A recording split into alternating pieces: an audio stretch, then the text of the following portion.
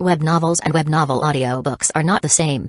If you simply copy and paste a web novel into an audiobook format, the final result will provide a poor listening experience. That's why I carefully revise every single chapter in this novel to ensure an enjoyable and immersive experience for you. I go through multiple rounds of rewriting and listening to make sure the narration flows naturally, almost as if you were reading it out loud yourself. This is not just a direct copy of the original novel. However, I do acknowledge that I adapted this novel for commercial purposes, so most chapters are paid content. I hope you understand that this does not violate copyright policies. The reason I do all of this is simple: I'm just a big fan. As many of you know, I love listening to web novel audiobooks, and this is one of my personal favorites.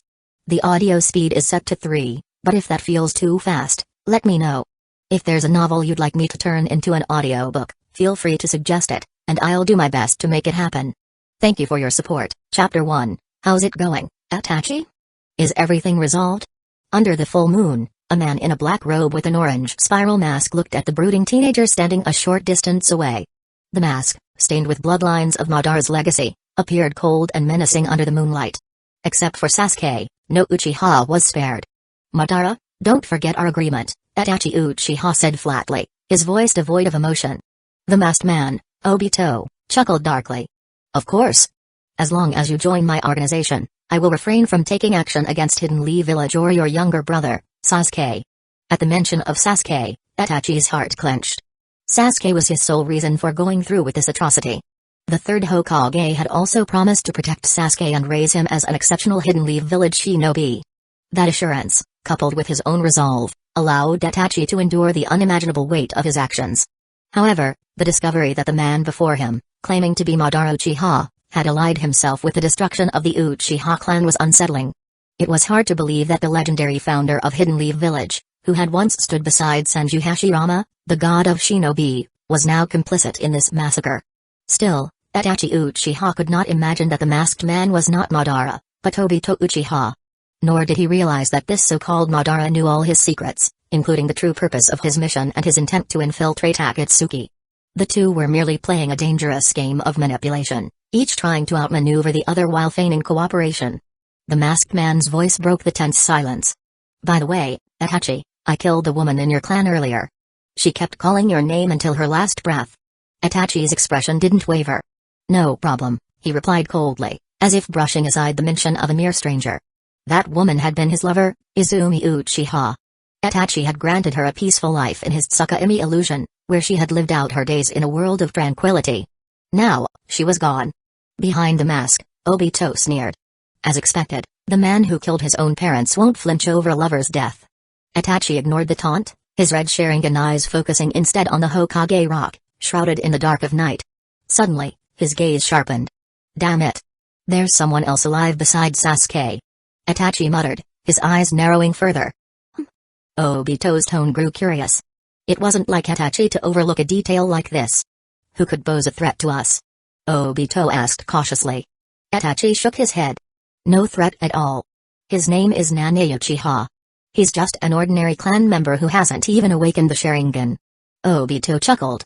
"Not everyone in the Uchiha clan can awaken the Sharingan. Mediocre members like him might never achieve it in their lifetimes. Should I return to finish him off?" Itachi asked, a hint of unease in his voice. "No need," Obito replied dismissively. "Hidden Leaf Village's Anbu will be watching the clan remnants closely. Let him live a few more days." With that, the two figures vanished into the moonlight. In the early morning, deep within the woods outside Hidden Leaf Village, a young man slowly opened his eyes. His cheeks, warm from the sunlight, twitched as a confident smile spread across his face. This was Nanae Uchiha. Ding. "Congratulations, host, for accumulating 60,000 hours of sleep and successfully activating the system. The long-awaited moment had arrived." The cheat system, a necessary perk for any transmigrator, was finally online. Nanae had arrived in this world 17 years ago, starting life as an infant in the Uchiha clan. Despite possessing an adult mind, he had been trapped in a baby's body, helplessly waiting for the system's activation conditions to be met, a staggering 60,000 hours of sleep. To achieve this, Nanae had lived inconspicuously, sleeping 10 hours a day for 17 years. Finally, today, the achievement was unlocked. Born to parents who died during the ninja wars, Nanae was raised by an elderly Uchiha woman who had recently passed away at the age of 99. Left to fend for himself, Nanaya had kept a low profile, avoiding any interaction that might draw attention. He glanced at his system panel. Host, Nanaya Uchiha Age, 17 Abilities, 1. 3 Tomoe Sharingan, activated, 2. Frozen Fruit Ability, Curse of the Sea removed, Sleeping enhanced his ninja attributes, ninjutsu, physique, ganjutsu, speed, and more, along with boosting his chakra reserves. Start with 3 Tomoe Sharingan, huh? A bit underwhelming compared to Sasuke and Naruto at my age, Nanaya muttered. Still, I have a system. Let's see who'll be the strongest when this is over.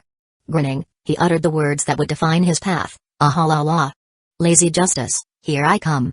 Chapter 2, Hidden Leaf Village, Hokage Building. Kakashi, Yamato, and several Anbu under the 3rd Hokage's command reported last night's events with grim expressions.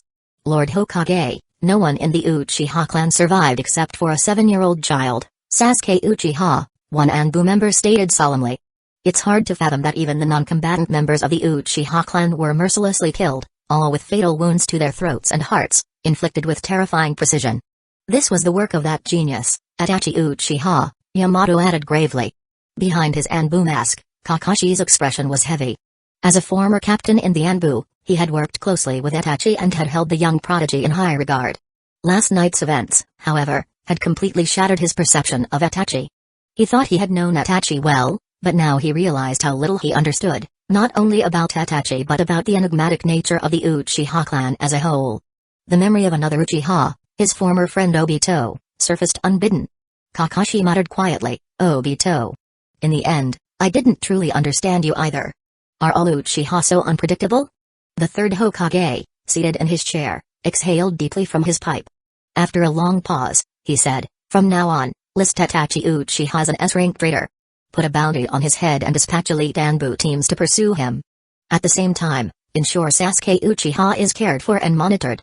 Meanwhile, at the Ninja Academy, Nanaya walked into class as usual, dropping into his seat and immediately dozing off. This was his routine. Iruka stood at the podium, beginning roll call. Haruno Sakura. Present. Yamanaka Ino. Present. Hinata Hyuga. P. Present. Hinata answered softly, her face flushed. When Iruka reached Naruto Uzumaki, there was no reply. Nara Shikamaru? Silence.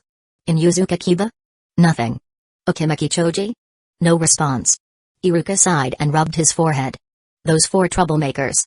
He muttered, already imagining Naruto, Shikamaru, Kiba, and Choji off causing mischief somewhere.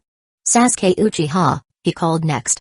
Sasuke sat stiffly, his face pale and expression unreadable, but he didn't respond. Iruka glanced at him briefly but chose not to push the issue. He moved on. Uchiha. Nanaya Uchiha. Iruka hesitated, stumbling over the name. A puzzled look crossed his face. Wait. Isn't Sasuke supposed to be the only survivor of the Uchiha clan? Who was this Nanaya Uchiha? It wasn't unusual for Iruka to be unaware of Nanaya's presence. After all, Nanaya was practically invisible, even to his classmates. Nanaya Uchiha. He called again. Nanaya's tablemate, Aburamshi no, nudged him. Nanaya, Iruka-sensei is calling you. Nanaya groggily opened his eyes, rubbing them as he stood up. Present, he mumbled. Iruka froze for a moment, surprised. Nanaya's height and demeanor were more reminiscent of a teenager than a 7 or 8-year-old academy student. Why is someone like this still in the Ninja Academy? Realization struck him, I need to report this to Lord Hokage. Sasuke, meanwhile, was staring at Nanaya in disbelief. He hadn't paid much attention to Nanaya before, the latter's lack of presence and unimpressive performance had rendered him invisible. But now, after last night's tragedy, Sasuke couldn't ignore him anymore. He's still alive? How did he survive that man's massacre? For the first time, Nanaya truly caught Sasuke's attention. System notification ding. Congratulations, host. You've completed the achievement, taking a 10-minute nap in class. All stats increased by 1 point, and chakra capacity enhanced to Chunin level. Nanaya's eyes lit up. So sleeping makes me stronger? He immediately checked his stats. Name, Nanaya Uchiha. Age, 17. Status, repeater at Ninja Academy. Attributes, ninjutsu, 6 taijutsu, 6 kanjutsu, 6 stamina, 6 intelligence, 6 speed, 6 power, 6 seals, 6. While these numbers weren't extraordinary, the sudden surge in his chakra was undeniable. This system really doesn't lie. If I can keep sleeping, I'll grow even stronger. In the Hokage's office, Iruka's shadow clone appeared kneeling before the 3rd Hokage. Lord Hokage, I have an urgent matter to report regarding the Uchiha clan. The room fell silent, and the third Hokage gestured for him to continue. In addition to Sasuke, there is another Uchiha survivor, Nanae Uchiha. The third Hokage narrowed his eyes. He vaguely recalled hearing the name from the academy, but he had dismissed it at the time. The gathered Danbu and Jonin exchanged uneasy glances. It was inconceivable that anyone besides Sasuke had survived the massacre. How did Nanae Uchiha escape Itachi's slaughter? One Anbu member murmured under his breath. The third Hokage leaned forward, his expression grim. Investigate this matter thoroughly. Iruka, continue monitoring the academy as usual. The new generation is vital to the village's future. Yes, Lord Hokage, Iruka's clone said before dispersing in a puff of smoke. In the corner, a masked woman from Anbu let out a soft sigh of relief. Nanae. You're still alive. Chapter 3. Under the Anbu mask was a striking face framed by long purple hair, a direct subordinate of the third Hokage. It was Yuzuki Ujao, once a classmate of Nanae Uchiha and Moonlight High-8 during their time at the Ninja Academy. At that time, there were few Uchiha clan members in the academy, and Nanae was the only one in their class. Despite his mediocre performance, Yuzuki Ujao had inexplicably taken an interest in him. Her attention baffled her other classmate, Moonlight High-8, who harbored feelings for her. He couldn't understand what she saw in an underachiever from the Uchiha clan. After graduation, Yuzuki Ujao became an Anbu member, while Moonlight High-8 rose to the rank of Special Jonin. Meanwhile, Nanae had failed his exams and repeated the academy, much to High-8's satisfaction. To him, the growing disparity in status meant that Nanae was no longer a competitor for Ujao's affection. Even after joining Anbu, Yuzuki Ujao couldn't stop paying attention to Nanae. She heard rumors of him sleeping through classes and showing no intention of improving his skills or graduating. She grew disheartened, convinced that her youthful affection had been misplaced. But just as she was about to let go, she realized something shocking. Nanae's constant sleeping wasn't laziness, it was part of his training. Her feelings were further tested when news broke of the Uchiha clan's annihilation. The absence of Nanae's body among the deceased stirred both worry and a faint hope in her heart. When she later heard from Iruka that Nanae Uchiha was alive, a heavy weight was lifted from her. Cough, cough. Moonlight High-8 struggled to catch his breath, his face pale as he addressed the third Hokage. Lord Hokage, Nanae Uchiha was my classmate at the Ninja Academy. He couldn't even perform basic techniques like body replacement, clone, or transformation. He's likely still a repeater. Sarutobi Hiruzen raised an eyebrow. An Uchiha unable to master basic ninjutsu? That's certainly unusual. Around the room, Jonins like Kakashi, Sarutobi Asuma, and Might Guy exchanged glances, their curiosity piqued. Even the Anbu present couldn't hide their surprise. Kakashi, in particular, was stunned. In his experience, even Obito Uchiha, once the class dunce, had managed to graduate and become a Chunin. For an Uchiha to still be repeating at the academy at the age of 17 was unheard of. An Anbu member handed Sarutobi a dossier on Nanae Uchiha. The Hokage opened it and skimmed the details: name, Nanae Uchiha, gender, male, age, 17, height, 179.2 centimeters, weight, 66 kilograms, occupation, Ninja Academy repeater, mission record, D rank, 0 C rank, 0 B rank, 0 A rank, 0 S rank, 0 ninja talent, 0. Sarutobi frowned as he set the file down. This boy truly lacks aptitude for being a shinobi. Lord Hokage, High-8 interjected, could Nanae Uchiha have been an accomplice to Itachi Uchiha during the massacre? Before the Hokage could respond, a crisp voice from beneath an Anbu mask cut in. Nanae Uchiha doesn't even know basic ninjutsu. How could he possibly be an accomplice to Itachi? The voice was unmistakable. High-8 clenched his fists, recognizing Yuzuki Ujao. Her continued defense of Nanae only fueled his frustration. Sarutobi raised his hand, silencing the room. High-8, your theory doesn't hold. If Nanae Uchiha's abilities are as limited as described, he couldn't have assisted Itachi. Besides, Itachi spared his younger brother, Sasuke. Does that mean we should suspect an 8-year-old child as well? The room grew quiet. Sarutobi Hiruzen sighed deeply. He knew all too well the circumstances behind the Uchiha massacre. It had been a mission assigned to Itachi by Danzō, Hamura, and Koharu, one that he had reluctantly sanctioned. The condition had been clear: Sasuke was to be spared. But now there was another survivor, Nanae Uchiha. Could Itachi have made a mistake? Or had something else occurred that night? Sarutobi decided he would investigate further, either by questioning Itachi or interrogating Nanae himself. Since Nanae Uchiha is still at the academy, we can monitor him. Let's use the crystal ball to check on the only two Uchiha left in the village. The room fell silent as Sarutobi activated his crystal ball. When the image appeared, the cigarette in Asuma's mouth fell to the floor. What does this old man usually look at with that thing? He muttered, his voice laced with disbelief. The others glanced awkwardly at the Hokage, their respect barely masking their curiosity. Kakashi, in particular, widened his exposed eye, thinking the scene was more entertaining than his favorite Kaka paradise. The Hokage coughed, clearly unbothered by the reactions.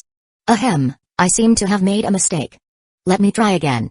This time, the crystal ball displayed the academy's training ground. Sarutobi straightened. Let's see what those two Uchiha brats are up to. On the training ground, Nanae Uchiha stood face to face with a young Sasuke. This was a sparring match, a simple exercise meant to end with the seal of reconciliation. But Nanae had little interest in fighting a 7-year-old. Do I really have to beat this kid senseless? Nanae thought to himself. Memories of Sasuke always topping the academy rankings flashed in his mind. Nanae couldn't bring himself to ruin the boy's confidence before he even graduated. Across from him, Sasuke's expression was cold and domineering. He spoke with an intensity that belied his age. Nanae Uchiha, tell me, how did you survive? Chapter 4, Sasuke looked at Nanae coldly, exuding a domineering aura. Nanae, where were you last night, and how did you escape that man's killing? Sasuke's tone was sharp, carrying the arrogance of a noble identity. Who was he? The son of the head of the Uchiha clan, a genius of the Uchiha family. And Nanae? Merely an ordinary member of the clan. Although these distinctions were now relics of the past, Sasuke's innate sense of superiority was not so easily erased. Are you talking about what happened last night? Oh, that. I just happened to be outside the clan, Nanae replied flatly. If he had been in the compound last night, he would have become a victim of Itachi or Obito, just like the rest. Their ruthlessness spared no one, regardless of rank or possession of the Sharingan. Iruka whistled loudly from the sidelines. Alright, that's enough chit-chat. Let's begin the match. Sakura clasped her hands nervously. Hey, do we really have an uncle in our class? Sasuke-kun, defeat him quickly. Ino looked over at the match data, her eyes sparkling. Nanae is from the Uchiha clan too, and wow, he's nearly 10 years older than us. My goodness, he's so handsome. The Uchiha really do produce good-looking men, huh? Most of the younger spectators were rooting for Sasuke.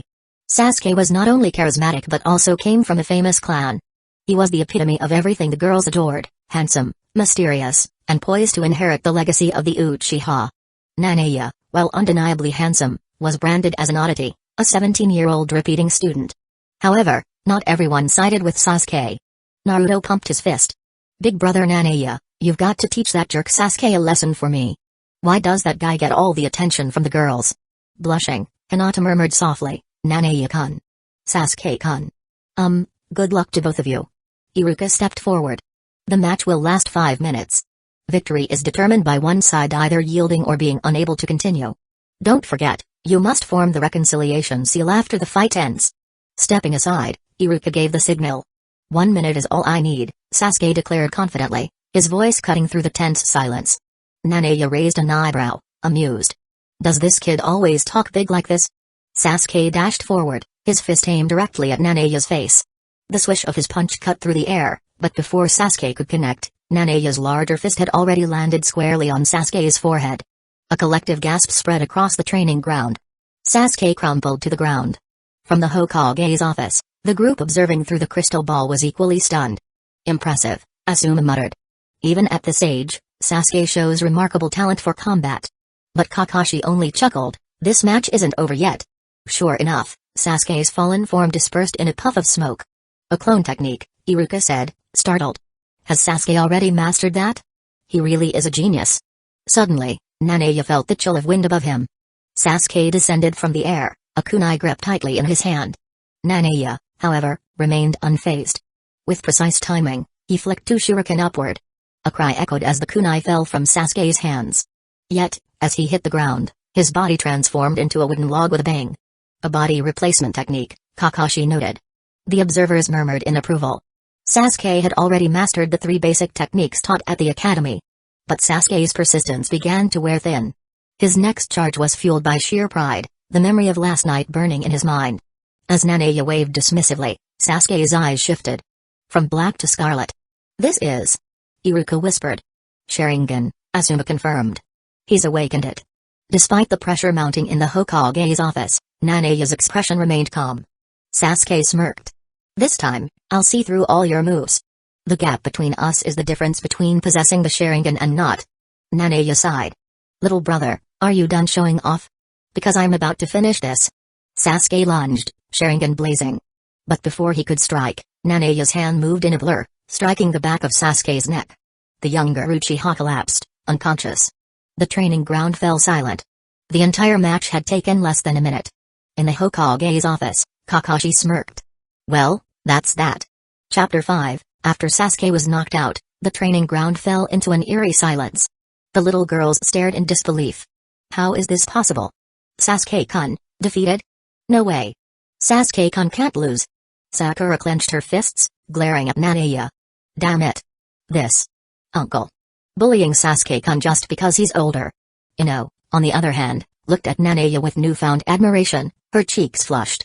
Why didn't I notice before? Nanaya is so handsome. Her perspective on good-looking guys had shifted. Compared to Sasuke's youthful charm, Nanaya exuded the allure of a mature and refined man. Looking at Sasuke, now lying on the ground, she felt a pang of second-hand embarrassment. Even Hinata, blushing furiously, whispered under her breath, "Congratulations, Nanaya-kun, on winning the match." Naruto, meanwhile, pumped his fist in excitement. "Big brother Nanaya, you're so cool. That jerk Sasuke deserved to be put in his place." Naruto had always disliked Sasuke's arrogance. Shino adjusted his glasses. "Nanaya-kun, as expected of the strongest repeater." Since Sasuke was unconscious, the seal of reconciliation couldn't be formed.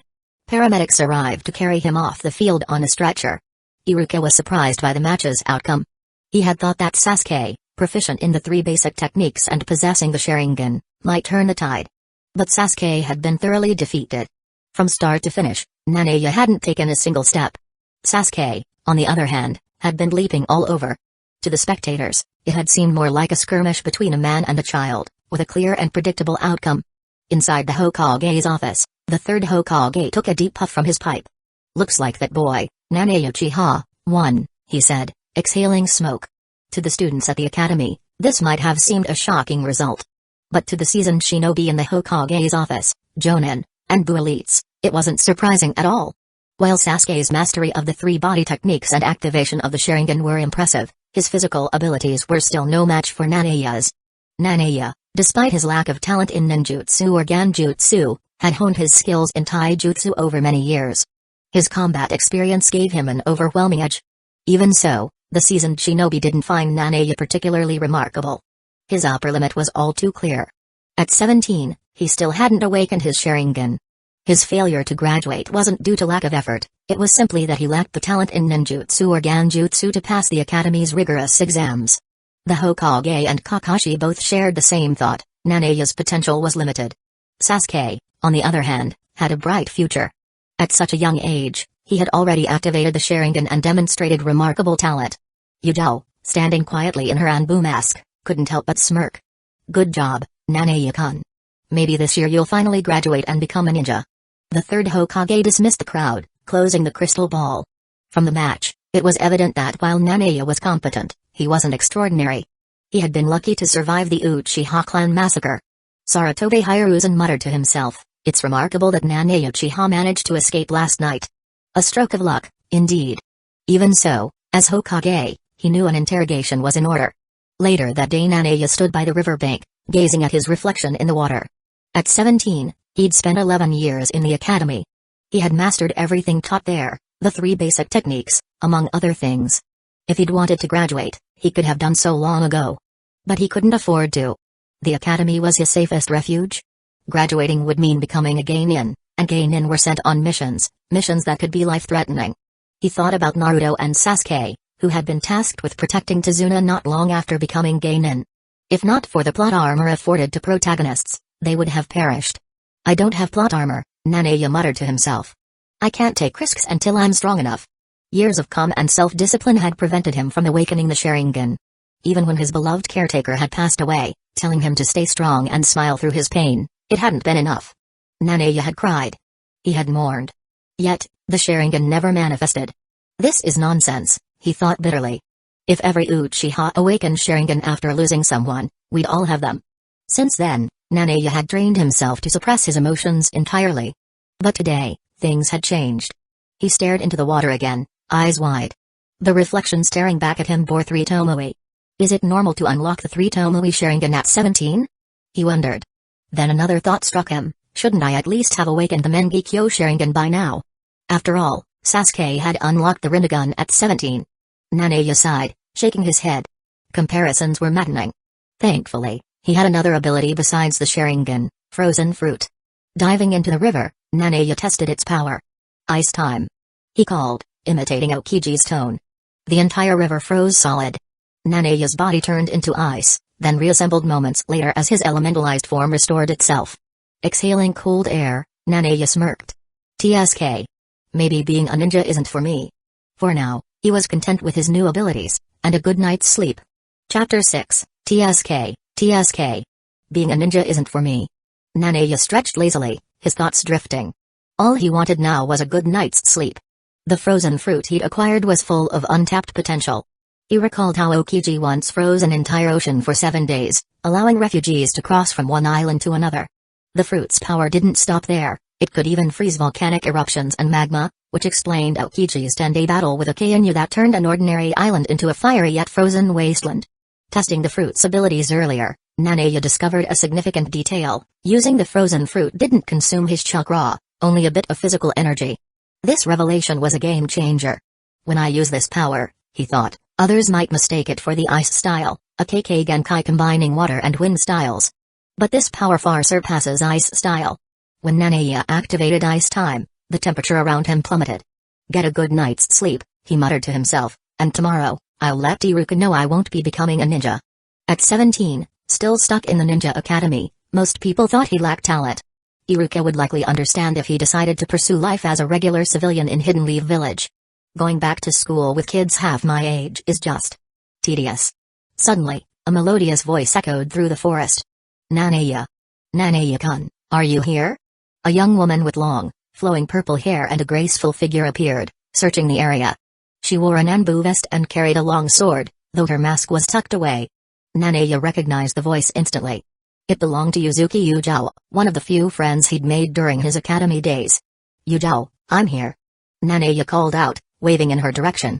Hearing his voice, Yujao turned toward him. Her pale cheeks flushed crimson at the sight. Nanaya stood in the middle of the river, wearing only a pair of black shorts. The lingering cold from his ice time ability still hung in the air. Yujao quickly covered her eyes with her hands. Nanaya. Put on some clothes. She said, her voice tinged with embarrassment and irritation. Though her hands shielded her face, a small gap between her fingers betrayed her. She peeked at Nanaya, her eyes lingering on his defined musculature and sharp features. I haven't seen this guy in so long, she thought. I didn't realize he was in such good shape. Realizing her distraction, Yujao turned away, her lips twitching into a faint smile.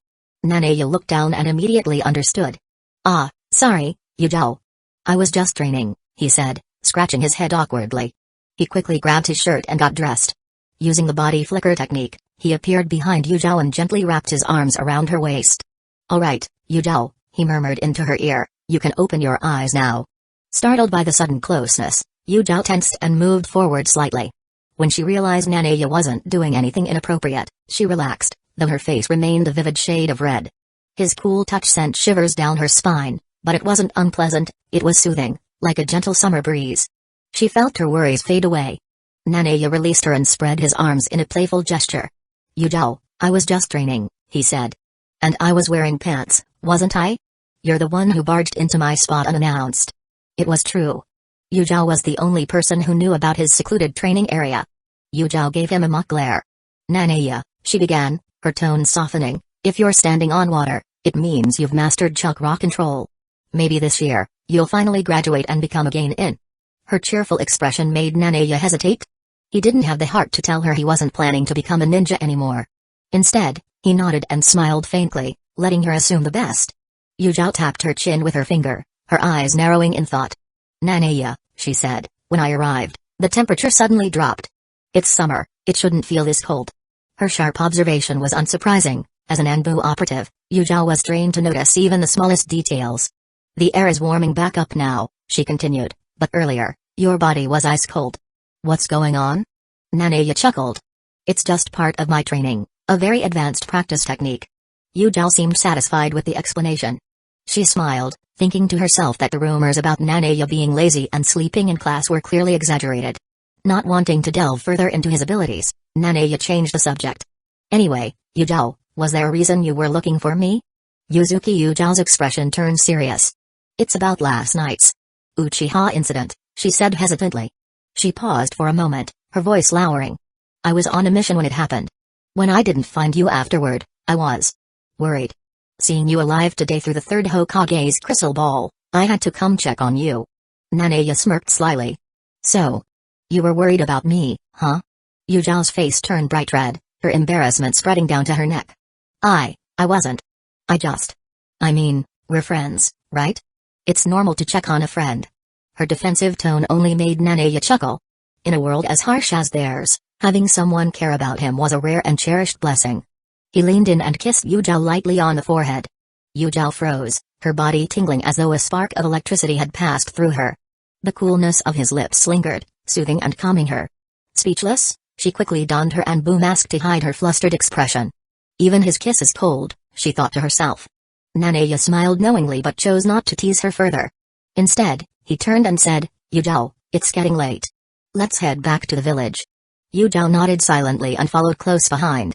Chapter 7, Yu Zhao gave a simple hum and followed behind Nanaya. By the way, Nanaya, how did you escape that catastrophe last night? Only then did Yu Zhao realize the importance of this issue. You must know that there were many powerful ninjas in the Uchiha clan, even the clan leader and other elite members. Yet, they all perished at Itachi's hands. It was hard to imagine how Nanaya could have survived such a massacre. Oh, that. I happened to be away from the clan last night. Maybe it was divine favor that allowed me to escape this tragedy. Indeed, escaping from Itachi's assault seemed like an incredible stroke of luck. Nanaya had anticipated the genocide event, carefully calculating when and how to avoid it. If he'd had enough strength, he wouldn't have needed to escape, he would have confronted Itachi directly. But without that strength, he relied on the foreknowledge of future events to avoid the massacre. Hearing Nanaya's explanation, Yu Zhao nodded in relief. It seemed plausible. Listen, Nanaya, Lord Third Hokage may question you about this. When he does, just tell the truth. Okay, I understand. Nanaya was well prepared for any questioning by the Third Hokage. The truth behind the Uchiha clan's annihilation was much more complex. While the Third Hokage had appeared to seek a peaceful resolution, he ultimately acquiesced to the plan devised by Danzō and the elders, assigning Itachi the grim task. In reality, Danzō was simply the fall guy for the Third Hokage's agenda. One played the role of a villain while the other maintained the guise of a benevolent leader. Nanaya knew the intricacies of this plan. If he hadn't acted quickly and strategically, he would have met the same fate as the rest of the Uchiha clan. Meanwhile, in Hidden Leaf Village's council room, the high-ranking officials of Hidden Leaf Village, Saratobe Hiruzen, Danzō Shimura, Hamura Minakato, and Koharu Udatane, gathered to discuss the aftermath of the Uchiha massacre. Danzō gave the Third Hokage a smug look. Hiruzen, I was right. Eliminating the Uchiha clan was the only way to save Hidden Leaf Village. Saratobe Hiruzen frowned. Danzō, you understand how crucial the Uchiha clan's power was to the village. Their strength was unmatched among the clans. Without the Uchiha, the Fire Nation's military prowess would be severely diminished, threatening Hidden Leaf Village's status as the largest ninja village. Danzō dismissed Hiruzen's concerns with a wave. Hiruzen, you're far too naive. Power that the village cannot control is a liability. Left unchecked, it would have turned against us eventually. The Uchiha's destruction was necessary. In Danzō's eyes, the Uchiha were a ticking time bomb. Allowing them to exist would have jeopardized Hidden Leaf Village's stability. Moreover, Danzō stood to gain personally from their downfall. He had already secured multiple Sharingan for himself and was continuing his research on the first Hokage's cells. His long-term goal extended beyond Hidden Leaf Village. He sought control of the entire ninja world. Hamura and Koharu, the Third Hokage's advisors, sided with Danzō. Third Hokage, Danzō's decision was correct. Hidden Leaf Village's survival depended on this action, Hamura argued. Koharu nodded in agreement. This incident has cemented Hidden Leaf Village's authority. Other clans won't dare to rebel now. Saratobe Hiruzen sighed heavily. He had no choice but to go along with the council's consensus. The unexpected survivor Danzō cleared his throat. Speaking of the Uchiha incident, there is an issue that requires immediate attention. Aside from Sasuke Uchiha, another Uchiha has survived. This revelation caught the room's attention. Another survivor? Who is it? Koharu asked, narrowing her eyes. Danzō produced a dossier and placed it on the table. His name is Nanae Uchiha. According to our investigation, he is an ordinary clan member with no significant ninja talent. He has failed to graduate from the academy multiple times and doesn't even possess the Sharingan. Hamura raised an eyebrow. How could someone like him survive Itachi's purge? Are you suggesting Itachi spared him intentionally? Danzō shook his head. There's no evidence to suggest a connection between Itachi and Nanae. It appears his survival was a mere coincidence. Despite the lack of evidence, Danzō's suspicious nature couldn't let the matter rest. Hiruzen, we promised Itachi that only Sasuke would live. Allowing this Nanae to survive creates an unnecessary complication. Danzō drew his finger across his neck in a slicing motion. Sarutobi Hiruzen scowled and removed his pipe. No, Danzō. You must not harm Nanae Uchiha. Not now. Danzō's eyes narrowed. Why? He's a loose end, Hiruzen interrupted him. We will not jeopardize the village's image further. For now, Nanae is no threat. Monitor him, but do not act rashly.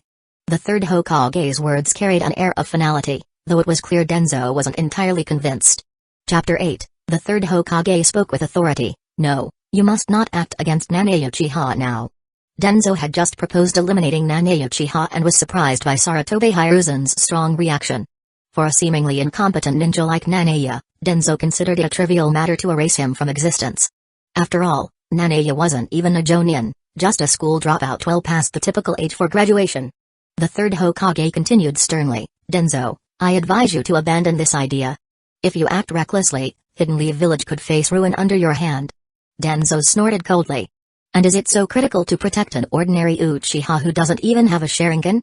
Hiruzen narrowed his eyes. Danzō, do you understand the repercussions if Nanae were to suddenly vanish? The villagers, the ninjas, and even the other clans would question Hidden Leaf Village's leadership. The aftermath would be chaos.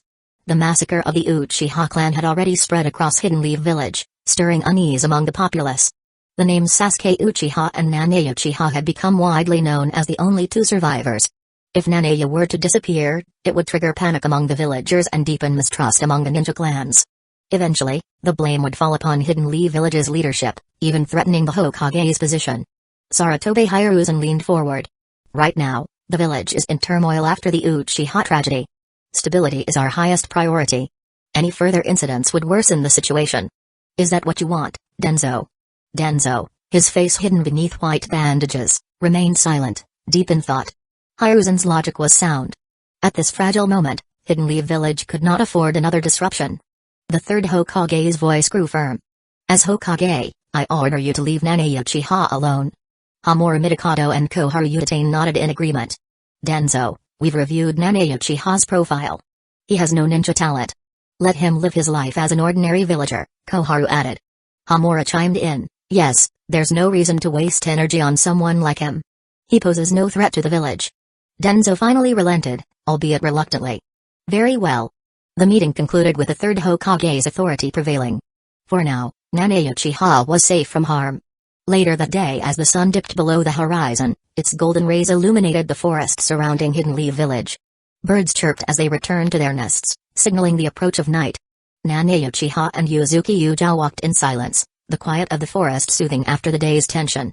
Before long, they reached Hidden Leaf Village's gates, where two familiar faces awaited them, Kamizuki Izumo and Hagane Katetsu. Yo, Ujou, long time no see, Izumo greeted warmly. Ujou, not wearing her Anbu mask, responded politely, hello, Izumo-kun, Katetsu-kun. Izumo's gaze shifted to Nanae. And who's this? Nanae stepped forward. Hello, I'm Nanae. I see. Nanae Uchiha. Izumo and Katetsu exchanged glances, recognizing the name immediately. The Uchiha massacre had made Nanae's name a topic of village-wide gossip. For two gatekeepers with little excitement in their daily routines, seeing such a notorious figure in person was a surprise. In their eyes, Nanae Uchiha was a peculiar case, a 17-year-old still struggling to graduate from the ninja academy. To outsiders, the Uchiha clan was synonymous with genius. Nanae's failure had turned him into an anomaly. Izumo and Katetsu resisted the urge to mock him outright, though their sneering expressions betrayed their amusement. They exchanged knowing smiles, silently deciding to save their jokes for later. Nanae, noticing their expressions, remained unbothered. He had grown used to such reactions. Ujou, however, was not as tolerant. Her icy demeanor from her Anbu days returned as she cast a sharp glance at the pair. Ahem. Izumo coughed, straightening up under her intimidating gaze. Kotetsu quickly followed suit, wiping the smirk off his face and adopting a more serious expression. Izumo, desperate to break the tension, blurted out, Yujao, are you dating Nanaya? Yujao's glare intensified. Are you asking me that? Izumo froze, shivering under her cold stare. The temperature seemed to drop. Realizing his mistake, he backpedaled. And no. I was asking Kotetsu. Yeah, that's right, Kotetsu. Weren't you dating that girl in District D yesterday? Kotetsu looked utterly baffled. What are you talking about? I was with you on a mission yesterday. Izumo's face flushed. Oh. Right, yes. I totally remember now. My mistake. Yujao let out a faint smile, amused by their antics. The sharp aura she had projected earlier had merely been a ploy to tease them. Suddenly, a familiar figure appeared in the distance, walking toward them. It was Moonlight Hyatt. Chapter 9, Moonlight Hyatt.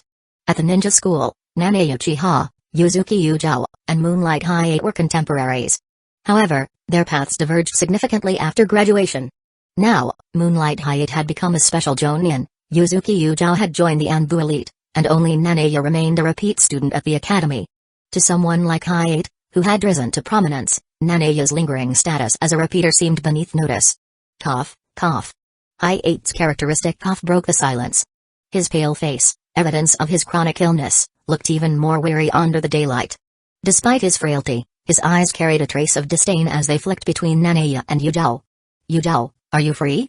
Perhaps we could go for a walk together, Hyatt said, his tone soft but unmistakably laced with intent. Izumo and Kotetsu, who were watching from a distance, exchanged knowing glances. Looks like Hyatt has his eye on Yujao, Izumo whispered with a smirk. Yuzuki Yujao, however, remained as stoic as ever. Her icy demeanor was an unyielding shield. Hyatt-kun, the village has been through a lot recently, and there are still many Anbu missions I need to handle, she replied coolly, effectively declining his offer. Rejected. Izumo and Kotetsu observed the interaction, grinning like spectators enjoying a melodramatic play. But then, Nanaya made his move. Without hesitation, he gently placed an arm around Yujao's slender waist, pulling her closer. Leaning in, he whispered softly, Yujao, take care of yourself during your Anbu missions. The gesture happened so quickly that Yujao barely had time to react. On the outside, she maintained her composure, but inside, her heart raced uncontrollably. For Nanaya, this was more than an affectionate gesture. It was a clear declaration of his place in her life, leaving no room for Hyatt, or anyone else, to misunderstand. With that, Nanaya bid her farewell and walked away. Yujao, too, disappeared in a puff of smoke, using the body flicker technique to leave the scene. Left behind, Moonlight Hyatt stood frozen. His already pale face turned a sickly shade of gray. Nanaya Uchiha, you bastard. Hyatt muttered under his breath, his fists clenching as his teeth ground together audibly. Meanwhile, Izumo and Kotetsu, who had been gleefully observing the scene, were left stunned. Wait. Did Yujao just reject Hyatt for Nanaya? Izumo asked incredulously. Looks like it, Kotetsu replied, equally shocked. The Anbu's icy beauty with a perpetual repeater? Unbelievable. Nanaya's move had left an impression. While Hyatt's status as a special Jonin stood out, in other aspects, Nanaya had him beat. Izumo and Kotetsu whispered to each other, comparing the two men. First off, Nanaya's appearance is leagues ahead, Izumo began. True, Kotetsu agreed. Hyatt looks half-dead most of the time with his constant coughing. Exactly. And Nanaya? He's strong, healthy, and has this confidence about him. Feeling their gaze, Hyatt glared at the pair. What are you two staring at? Get back to work. He snapped before storming off. Later, Nanaya returned home. The Uchiha clan's district, still sealed off due to the massacre, forced him to stay in a temporary residence allocated by Hidden Leave village leadership. Exhausted, he collapsed onto his bed and fell into a deep sleep. The night passed quietly, and the morning sun filtered through his window. A new day had arrived. When Nanaya woke, he felt different. There was a newfound strength coursing through his body, as though he'd been rejuvenated overnight. Ding. Congratulations, host, on a good night's sleep. Your 8 ninja stats have reached 10, and your frozen fruit ability has awakened. Nanaya blinked, absorbing the system's announcement. He immediately accessed his data. Name, Nanaya Uchiha Clan, Uchiha age, 17 ability, frozen fruit, awakened, status, repeat student at the Ninja Academy stats, ninjutsu, 10 taijutsu, 10 ganjutsu, 10 spirit, 10 yin, 10 speed, 10 strength, 10 stamina, 10 Nanaya smirked. All his stats were maxed out, yet his current designation as a ninja school student seemed laughably outdated. Still no Mengekyo Sharingan, huh? He mused. Curious to test his newfound abilities, Nanaya decided he needed a sparring partner. After freshening up, he headed to the Ninja Academy. At the academy, Nanaya found Iruka in the office. What? You don't want to be a ninja anymore? Iruka asked, surprised. Yeah, Iruka-sensei. I'm just not cut out for it, Nanaya replied with a shrug. Iruka studied him for a moment, then smiled knowingly. Nanaya, I get it. You don't want to hold back Naruto and Sasuke. At your age, it must feel awkward to still be here. Nanaya nodded, grateful for Iruka's understanding. But, Iruka continued, Lord Hokage has made an exception for you. An exception? Iruka's grin widened. Yes. Considering your unique situation, the Hokage has approved you as a special gain-in. You can leave the academy and join missions as an official ninja. Nanaya raised an eyebrow. Special gain-in? That's new. As the realization sank in, a mischievous smile crept across his face. Chapter 10, Is there such a thing as a special gain-in? Iruka explained to Nanaya about his new role. A special gain-in was an unprecedented position in Hidden Leaf Village. It came with no instructors, no teammates, and complete autonomy. However, there was a catch: only D-rank missions could be undertaken. What exactly were D-rank missions? Nanaya couldn't be more familiar with them, tasks like finding a lost cat, helping an elderly person cross the road, or weeding fields. Simple, safe, and decidedly boring, but they did offer payment. Iruka smiled knowingly. Nanaya, Lord Hokage specifically created this position for you. He thought you might feel lost after leaving the ninja school, so this was his way of helping you transition. And don't forget, you'll still get paid. How about that? Lord Hokage is thoughtful, isn't he? Nanaya nodded absent-mindedly. Leaving the ninja school was all he really cared about. Becoming a special gain-in was merely a label. After all, with his current strength, survival wasn't something he worried about. Stepping outside the school, Nanaya Uchiha took a deep breath, feeling an unexplainable lightness. For years, he had been stuck as a repeater, burdened by the stigma. Now, he could finally move forward. The question was, forward to what? Testing newfound strength. Nanaya scratched his head as he wandered aimlessly through the forest outside Hidden Leaf Village. He needed someone to test his strength on. But whom?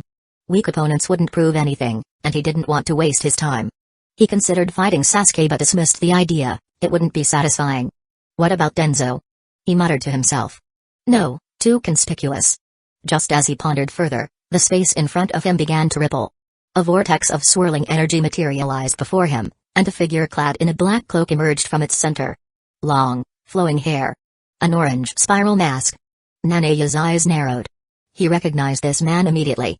Obito Uchiha. The man who bore Madara's legacy. The harbinger of chaos. What timing? Obito would make the perfect test subject. Smirking inwardly, Nanaya masked his intent and feigned surprise. Who are you? You're not from Hidden Leaf Village, nor Anbu. What are you doing here? A clash of ideals. Obito's single Sharingan narrowed as he scrutinized Nanaya. He recalled Itachi mentioning this lone survivor, Nanaya Uchiha. Intrigued, Obito had tasked Black Zetsu with investigating him. What he discovered was unimpressive. A 17-year-old repeater at the ninja school. A talentless Uchiha without even a Sharingan to his name. Yet something felt off. How did this man survive the massacre? Obito wondered. While he had promised Itachi not to harm Sasuke, no such deal extended to Nanaya. For Obito, the existence of another Uchiha was a loose end, one he intended to tie up. The Sharingan glinted from beneath his mask. He threw two shuriken with nonchalant precision, aiming for Nanaya's throat. To his astonishment, the shuriken froze mid-flight. The air around Nanaya had turned icy, his breath visible in the sudden chill. Fragments of ice fell to the ground as the shuriken shattered. Who are you? What are you doing here? You think you can just throw shuriken and leave? Nanaya taunted, his tone dripping with mockery. Obito's demeanor shifted to caution. The power of ice. Obito was unprepared for the sudden cold radiating from Nanaya. Is this ice style? He muttered. But how? That's not Uchiha ability. Nanaya clapped his hands and grinned. Tell me who you are and entertain me a little. Maybe I'll spare your life. Obito didn't respond. He formed a series of hand seals, his Sharingan glowing ominously. Fire style, storm dance. A swirling spiral of flames erupted from his position, surging toward Nanaya with blistering intensity. But Nanaya didn't flinch. He whispered a single command. Ice time. The raging firestorm stopped mere steps away, frozen solid in an instant. The spiral flames transformed into a stunning sculpture of ice. Obito's hidden expression stiffened. This isn't just ice style. It froze fire itself. With a sharp crack, Nanaya shattered the frozen flames with a single punch. Ice shards scattered across the ground, glittering in the sunlight.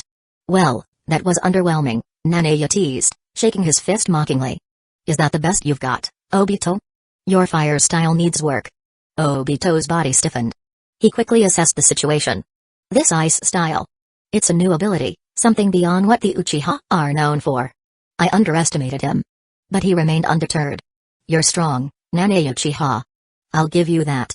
But the victor here is already decided. As he spoke, his form began to twist and warp, vanishing into the same vortex of space-time he had arrived in. Nanaya watched with amusement as Obito disappeared, his voice echoing in the distance. We'll meet again. Nanaya smirked. I'll be waiting. Chapter 11. As soon as he finished speaking, Obito's body began to twist like an Uzumaki and disappeared before Nanaya's eyes. Kami, an incredible skill, elusive and dangerous. Recognizing the difficulty of facing Nanaya, Obito Uchiha decided to escalate his efforts and use his true strength. Suddenly, the space behind Nanaya began to distort. Obito's figure appeared silently just a meter away, directly behind him. Placing his right hand on Nanaya's shoulder, Obito declared confidently, "It's over, Nanaya Uchiha." This was Obito's signature tactic. Using Kami's space-time ninjutsu, he would suddenly materialize behind his target. As long as he touched them, they would be sucked into his alternate dimension. This strategy had proven nearly foolproof. Even a highly skilled sensory ninja would find it impossible to react in time. By the moment they sensed Obito's chakra, it would already be too late. The only exception had been the fourth Hokage, Minato no Mikaze. A duel of legends during the Nine Tails incident, Obito had faced Minato, his former teacher and the famed Yellow Flash. Using Kami, Obito had appeared behind Minato, intending to grab him. But what Obito hadn't anticipated was Minato's unmatched reflexes. Minato immediately countered with a kunai attack, forcing Obito to rely on Kami's intangibility to evade. Obito managed to grab Minato's arm, attempting to pull him into the alternate dimension. Yet again, he underestimated his opponent.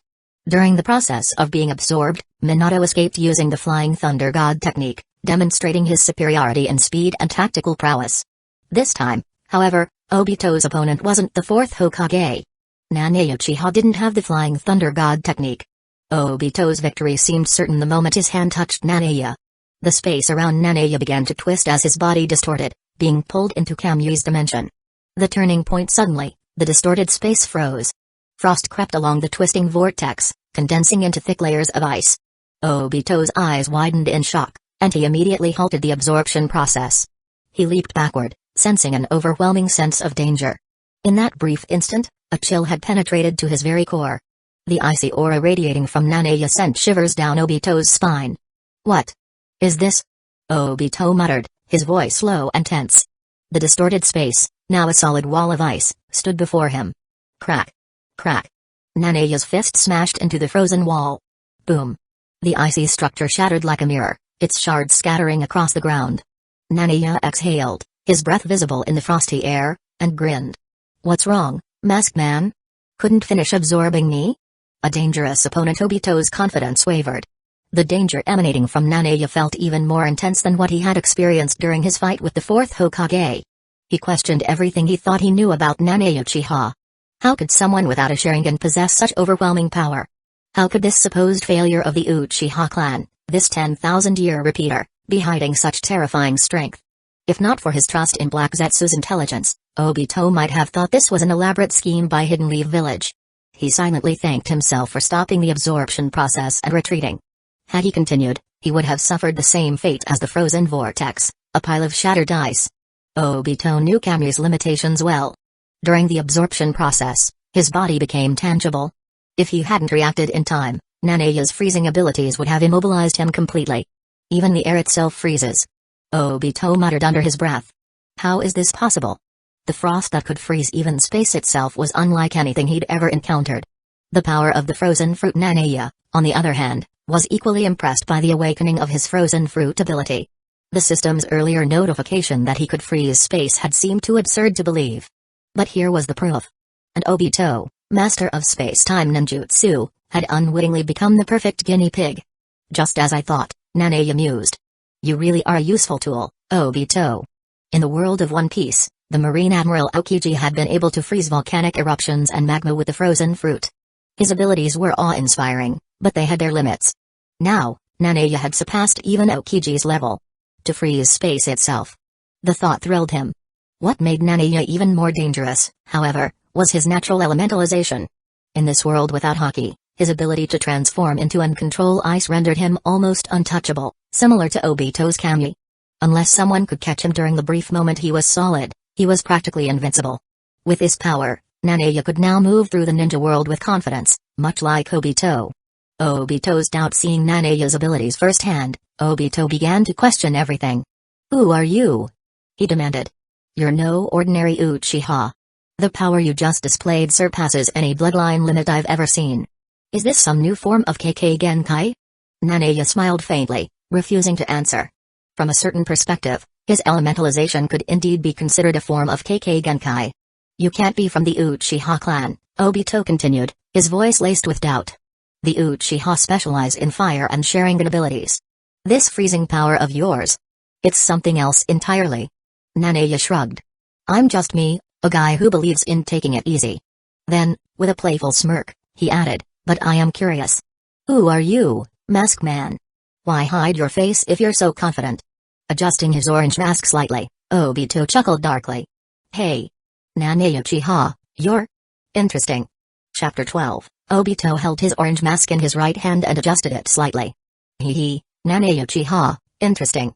Obito Uchiha is a person who understands the current situation, and he knew that he could not defeat Nanae today after just a few rounds of fighting. Although Obito has yet to show his full strength, such as wood style and some other forbidden techniques of the Uchiha family, he sensed a danger from Nanae that made it impossible for him to stay. The surrounding space gradually became empty, and Obito's figure disappeared in front of Nanae along with the distorted space. The distorted space slowly recovered, and Obito's deep voice came from inside. Nanae Uchiha, I believe we will meet again. Running away now, aren't you going to fight twice? After a brief encounter with Obito, Nanae also gained an accurate understanding of his own strength. Although Obito can't harm Nanae, he can escape whenever he wants. With Kami's bug-like ability, at least the current Nanae can't stop him. Looking at the fully restored space, Nanae murmured. Obito Uchiha, I'm your long-lost big brother. Hearing his name, Obito's orange mask would have been shocked. After all, he has been walking in the ninja world under the guise of Madara Uchiha for many years, and no one has ever called him by his real name. The name Obito Uchiha has completely disappeared since the Battle of Kanabi Bridge in the Third Ninja World War. My true identity is revealed, Obito will probably kill me. Although Nanae is not afraid, he has no reason to engage in a life-and-death battle with Obito. Most people in the Uchiha clan are mentally unstable, and the more they are stimulated, the stronger their powers become. Nanae is not in this category, he will not be provoked at all. Driven by emotion into desperate actions, willing to destroy the world for one person, this is Obito Uchiha.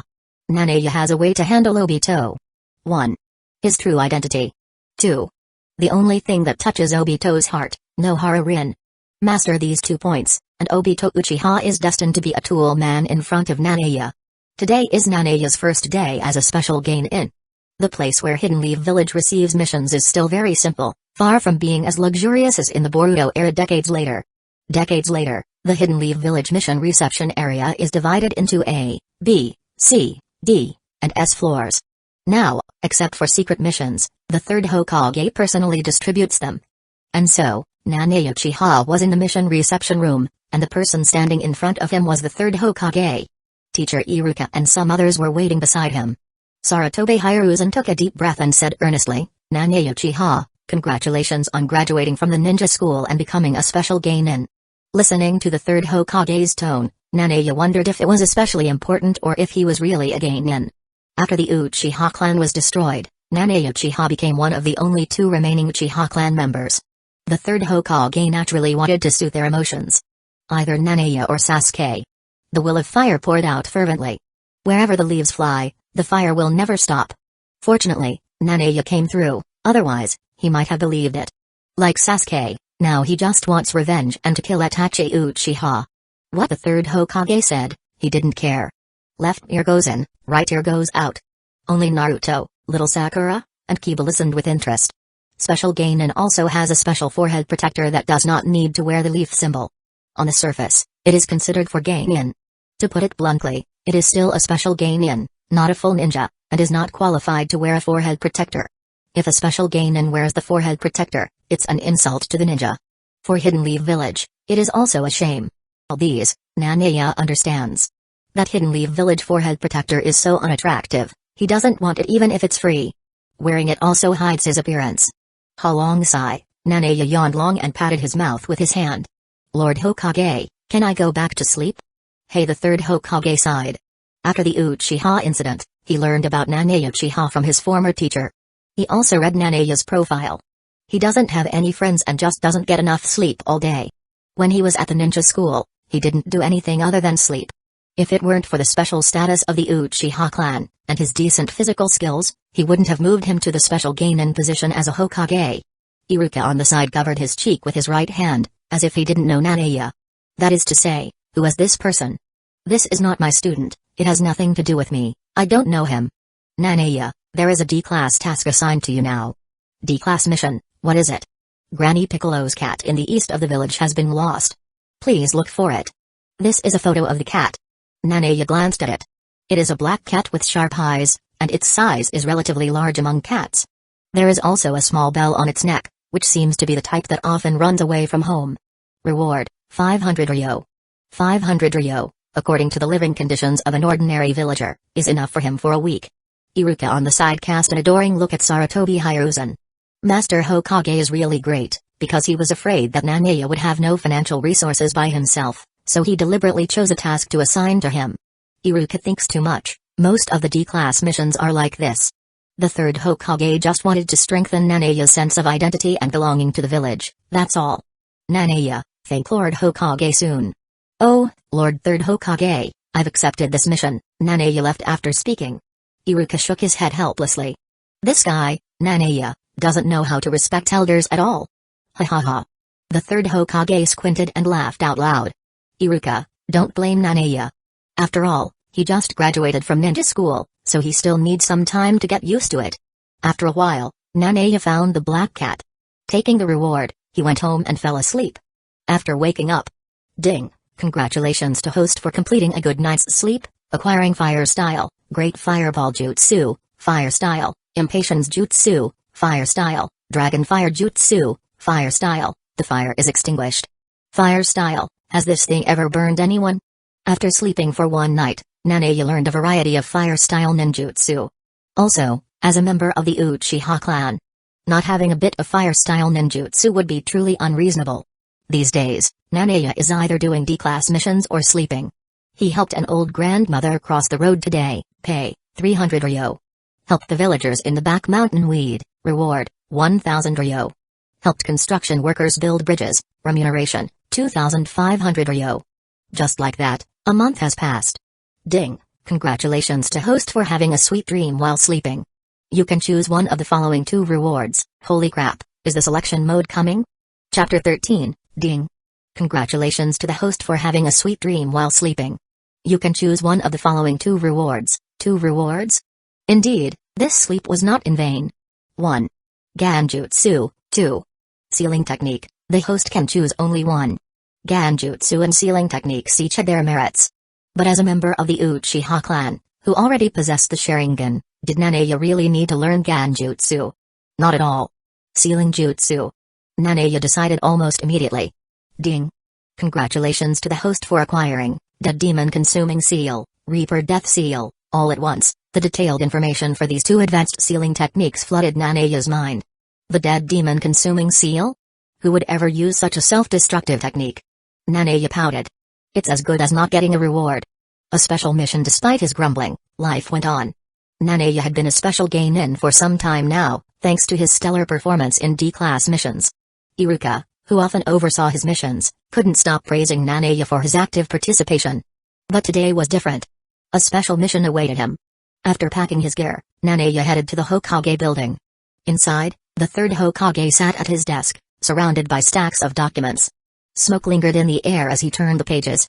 Iruka stood silently nearby, watching the Hokage work. The room was quiet, save for the rustling of papers and the faint clinking of the Hokage's pipe. Nanaya entered confidently. Lord Hokage, you mentioned a special mission that would benefit my future development. What is it? The third Hokage chuckled. Nanaya, you've done well in your D-rank missions. Today, I'm assigning you a personal instructor to guide you one-on-one. A new instructor one-on-one guidance? This was an unprecedented privilege in Hidden Leaf Village. But Nanaya immediately shook his head in refusal.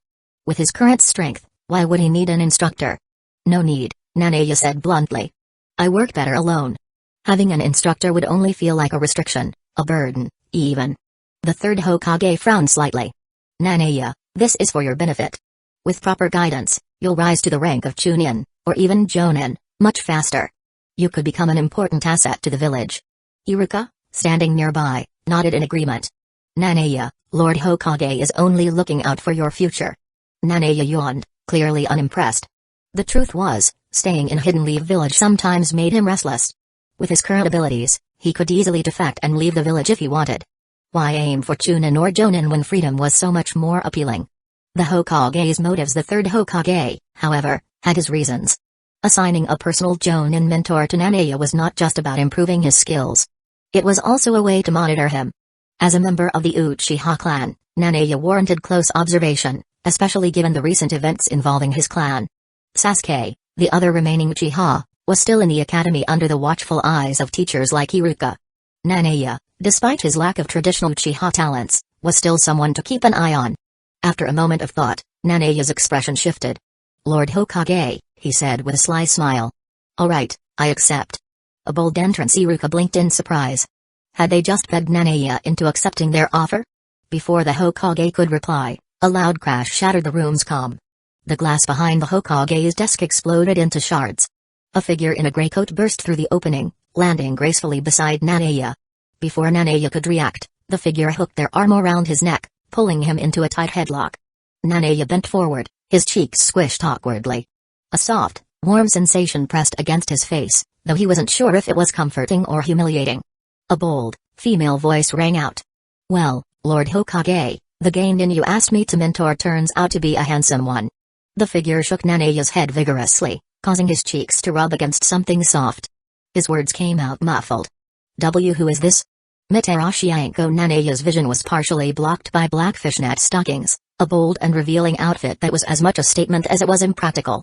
Black fishnet clothes and matching stockings hugged the figure's curves, emphasizing a slender yet athletic frame. The third Hokage coughed awkwardly, his face reddening. Anko, you're being a bit inappropriate. Saratobe Hiruzen, known for his occasional perversion, secretly wished he were the one in Nanaya's position. Meanwhile, Iruka stood frozen, his face flushed red as steam practically poured out of his ears. The woman finally released Nanaya and scratched the back of her head sheepishly. Sorry about that, Lord Hokage. It's my first time mentoring a Genin, so I got a little excited. The woman was none other than Mitarashi Anko, Hidden Leaf Village's carefree and outspoken Kunoichi. An unexpected mentor. Nanaya straightened himself, taking a moment to process the situation. Anko Mitarashi? His new mentor? The same Anko who would one day proctor the infamous Forest of Death in the Chunin exams? At this point in time, Anko was only a year or two older than Nanaya. Despite her relatively young age, she had already gained a reputation for her bold personality and daring fashion sense. Cough, cough, the Hokage interrupted, trying to regain his composure. Anko, you'll need to pay for the window you just broke. Ah. Haha. Of course, Lord Hokage, Anko replied, laughing nervously. Nanaya, still in a slight daze, found himself staring. The idea of being mentored by someone as lively and reckless as Anko was both intriguing and exhausting. Well, this should be fun, Nanaya muttered under his breath, a mix of amusement and resignation in his voice. Chapter 14, Instructor Mitarashi Anko. A ninja with a bold personality, a striking figure, and a sharp, sassy demeanor. Special Jonin, Mitarashi Anko. Alright, Anko, the third Hokage declared, I will grant you full authority to guide Nanaya from now on. He will no longer take missions under the usual system. All tasks and training methods will be entrusted to you. I see, Lord Third Hokage, Anko replied with a playful smile. She winked at Nanaya, her mischievous energy on full display. And just like that, Nanaya followed Anko out of the Hokage building. In the training field outside Hidden Leaf Village, deep within a designated training ground, Anko stopped and studied her first student with curiosity. Nanae Uchiha. She had heard the name before, especially after the Uchiha clan incident. This boy was infamous, a perpetual repeater with a reputation for lacking ninja talent. Despite being an Uchiha, Nanae had shown no remarkable abilities, yet he had been granted special permission by the third Hokage to graduate. And not just any title, Special Geinin. It made sense now. Special Jonin Mitarashi Anko would mentor Special Geinin Nanae Uchiha. Hey, little brother, Anko began teasingly, from now on, you'll call me Anko-sensei. She was clearly enjoying this role reversal. Once a student herself, she could now revel in the authority of being a teacher. What little brother? I'm the big brother here. Nanae shot back, rolling his eyes. Ha ha. Anko burst into hearty laughter, leaning back slightly. The motion caused the black fishnet outfit on her chest to sway conspicuously, though she seemed entirely unbothered. Student Nanae, you're hilarious. I didn't expect my first disciple to be this entertaining. The bell test all right, Anko-sensei, Nanae said, a bit exasperated. Why did you bring me here? What are we doing? You're not interested in my masculinity, are you? What exactly are you planning to do to me? Anko chuckled slyly. Nanae, do all Uchiha family members have such wild imaginations? She quipped. Humphrey. Yes, today, I, Anko-sensei, am going to do something to you here. Nanae froze for a moment, startled by her tone. Could she really have some wild plans? After all, Mitarashi Anko was once a student of Orochimaru. But his overthinking quickly dissolved as Anko removed her gray trench coat, revealing her figure in black fishnet stockings. Curvaceous and toned, her body was undeniably impressive. If the third Hokage or Jiraiya had been present, they would have likely passed out from a nosebleed. Anko stood confidently, hands on her hips, laughing boldly.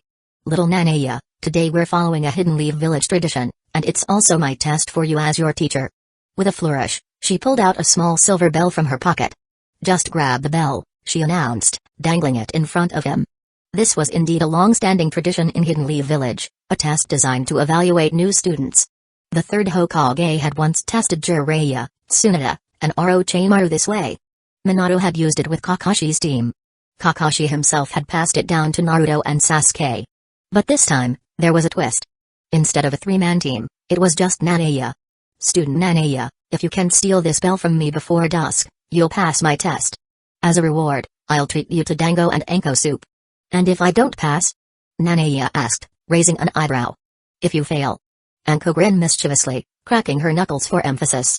You'll pay for my dango and anko soup. Nanae's dilemma. Nanae narrowed his eyes. Dango and anko soup? You should cut back on sweets, Anko-sensei, he thought to himself.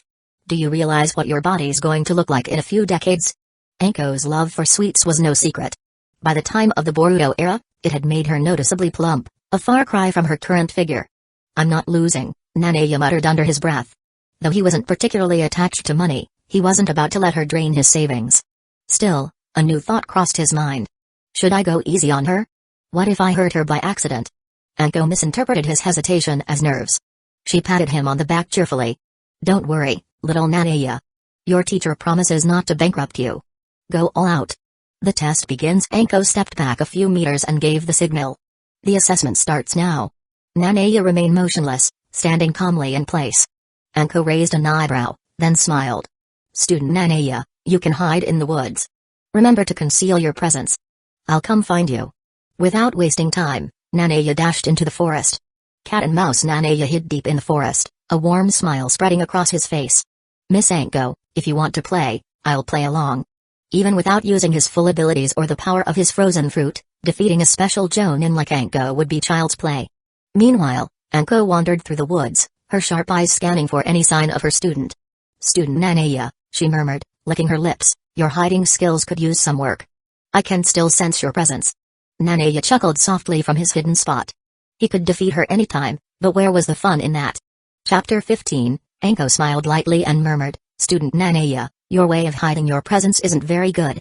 At the Hokage's office. Meanwhile, in the Hokage's office, the third Hokage, Danzō, Hamura, and Koharu were engaged in another meeting. This time, the room was filled with additional participants, representatives from the major clans and a few elite Jonin. Nara Shikaku represented the Nara clan, Aburame Shibi stood for the Aburame clan, and Akimaki Choza spoke for the Akimaki clan. Among the Jonin representatives were Kakashi Hatake and Saratobi Asuma, The Hokage's son. Why wasn't Might Guy present? It's not that his abilities were in question, after all, this was the man who nearly defeated Six Paths Madara. The reason was simple, rare individuals like Guy were ill-suited for formal meetings. His boundless enthusiasm and hot-blooded personality would undoubtedly disrupt the proceedings. Even during Guy's application to join the Anbu, it was rejected during the third Hokage's tenure for similar reasons. Anbu required calm and calculated individuals. Stability returns to Hidden Leaf Village. Kakashi spoke up, breaking the silence. Lord Third Hokage, several months have passed since the Uchiha incident. The village has largely returned to stability. The third Hokage nodded, his expression pleased. Yes, this is the outcome I hoped for. When news of the Uchiha clan's destruction spread across the ninja world, many rival villages saw an opportunity to strike. The Uchiha were a formidable force, and their leader, Madara Uchiha, had once rivaled Senju Hashirama, the god of shinobi. With the Uchiha clan gone, Hidden Leaf Village seemed vulnerable, as though it had lost both its right and left arms. However, the rival villages hesitated. Small villages lacked the strength to challenge Hidden Leaf Village alone, and any attempt to ally with other villages carried the risk of betrayal over the spoils of victory. This mistrust kept Hidden Leaf Village safe. The major villages, Hidden Sand Village, Hidden Mist Village, Hidden Stones Village, and Hidden Clouds Village, understood Hidden Leaf Village's strength. Even without the Uchiha clan, Hidden Leaf Village was still a formidable force, just no longer the largest of the 5 great villages. After the Third Ninja War, Hidden Leaf Village and Hidden Sand Village had signed an alliance treaty. Thus, Hidden Sand Village stayed out of any potential conflicts. For now, peace prevailed, albeit an uneasy one. Updates on the Uchiha clan. Iruka submitted his report next. Lord Hokage, Sasuke Uchiha's performance at the Ninja Academy is steady. Everything is back on track. Sasuke Uchiha. Itachi's only surviving brother, Danzō murmured. The third Hokage nodded, acknowledging the report. As for another Uchiha survivor, Nanae Uchiha, his performance was mediocre. Despite being placed under Mitarashi Anko's tutelage, he showed no exceptional progress. Danzō's initial interest in Nanae faded quickly. For him, the Uchiha name alone wasn't enough. Without the Sharingan or remarkable talent, Nanae wasn't worth his attention. New policies for the Ninja Academy. After a brief pause, the third Hokage addressed the assembly. Everyone, we are living in a time of peace. Cultivating the next generation of shinobi must be our top priority. We will begin by reforming the Ninja Academy. He announced a new rule: graduating from the Ninja Academy would now require students to be at least 12 years old. This marked a significant change. Previously, students could graduate as soon as they passed the Academy's tests, regardless of age. Kakashi, for instance, had graduated at 5 and became a Chunin at 6. Itachi had enrolled at 6, graduated at 7, and joined the Anbu at 11. The new policy aimed to provide students with more time to grow before being thrust into the life of a ninja. This change was reflective of the more peaceful times. In contrast, during periods of turmoil, younger ninjas like Guy and Kakashi were sent to war early to bolster Hidden Leaf Village's forces. Mixed reactions. The decision was met with mixed reactions. Danzō frowned, his voice cutting through the room. Lord Hokage, this policy wastes a ninja's most precious resource, time. Talented individuals should graduate as soon as they are ready to serve the village. His words, however, carried little weight. Danzō's reputation among the Hidden Leaf Village elite was poor, and the majority supported the third Hokage's policy. Elite ninjas and clan representatives were especially in favor. None of them wanted their children sent to battle prematurely. This new approach not only safeguarded Hidden Leaf Village's youth but also undermined Danzō's influence, further consolidating the third Hokage's authority. Danzō's frustration in the secret underground base of the root, a loud bang echoed through the dark room. Danzō's fist slammed against the stone wall. Hiruzen, he muttered bitterly, you're still as naive as ever. Your kindness will only bring disaster to Hidden Leaf Village. From the shadows, a voice called out, a magnetic and sinister tone. Is that frustration I sense, Danzō? Slowly, a figure emerged from the darkness. Long black hair framed a pale, almost otherworldly face. Blue earrings swayed gently as golden, snake-like eyes glinted in the dim light. Orochimaru, Danzō hissed. The man smiled, the corners of his mouth curling into a subtle yet unnerving grin. Still chasing ideals, I see, Orochimaru said, his tone mocking. Danzō exhaled sharply, regaining his composure. What about the research on the first Hokage's cells? He asked. Orochimaru's grin widened. Progress, Danzō. Progress. But patience, my old friend, patience. Chapter 16, Danzō's expression darkened as he turned to Orochimaru. How is the research on the first Hokage cells, or Orochimaru? This was Danzō's top priority. With the power of the first Hokage, Hashirama cells, combined with the Sharingan he possessed, Danzō believed he could gain control of the Nine Tails, the strongest tailed beast in the ninja world. At that point, no one would dare oppose him. Orochimaru smiled sinisterly and extended his dark purple tongue, licking his lips from bottom to top. TSK, the Hashirama cells have been developed to the final stage. You'll be able to use them very soon. Despite his defection from Hidden Leaf Village, Orochimaru still maintained a secret partnership with Danzō. The two shared common goals and interests. Danzō had provided Orochimaru with state-of-the-art equipment in one of his secret bases, trusting him implicitly. Orochimaru's unmatched scientific prowess made him indispensable to Danzō's ambitions. Danzō's trust in Orochimaru went back to when he had recommended him to the daimyo of the Land of Fire as the next Hokage. However, that plan had failed. The third Hokage had supported Minato no Mikage, who was ultimately chosen instead. In the forest elsewhere, Anko continued searching for Nanaya's trail. Nanaya Uchiha wasn't particularly skilled at concealing his presence, at least, not according to his profile.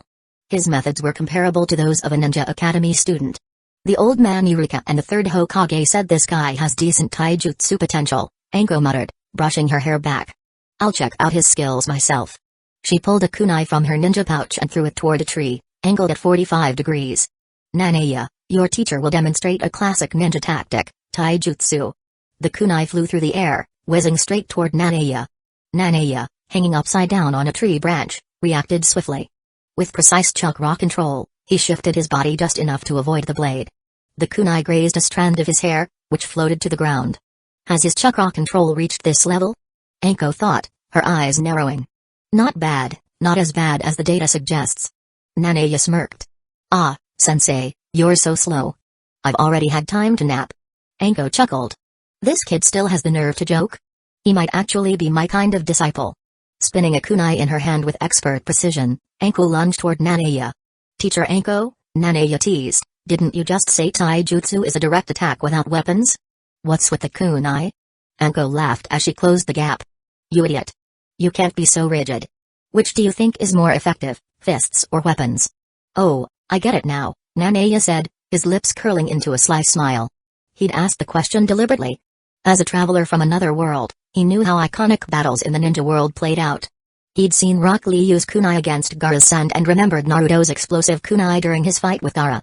A kunai with an explosive tag attached is far more efficient in certain situations. The trap as Anko neared him, Nanaya sprang back.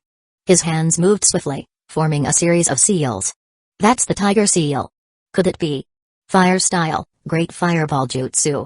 Nanaya inhaled deeply and exhaled a massive fireball toward Anko. The air around him grew hot, and the fire roared as it flew toward the tree where she stood. Anko's eyes widened. The Uchiha clan's signature fire style? I didn't expect him to know this already. This boy's hiding more than I thought. As she prepared to counter the flames, Anko noticed something else.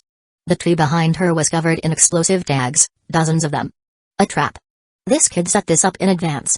Anko leapt back immediately, chakra surging to her feet to propel her away. The fireball connected with the tree, igniting the explosive tags. Boom. The explosion reverberated through the forest, sending shockwaves rippling outward. The impact was powerful enough to topple nearby trees. In the chaos, Anko reacted quickly. Hidden shadow snake hands. Several snakes burst from her sleeves, coiling around her and forming a protective barrier. The snakes wrapped tightly, shielding her as she rolled to safety. Aftermath smoke filled the air as the forest settled. Scorched wood and the faint odor of burnt foliage mixed with the acrid scent of charred snakeskin. From a safe distance, Nanaya watched the aftermath unfold. He smirked. Sensei, you're not done already, are you? I haven't even gotten serious yet. A figure emerged from the smoke, landing gracefully a dozen meters away. It was Anko. Her fishnet stockings were slightly torn, revealing patches of pale skin beneath. Dust smudged her face, but she remained uninjured. Anko patted herself off, glaring up at Nanaya. Nanaya, you brat. Are you trying to kill your teacher? Nanaya shrugged innocently.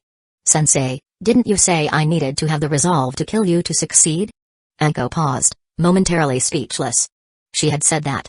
Not wanting to admit she'd underestimated him, Anko prepared for round 2. Alright, Nanaya. I'll teach you another important lesson. The second best way to fight as a ninja is with ninjutsu. She quickly formed a series of hand seals, slamming her palm to the ground. Summoning Jutsu. Chapter 17, Anko's hands were intricately marked, and with a snap, she slapped the ground. Summoning Jutsu. The white smoke dissipated, and a great python appeared under Anko's feet. The giant snake flicked its tongue, and its slit pupil eyes were chilling. As expected from Orochimaru, he is good with snakes. By the way, Anko even used the summoning technique to get back in front of Nanaya. To be so earnest. Little Nanaya, you have to believe it, teacher, I'm going to have fun. The roles were reversed, as if Anko became a student trying to grab Nanaya's bell. Anko, who has a lot of fun, as long as she enters the state, leaves other things behind. Swish, the friction between the python and the ground, dead branches, and tree trunks sizzled. The giant python opened its bloody mouth and lunged directly at Nanaya Uchiha. Fire style, dragon fire jutsu. A giant flame rushed towards the oncoming snake. It's fire style again, it doesn't work anymore, little Nanaya. Facing the blazing high-temperature flames rushing towards her, Anko did not dodge or evade. Stepping on the big snake, she faced it directly. Earlier, Anko underestimated Nanaya's strength. Now, it's different. Boom. The huge body of the serpent was surrounded by raging flames. A raging force swept through the forest. Even a summoning beast can't stand the scorching heat. The big snake was in agony, but fortunately, it was not the kind of summoning beast that could talk. Anko called it out as a living target. With a bang, the big snake that was engulfed in flames turned into a cloud of white smoke. Headstrong, this is the end of being headstrong? Nanaya stood there silently watching the white smoke dissipate, and did not see Anko. A smile appeared at the corner of his mouth. Master Anko, is it your turn to hide this time? Indeed, Anko just had to hide for a few minutes and wait for the sun to go down. If Nanaya couldn't grab the bell, he would lose. In the future, the dessert Anko soup could justifiably be contracted by her disciple. Suddenly, Nanaya only felt a chill behind his back. A kunai blade was already on his neck. A playful voice followed. Nanaya, you lost. Anko's figure quietly emerged from the tree trunk behind Nanaya. In particular, Jonin's way of hiding her presence is really effective. Ha ha ha. Anko laughed. My future desserts can finally be free of charge. Where did Anko come to train disciples? She clearly wanted to find a disciple to fool. However, in front of her was the man, Nanaya Uchiha. All this was expected by Nanaya. He had already sensed Anko's presence. Nanaya smiled lightly. Teacher Anko, you better hurry up and give the reward. Anko, huh? In an instant, the pupils in Anko's beautiful eyes suddenly dilated, feeling a chill all over her body. The whole person felt inexplicably uneasy. This kid, he has already been caught by me, so why is he still so confident? Bang. The Nanaya she had hijacked turned into a cloud of white smoke. It became a wooden stake. Anko looked shocked. This is the body replacement jutsu. The body replacement technique can be said to be the almighty ninjutsu in Naruto, even if it is the next day's hand power.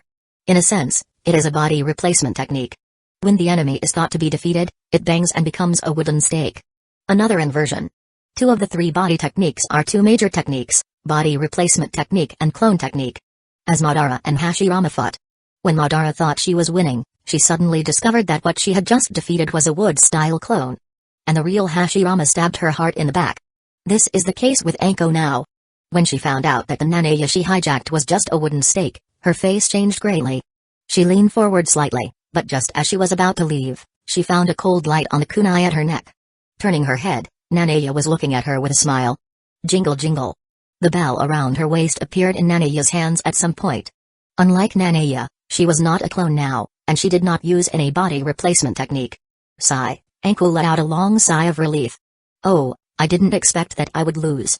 She has nothing to worry about. If she loses, she loses. Whoever says the teacher can't lose to the student, Anko doesn't care.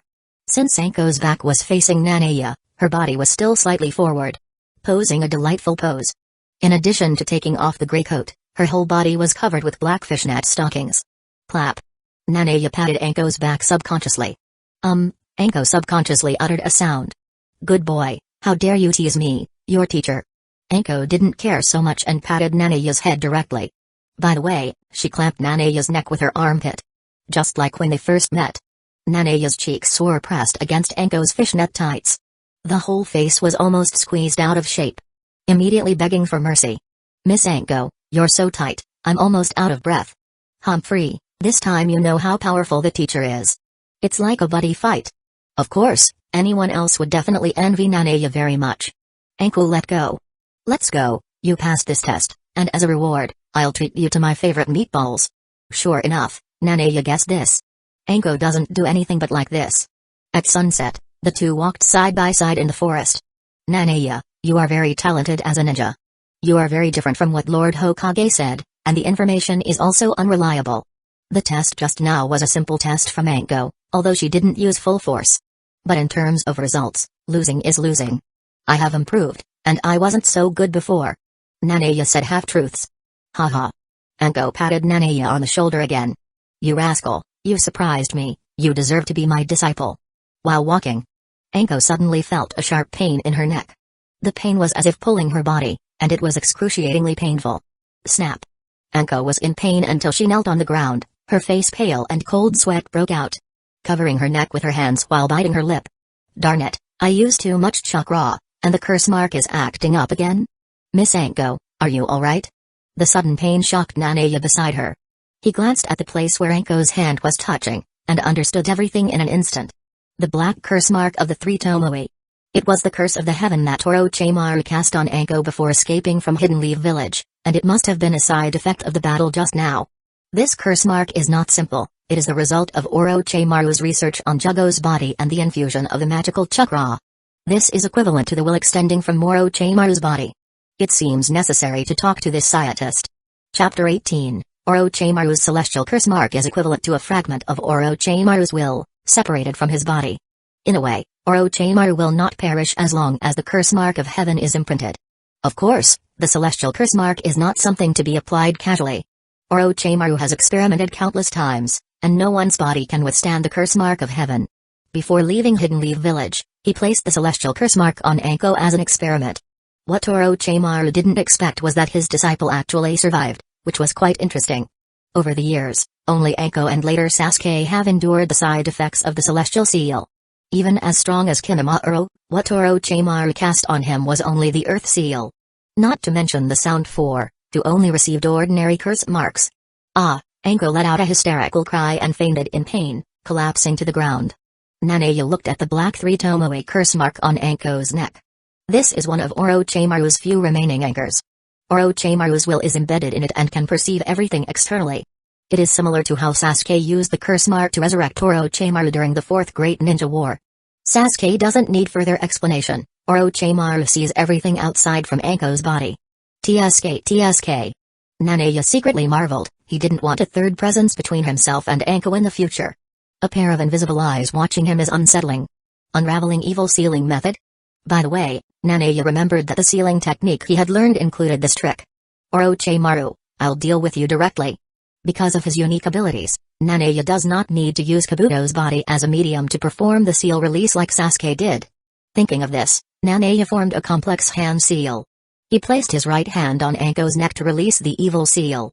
Sigh, a gloomy atmosphere followed. A white snake opened its mouth and slithered out from the curse mark. With its mouth open, dripping with snake saliva, Orochimaru's form slowly crawled out of the snake's mouth. The air was filled with the nauseating smell of snakes. Orochimaru, clad in his snake-like appearance, stretched out his long tongue and licked his lips. He looked at Nanaya with interest. Nanaya-kun, you are truly intriguing. You actually know the reverse seal of the unraveling evil sealing method. I didn't expect you to free me from the curse mark. Living in Anko's body for a long time, what Anko knew about Nanaya, Orochimaru also knew. The battle between Nanaya and Anko just now was also observed by Orochimaru. The disgusting appearance is Uncle Snake. The charming and beautiful is Aunt Snake.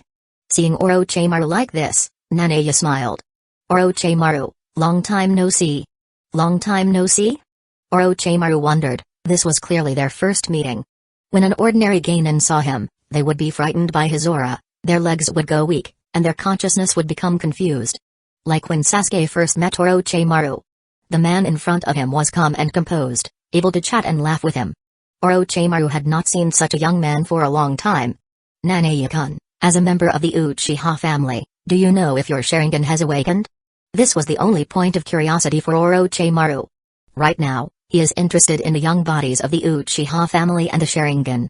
Previously, he was a member of Akatsuki. He was surprised when he heard that Tatachi slaughtered the entire clan, it all happened so suddenly. and seeing Itachi again in Akatsuki shocked him even more. At this time, Orochimaru felt that his chance had come.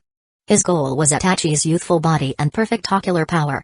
But what he didn't expect was that he was in front of that man, in front of those Sharingan. There was nothing he could do, and he fell to the point of being slaughtered by others. Helpless, he could only leave the Akatsuki organization and find another way. When he knew there were 2 people in the Uchiha clan still alive, he knew his dream was not shattered. Like everyone else, he learned that Nanae Uchiha's qualifications were mediocre, and he hadn't even activated his Sharingan. Orochimaru focused on Sasuke Uchiha. Sasuke Uchiha, a young body. Such a fragile body might not be able to withstand his curse of heaven. If it were forcibly implanted, and something happened to Sasuke, then Orochimaru's only hope for the Uchiha's soul heir would be gone, so he could only wait for Sasuke to grow up. Perhaps Sasuke, being Itachi Uchiha's younger brother, after Orochimaru thought he got his body, Sharingan's strength would be enough to match or even surpass Itachi. But today, he found that things were not as simple as he thought. Another Uchiha, Nanae Uchiha standing in front of him, made him curious. Seeing Orochimaru's curious eyes, Nanae also smiled. Whether my Sharingan is activated, do you want to find out? Orochimaru's eyes narrowed, and the slit pupil in his purple eyeshadow stared at Nanae. He, a funny kid. A junior, so bold in front of him. Besides Itachi Uchiha, Nanae was the second. Orochimaru is also the genius of Hidden Leaf Village, the legendary Sannin. Of course, he has his own pride. How could he tolerate being provoked by a kid? Not everyone with the surname Uchiha is Itachi. Besides, he had long wanted to test Nanae Uchiha's power. Orochimaru stuck out his tongue and pulled the Kusanagi sword from his mouth. Nanae-kun, if your Sharingan is activated, then its power belongs to me. Suddenly, Orochimaru's serpentine pupil shrank as he looked at Nanae. Killing intent. This is the technique that Orochimaru used on Sasuke and Sakura during the Chunin exams. It exudes its powerful aura to deter the enemy, restraining the opponent like an invisible tightrope. It's not over yet. Orochimaru immediately unleashed the hidden shadow snake hands. Several large snakes opened their fangs and lunged at Nanae. Nanae-kun, just be swallowed by my swarm of snakes. Orochimaru had just seen his disciple Eiko lose to Nanae, but it wasn't enough to frighten him. What he longed for was the power that truly made him fear. A power as formidable as Itachi's Sharingan. Seeing the group of snakes pounce on Nanae, Orochimaru's playful smile suddenly subsided. The pale complexion turned cloudy. Snakes are extremely sensitive to temperature. Just as he cast the hidden shadow snake hands, he felt that the surrounding temperature seemed to drop to freezing point. A piercing chill enveloped him. And the source of the icy chill he felt was Nanae Uchiha. The group of snakes that were originally rushing towards Nanae scurried about without any order. Even Orochimaru couldn't control them. Are these ferocious snakes so afraid of this icy chill? With a focused heart, Orochimaru suddenly found that the scattered snakes had turned into ice snakes. Chapter 19, Orochimaru frowned slightly, noticing that the scattered snakes had turned into ice snakes. The group of ice snakes stood still in the air like ice sculptures. What is this ability? Given Orochimaru's knowledge of the Uchiha clan, what they are best known for is their fire-style series of ninjutsu and their Sharingan. Could it be that the chill just now is a bloodline limit formed by the combination of wind style and water style, resulting in ice style? If you think about it carefully, it seems even more unlikely. This is not the bloodline limit that the Uchiha clan should have. According to Orochimaru's knowledge, the constitution of each clan is unique. It is impossible to change the bloodline limit, and it is impossible to have multiple bloodline limits. In the entire ninja world, there is only one ninja known to Orochimaru who possesses multiple bloodline limits. Mage Mummy of the Mist Village. When he watched Nanae fight Anko just now, he hadn't used such an ability. Is this guy really Uchiha? Orochimaru had deep doubts about it.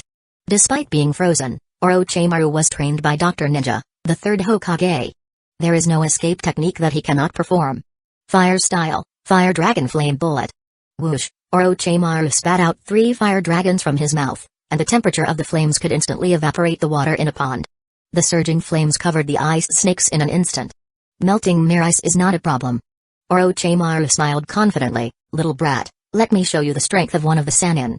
The flame not only wrapped the ice snakes but also rushed towards Nanae. Suddenly, the surrounding temperature changed drastically. Bitterly cold, Orochimaru couldn't help but shiver. The raging flames not only failed to melt the ice snakes but also froze themselves into ice crystals. Crack, crack, under Orochimaru's shocked gaze, the ice snakes and the ice crystals all shattered. Can this coldness actually freeze the flames? Nanaya's ability with the ice fruit has reached its peak.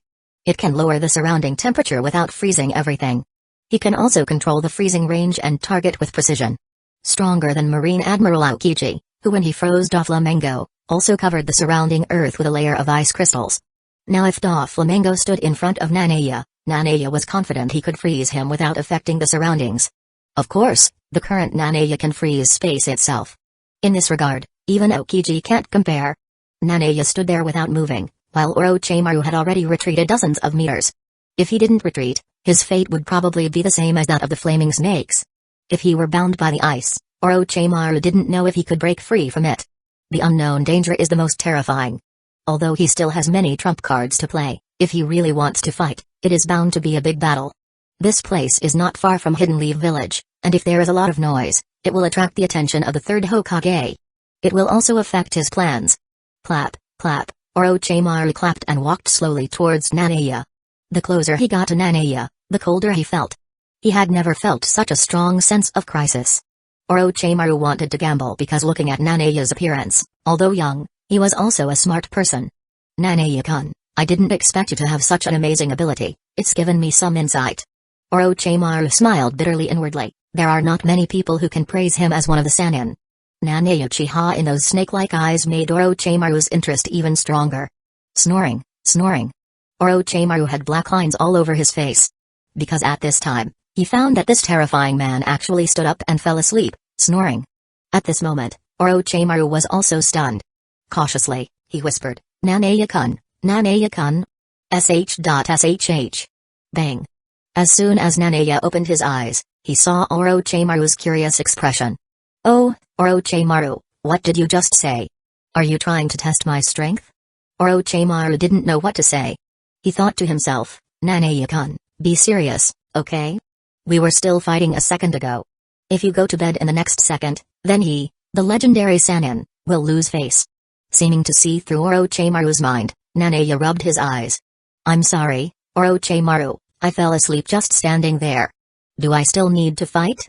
Nanaya's teacher is Anko, and Anko's teacher is Orochimaru. That's why he should call him Orochimaru. But this title, Orochimaru, heard in Orochimaru's ears, made him panic. He always felt something was off. Nanaya-kun, do you know my identity? I know, the disciple of the third Hokage, the legendary Sannin, and Hidden Leaf Village's S-class rogue ninja. Nanaya said calmly. Nanaya-kun, then shouldn't you as a Hidden Leaf Village ninja take me back to Hidden Leaf Village? Is that so? Nanaya asked rhetorically. Orochimaru was more confused now, wasn't it? Lord Orochimaru, you can see clearly, I'm just a special Genin, not a Jonin. As for the tasks you mentioned, I can do them if I want to, and don't do them if I don't want to. Hearing this, Orochimaru was overjoyed. It was the first time he saw such a casual ninja. Even Jiraiya, who is one of the Sannin with him, wanders around. If Hidden Leaf Village is in trouble, Jiraiya will definitely come back. Orochimaru continued to ask as if he had found a breakthrough, how do you feel about this village? Do you like it? Nanaya spread his hands. I have no strong feelings either way, it's just a place to live. Hearing this, Orochimaru smiled grimly. Then Nanaya-kun, I have a plan. How about we join forces to destroy Hidden Leaf Village? Although the Uchiha family was exterminated by Itachi, Orochimaru stayed in Hidden Leaf Village for many years. He is well aware of the village's relationship with the Uchiha family. He wouldn't believe it if it had nothing to do with Hidden Leaf Village. From this point, maybe Nanaya Uchiha can be pulled into his camp. Judging from the brief encounter, Orochimaru knew the horror of his power. With such power, Orochimaru has absolute confidence in the Hidden Leaf Village destruction plan. Seeing Orochimaru's eager eyes, Nanaya smiled secretly. This guy, Orochimaru, is really obsessed with Hidden Leaf Village. At this time, the Hidden Leaf Village destruction plan is already brewing. It seems that Hidden Leaf Village has hurt him enough. Destroying Hidden Leaf Village sounds good. Nanaya played with the ice in his hand and said coldly, Orochimaru, don't you think control is more interesting than destruction? Playing Hidden Leaf Village with applause, Orochimaru has had this ability for a long time. Otherwise, why destroy it? Everyone would be his pawn, wouldn't it be sweet?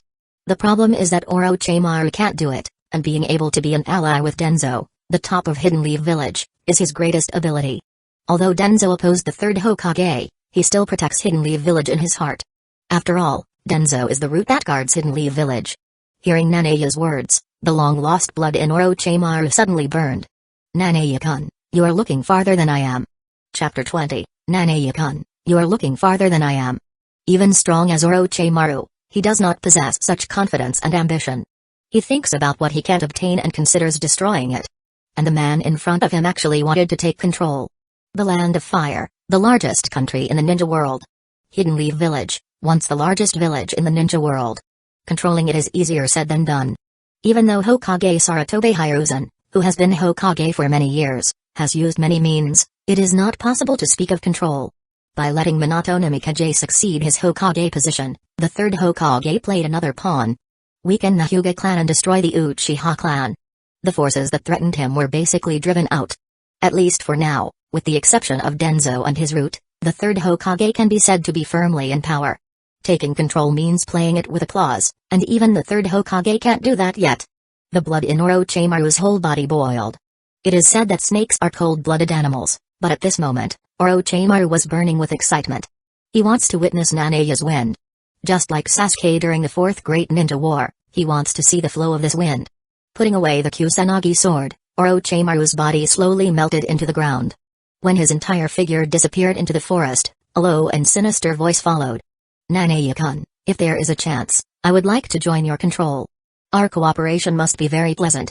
Seeing Orochimaru's disappearing back, Nanaya's mouth curved into a smile. Cooperation? That is impossible. Even Orochimaru, one of the Sannin, is not eligible. There can only be one person in control, and that is him, Nanaya Uchiha. Nanaya looked down at the pretty face lying on the ground, breathing evenly. A slight smile appeared at the corners of her mouth, as if she had a sweet dream. That's right, Anko is now free from the shackles of the Heaven's Curse seal. It can be said that she is completely free.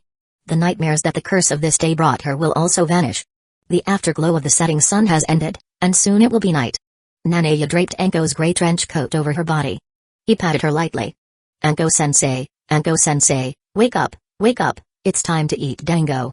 Hearing the word dango, Anko immediately opened her eyes. What, dango, where is the dango? Essentially, Anko is a foodie. Anko-sensei, you just passed out for no apparent reason. You promised to invite me to eat dango. Oh, right, yes, let's go now. Anko laughed. Touching her neck, she thought that it must have been because of the excessive use of chakra that the curse mark was painful. She didn't want to tell Nanaya about the curse mark. Of course, she didn't know that her Heaven's Curse seal was gone. Nanaya is not in a hurry to tell her, let everything be as it is. Hidden Leaf Village at night is still very lively. Pedestrians come and go in an endless stream. In the dessert shop, Anko greeted warmly. Boss, bring some 3-color dango. At the same time, she patted Nanaya's shoulder. Nanaya, the desserts here are delicious. Eat up. Sensei will treat you. Without further ado, the 3-color dango just came to the table. Anko ate several skewers, the previous battle having consumed a lot of energy, and she was really hungry. Nanaya Uchiha also ate several skewers. The desserts are really sweet and melt in your mouth. While they were eating deliciously, a few familiar figures walked in. Kakashi, Might Guy, Asuma, Moonlight Hyate, and Genma Shiranui with a sunbon in his mouth all entered this dessert shop. Nanaya yawned several times while eating the dango. Nanaya, go back to sleep after eating. You can rest recently. I will call you if there's a mission. These days, Nanaya has developed a good habit of sleeping 8 hours a day. Although he wakes up every day feeling that his strength has increased, that increase is gradually weakening. As if he had reached a bottleneck, no matter how much he sleeps, it doesn't make much sense. The system's prompt indicates that he needs to fall asleep in a real sense to become stronger, not just close his eyes and pretend. There are no special rewards either. Has his power reached its ceiling? When Nanaya was about to ask, Kakashi interrupted his thoughts. Yo, isn't this Anko? Long time no see. Asuma, Moonlight Hyate, and the others also looked this way. Anko, I heard you have become a mentor Jonin, and you have a disciple. Congratulations. How does it feel to be a teacher of 3 students for the first time? Is it particularly difficult to cope with? People like Kakashi and Asuma have not brought Genin yet. Anko was the first among them, and they were curious about it. Kakashi also tested many students, but they were all eliminated. Naruto and Sasuke were the first class he taught. While everyone was curious, Anko smiled slyly. Haha, you haven't brought Genin, and I don't have 3 disciples. Not 3? Now basically, 3 people work as a team to carry out the task. At the same time, Moonlight High-8 saw Nanaya's figure. This made him quite curious. Nanaya Uchiha, how could he be with Anko? Immediately, as if thinking of something, he smiled secretly. If Nanaya is with Anko, then no one will steal Yujao from him. In Moonlight High-8's eyes, Anko is a ninja who makes a lot of noise, and it's perfect to be with Nanaya. Yuzuki Yujao's quiet type is what he likes. However, what Moonlight High-8 didn't know was that he was overthinking all of this. Yujao has not had a good impression of him since the Ninja Academy. They were just in a normal period. Kakashi, let me explain the doubts in your hearts. Why are there not 3 disciples? But how about the money for this meal? Okay, Anko, I've paid for the dango. With a cigarette in his mouth, Sarutobi Azuma patted his chest and said confidently. He is the son of the 3rd Hokage, and the Sarutobi family is also a big family, not lacking in money. Anko was waiting for Asuma's words. Okay, let me introduce everyone. There is only one disciple of mine, and that is the one next to you, the special Geinin, Nanaya Uchiha. What, Nanaya Uchiha? Hearing the name, both Kakashi and Azuma were stunned. 8-year-old Naruto is still at the Ninja Academy, and now Kakashi is only about 22 years old. Anko is only 19 now. And the name Nanaya Uchiha has been known to everyone among the Hidden Leaf Village shinobi, everyone knows it. He barely graduated from the Ninja Academy at the age of 17 and was awarded an unprecedented special Geinin title by the Hokage. It was the first time they met teachers and students of the same age, and it was possible that they were teammates at the same time. Unexpectedly, the 3rd Hokage took care of Nanaya Uchiha so much and specially asked Anko to be his guiding jonin. After all this painstaking effort, Kakashi and the others were touched. Chapter 21, Nanaya, Lord 3rd Hokage really takes care of you. Not only did you graduate, but you were also assigned an instructor. Who else would have this kind of treatment in Hidden Leaf Village? Moonlight High-8 said with a smile. There is clearly a hint of sarcasm here. When he was at the Ninja Academy, he was very upset seeing Yujao and Nanaya getting close. What do you mean by that, High-8? Let me tell you, this disciple of mine is very strong, and even I am not his opponent. If you keep talking like that, believe it or not, I will beat you. Seeing Moonlight High-8's mocking face, Anko immediately retorted. This made High-8 feel quite surprised. He has only been her student for 1 day, and they are already so close. To say he knew Anko much earlier than Nanaya. Kakashi, who was watching the scene, quickly waved his hand. Alright, stop arguing. The strength of Nanaya Uchiha, Moonlight High-8 couldn't be clearer. He just heard Anko say that Nanaya is stronger than her, and in his opinion, it's just a way to boost her own image. Hey, Kakashi, why are you here with the other men? That's natural, today is our men's gathering. Anko's food is already a bit too much. She patted Nanaya on the shoulder. Little Nanaya, I'll head back first. Remember, Kakashi has invited you for this meal, so take good care of him. Nanaya nodded, and in the end, Anko still had a smug look. When she was full, she hurried away. Kakashi's deadfish eyes rolled in exasperation. He sighed internally, hey, when did I promise you? Not long after Anko left, a graceful figure walked in through the curtain. Seeing this figure, Moonlight High-8 was moved. Yujao, are you here to find me? I don't know if she didn't hear it or what, but Yuzuki Yujao didn't even look at him. She walked directly to Nanaya's side. Nanaya-kun, I heard that you successfully graduated from the Ninja Academy and became a special Geinin. I'm sorry, I've been too busy with tasks recently and didn't have time to congratulate you. It's alright, Yujao, you came just in time. I'm full, you can walk with me. Yuzuki Yujao did not wear her Anbu vest, ordinary shorts with fishnet stockings, which is the standard for female ninjas. She is very different from her usual cold and frosty demeanor, appearing a little more lovely and moving. A slight smile appeared on the corner of her mouth, and she quickly agreed to Nanaya. Nanaya didn't linger, and directly took Yujao's hand and walked out. In front of outsiders, Yujao, as usual, was not shy. Seeing this scene, Kakashi, Asuma, and Genma Shiranui were all stunned. This boy is quite popular with women. It was Anko who stood up for him before, and now it is Yujao. Immediately they turned their attention to Moonlight High-8. They saw that Moonlight High-8 was flushed red, and he was about to explode with anger. The clueless Genma Shiranui also asked a special question. High-8, I don't remember how you were preempted by that kid. Kakashi and Azuma hurriedly winked at Genma Shiranui, motioning him to stop talking. Genma Shiranui, not understanding, continued, although that one named Nanaya Uchiha is indeed a little more handsome than you, he is also from the famous Uchiha family. But he's a perpetual repeater who doesn't even have a Sharingan. Now that the Uchiha family is gone, you are a special Jonin, Come on, I support you. Kakashi. Asuma, it's over, this guy Genma. These words seem supportive, but in the eyes of Moonlight Hyate, they are a mockery to the heart. This is clearly saying that he can't even match the tail of a perpetual repeater's crane.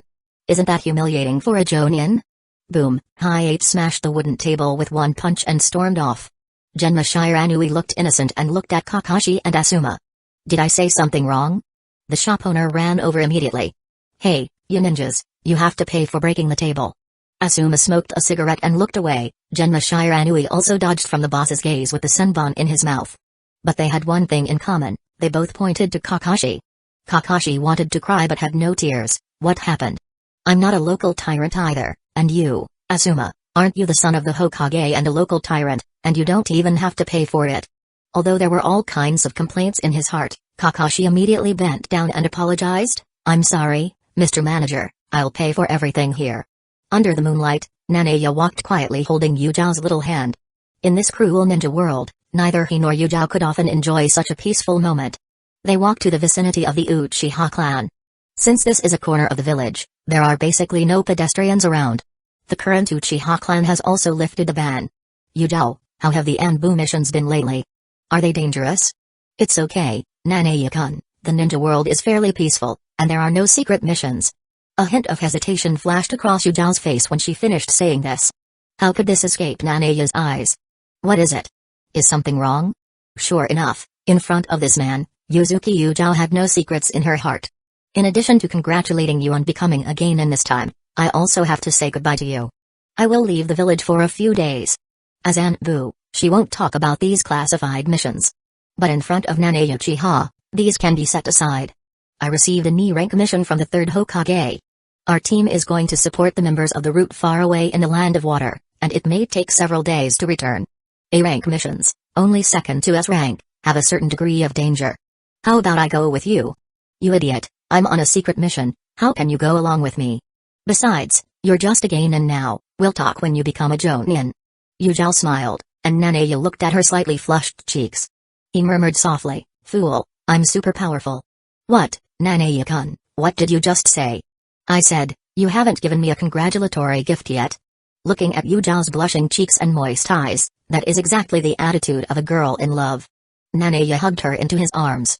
Yuzuki Yujiao's shyness was only revealed in front of Nanaya Uchiha. Feeling the softness in their arms, the two looked at each other. Nanaya kissed her deeply. After a while, feeling Nanaya's restless hand, Yujiao still managed to break free. She knew that if she continued, she was afraid that something big would happen. Yuzuki Yujiao's pale cheeks turned red in the moonlight.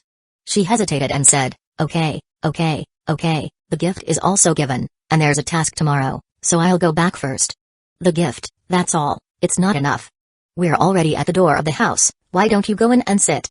If there were no task tomorrow, Yujiao might agree. While there's still a hint of sanity, she focused chakra on her feet and used the body flicker technique. Yujiao's figure disappeared in an instant. Chapter 22, Yuzuki Yujiao took advantage of her own sanity, concentrated chakra on her feet, and used several body flicker techniques. The smoke disappeared without a trace. Feeling the lingering fragrance of the beautiful woman, Nanaya pouted. To have the prize so close, only to have it slip away? Anyway, sooner or later, they are his, and they can't escape anywhere. Back at his place, Nanaya immediately thought about the problem he was pondering in the dessert shop. Even though he gets 8 hours of sleep a day, both chakra and strength experience a surge after waking up, but the magnitude is getting smaller and smaller. Nanaya, who was lying on the bed, couldn't sleep, so he immediately opened the system panel. Name, Nanaya Uchiha. Age, 18. Clan, Uchiha Clan. Ninja stats, all 10 abilities, 3 Tomoe Sharingan, Ice Fruit, can freeze space, ninjutsu, various fire-style ninjutsu sealing techniques, sealing the ghosts, unraveling the evil seal, etc. Chakra amount, tailed beast level. On closer inspection, this data panel is not bad. System, why am I experiencing less and less gain in both strength and chakra from sleeping? Ding, host has 17 years of sleeping experience, you can add some novel sleeping methods and get a lot of rewards, a novel way to sleep, huh? Your system is quite unique. For so many years, Nanaya has not slept in the nude. Alright, let's try it today. It didn't take long before he went straight to Dreamland. In Hidden Leaf Village, Anko was in a daze in her room, guiding a disciple for the first time in her life. This process was quite interesting. She took a picture of herself in the mirror and felt different. Anko laughed a few times. I really have a good disciple. The next day, the sun was just right. Nanaya opened his eyes and found that his Scarlet 3 Tomoe Sharingan had already activated. This surprised him. Without conscious effort, the 3 Tomoe Sharingan emerged automatically. At the same time, he also felt a vague tendency to evolve into Mangekyo. He couldn't comprehend it with just his eyes. Ding! Congratulations to the host for completing the first nude sleep and acquiring the perception ability. Perception? Nanaya sensed it immediately. Numerous chakra signatures appeared in his mind. Nanaya Uchiha, in Hidden Leaf Village, the Land of Fire, even perceived the chakra of Hidden Mist Village, the Land of Water, and the Hidden Stones Village Ninja of the Land of Earth. This kind of perception ability is not weak. This is far beyond the capabilities of the Kagura mind. The perception range of Kagura's eyes is only tens of kilometers, and Nanaya is already above this. Naruto can sense chakra of the ninja battle thousands of miles away from Turtle Island. Second Hokage could sense chakra in Madara far away from the battlefield from Hidden Leaf Village. Compared with these two people, Nanaya's perception ability is not inferior. Besides, Naruto is still at the Ninja Academy, and the second Hokage has long since passed away. In terms of perception ability, Nanaya is the strongest in the world right now. Oh, I can't help it, I slept and became stronger again. Next, Nanaya made another detailed perception. Hearing Yujao say last night that she was going to perform an A-rank mission, he felt a little uneasy in his heart. Having been with Yujao for a long time, he is naturally very familiar with her chakra. It didn't take long for him to feel it. Advertisement Yujao had already left the Land of Fire and was about to reach the territory of the Land of Water. Well, what is this? Nanaya's eyes narrowed. At this time, he felt a familiar chakra. Moonlight Height. Moonlight Height was only about 5 kilometers away from Yujao. He wasn't alone, he had 2 powerful chakra signatures with him. Judging from the amount of chakra, like Moonlight Height, it was at a special Jonin level. Yuzuki Yujao was also carrying out the mission as a team of 3 people. Nanaya felt it carefully. He discovered that the 3-person team including Moonlight Height seemed to be following Yujao and her team. Always maintaining a distance of about 5 kilometers, neither lengthening nor shortening. Will nothing happen? Nanaya felt a hint of unease. The current Hidden Mist Village is probably still affected by the Blood Mist policy, and the 4th Mizukage Yagura has been freed from the illusion by Ao. He died not long after that, and Three Tails became a wild-tailed beast. The power of the Mist Village should now be in the hands of the Mizukage. Even without Hobito's intervention, the Land of Water is still an extremely dangerous place. Nanaya didn't hesitate anymore, using the majestic chakra in his body. He sped towards the Land of Water. Night, the 3-member team of Yuzuki Yujao was resting in a hostel. Captain Moon, Lord Hokage said that one of the Anbu masters of the route had important information about Hidden Mist Village, and asked us to go to the Land of Water to meet him and escort him back to Hidden Leaf Village safely. Moon is Yujao's code name in Anbu. Gatsuki, don't worry, the Mist Village is now closed, and we will be able to reunite with the route comrades tomorrow. Gatsuki is also the code name of an Anbu member. Yujao lay on the bed, looking at the bright white moon outside the window. Recalling what happened last night, a faint smile appeared on the corner of her mouth. Chapter 23, Signal? The Will of Fire rooted in Hidden Leaf Village. You are Ding Shui-senpai from Danzō-sama's route, right? At the border of the Land of Water, the Moon Squad led by Yujao finally reunites with the Anbu operative who captured Mist Shinobi's information. Both sides align the code. You are Lord Hokage's Moon Squad, let's return to the village without further delay. Yujao's 3-person team and Roots Ding Shui were all wearing masks. Listening to Ding Shui's tone, this task is definitely not easy. Senior Ding Shui, you will be in the middle, my 2 partners will lead the way, and I will cover the rear. Then I'll trouble you, Captain Moon. After the 4 of them met at the border of the Land of Water, they immediately rushed in the direction of Hidden Leaf Village. Aware of the importance of this mission, Yuzuki Yujao and her party did not rest on their way back. They didn't even stay in a hostel. When hungry, they ate soldier pills, which are the perfect food for ninjas. Not only do they provide a feeling of fullness, but they also replenish a bit of chakra. It can be said that they are a must-have for ninjas performing missions or in wars. During the journey back, Yujao's team encountered no hindrances. This made her feel vaguely uneasy. When she received the order from the 3rd Hokage, he clearly stated that it was an A-rank mission. Since it is an E-rank mission, it should not be so smooth. As Anbu, Yujao has performed many missions, and every B-rank mission had its obstacles, let alone A-rank missions. As they were approaching the territory of the Land of Fire, Ding Shui suddenly stopped. His breathing seemed a bit labored, and his tone became weaker. Captain Moon, we have traveled for so long, from the border of the land of water to the land of fire. Can we take a break? Of course, Senior Ding Shui, our mission this time is centered around you. Now that they have reached the border of the land of fire, Yu Zhao's tense heart can finally relax. Such a long journey has been a huge drain on both her and her two companions. Since sensing Yu Zhao's chakra, Nanaya has been following closely behind. He hid behind a large tree, only 100 meters away from Team Moon. Nanaya felt that this trip had clearly taken its toll on Yu Zhao's team. The Anbu, whose code name is Ding Shui, is full of chakra and physical strength. Yet he was the first to ask for a rest. Is something off with Yu Zhao's team? At the same time, Moonlight Hayate and the others had stopped earlier in their journey. Seeing them, it seemed as though they were waiting for Yuzuki Yu Zhao and the others to return. But it's only 5 kilometers away. TSK, they're going to be in trouble. Because Nanaya sensed that after Yuzuki Yu Zhao and Ding Shui joined from the land of water, there was always a force following them on the way back. 6 people, with considerable strength, all Anbu from Mist Shinobi. Mist Shinobi 6 could have attacked, but they didn't. Instead, they followed Yu Zhao and her team, keeping a distance. Nanaya didn't take the lead, he just wanted to figure out what was amiss with Yu Zhao's mission. His brows furrowed slightly as he saw the black figures of 6 individuals approaching the Moon Squad. These people, instead of attacking in the land of water, started raiding at the border of the land of fire, which is a bit interesting. At this moment, Yuzuki Yu Zhao and the others noticed the change. 6 black figures had surrounded them. A low voice filled with killing intent emerged from the forest. Hidden Leaf Village's ninja, having captured the secret of our Mist Shinobi, do you still think you can escape? Yuzuki Yu Zhao's beautiful eyes locked onto these 6 individuals, her teeth clenched. These are Mist Shinobi's Anbu, damn it, when did these guys appear? Kamu, Ichi, protect Senior Ding Shui. The 3 of them formed a triangle, surrounding Ding Shui of the root in the middle. Oh, it seems that the person in the middle is the one with the intelligence. Not necessarily, maybe they've already shared the information about the village. There's another possibility, that this is a feint, deliberately making us think the person in the middle is the most important.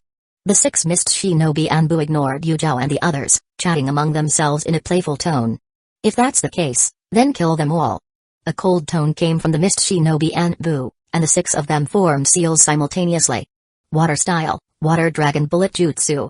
6 gigantic water dragons roared in the sky, rushing towards the 4 of Yuzuki Yu Zhao from different directions. These guys aren't ordinary ninjas. Yuzuki Yu Zhao pulled out the long sword behind her, and 2 shadow clones appeared beside her at the same time. Hidden Leaf Village-style Kenjutsu, Dance of the Crescent Moon. The graceful dance formed a crescent, and the 3 figures cut down 3 water dragons directly. To handle the ninjutsu of 3 Mist Shinobi Anbu simultaneously, this was Yuzuki Yu Zhao's limit. The other 3 water dragons directly washed away Kamu, Ichi, and Ding Shui. The leader of the Mist Shinobi Anbu sneered. Is this Hidden Leaf Village-style Kenjutsu? Not bad, but how many rounds can you withstand? Yuzuki Yu Zhao didn't have time to care about Mist Shinobi's mockery. She and Ding Shui had dispersed, and now she was most worried about their safety. Senior Ding Shui, Kamu, Ichi, are you all alright? There was a sound of rapid breathing from a dark place not far away. Captain Moon, we're fine. Hearing the 3 people's answers simultaneously, Yuzuki Yu Zhao's tense nerves relaxed slightly. Is it really okay? As soon as Mist Shinobi Anbu's words came out, there was a miserable cry from the dark corner. Ah, the desperate and painful cry flashed by, then disappeared. Solved 1. Kamu. This voice, Yuzuki Yu Zhao, was already familiar with, it was the voice of Kamu. She was about to run toward the source of the sound, holding the long sword tightly, but was stopped by Mist Shinobi's Anbu. Don't worry, it's your turn next. Ah, another miserable cry came from not far away, this time it was Ichi. The second one, Hidden Leaf Village's Anbu, is that the only level? In a few breaths, both of her partners were eliminated. Yuzuki Yu Zhao's cheeks were full of concern. There was no time for sadness now, the only priority was bringing Mist Shinobi's information back to the village. Senior Ding Shui, are you alright? Don't worry, Captain Moon, I'm fine. Be careful, these Anbu from Mist Shinobi are very strong.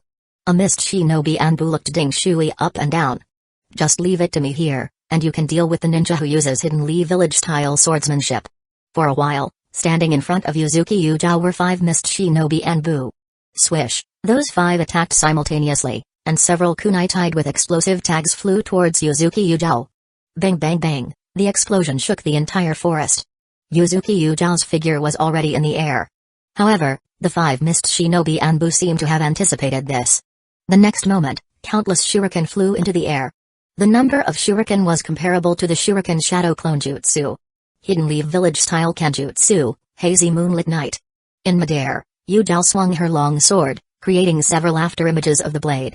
This was a swordsmanship she had not yet mastered, and it was her first time using it in actual combat. Clang clang clang. Many shuriken were cut to the ground. Even so, a shuriken struck Yujao's back. Moonlight Hyatt in the jungle saw this scene and grinned, quickly moving out. However, there was a figure faster than him. It caught Yujao falling from the sky. Chapter 24, Nanaya, why are you here? Seeing Nanaya hold her, Yujao was surprised. She didn't expect Nanaya to suddenly appear and save her. I came because I was worried about you. Hearing this sentence, Yujao's face flushed. In just a moment, she regained her composed expression. She knew how dangerous the current situation was. Nanaya-kun, run away. They are all Anbu of Mist Shinobi, with the strength of Jonin. You are no match for them at all. This task has nothing to do with Nanaya, and Yujao doesn't want him to be involved at all. As a Hidden Leaf Village Anbu, she is also the leader of this mission. Even in death, she can't take a step back. It's okay, I'll take care of everything. With a simple sentence, Yujao lost her composure. At this time, she completely obeyed Nanaya's arrangement. Nanaya Uchiha, why are you here? The 3 from Moonlight Hyatt's team also spotted Nanaya. It was Nanaya Uchiha who rescued Yujao before Hyatt could. Hyatt, why are you here? Yujao looked at the figures of the people with Hyatt and was puzzled. Yujao, you'll be fine. We are reinforcements sent by Lord Hokage. Hyatt, who said these words, gave Nanaya a vicious look at the same time. Nanaya Uchiha, this is not a place where you can stay as a special genin. Let's get out of here.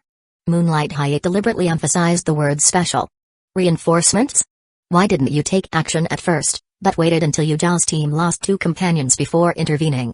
Nanaya Uchiha said coldly. Moonlight Hyatt's face twisted into a grimace. Could it be that he knows I've been here all along? It's impossible, absolutely impossible. Nanaya, I don't know what you mean. We just arrived here. The reason Nanaya didn't take action at first was because he wanted to see what Moonlight Hyatt and the others intended to do. Earlier, the Anbu from Mist Shinobi had fought fiercely against Yujao's 2 companions. However, there was restraint in the root member whose code name is Ding Shui. And Ding Shui didn't suffer any injuries. The battle between them was like Tai Chi, pushing back and forth. When Yujao was injured, Moonlight Hyatt appeared. This guy clearly wanted to stage a drama of a hero saving the damsel and then winning her heart. Moonlight Hyatt felt guilty and asked Kirito beside him softly. Kirito, as a perception ninja, didn't you sense that guy's chakra? No, Hyatt, that guy's chakra appeared suddenly. Sarutobi Kirito, belonging to the Sarutobi family, can perceive ninjutsu and is a reconnaissance ninja. Anbu from Mist Shinobi couldn't sit still. You Hidden Leaf Village ninjas are really interesting, Hyatt-kun. Thank you for telling them where they are, and the hero saving the damsel act is also gone. How about it? Do you want to consider joining us in Mist Shinobi? You. Moonlight Hyatt's face was extremely ugly. Yujao stared at him with murderous eyes. Yujao, you have to trust me and not be swayed by the Mist Shinobi ninjas. Ha ha ha. The 6 Anbu of Mist Shinobi laughed. A special genin, such a name. Hidden Leaf Village ninjas are so foolish, none of you will leave today. The 6 Mist Shinobi ninjas rushed toward Nanaya at the same time. Kunai, which had never tasted blood, was already hungry and thirsty. As they closed in on Nanaya, the icy chill became more piercing. It was very difficult to even breathe, like being submerged in a deep pool of cold water. But Yujao, who was standing beside Nanaya, only felt a faint coolness over her body. The slight chill made her feel relaxed. Suddenly, the wound on her back no longer hurt. The coolness was warm again, as the cool blue chakra flowed through the wound on her back. The wound that had been cut by kunai was healing at a speed visible to the naked eye. The feeling of Mist Shinobi ninjas and Yujao was simply a world of difference.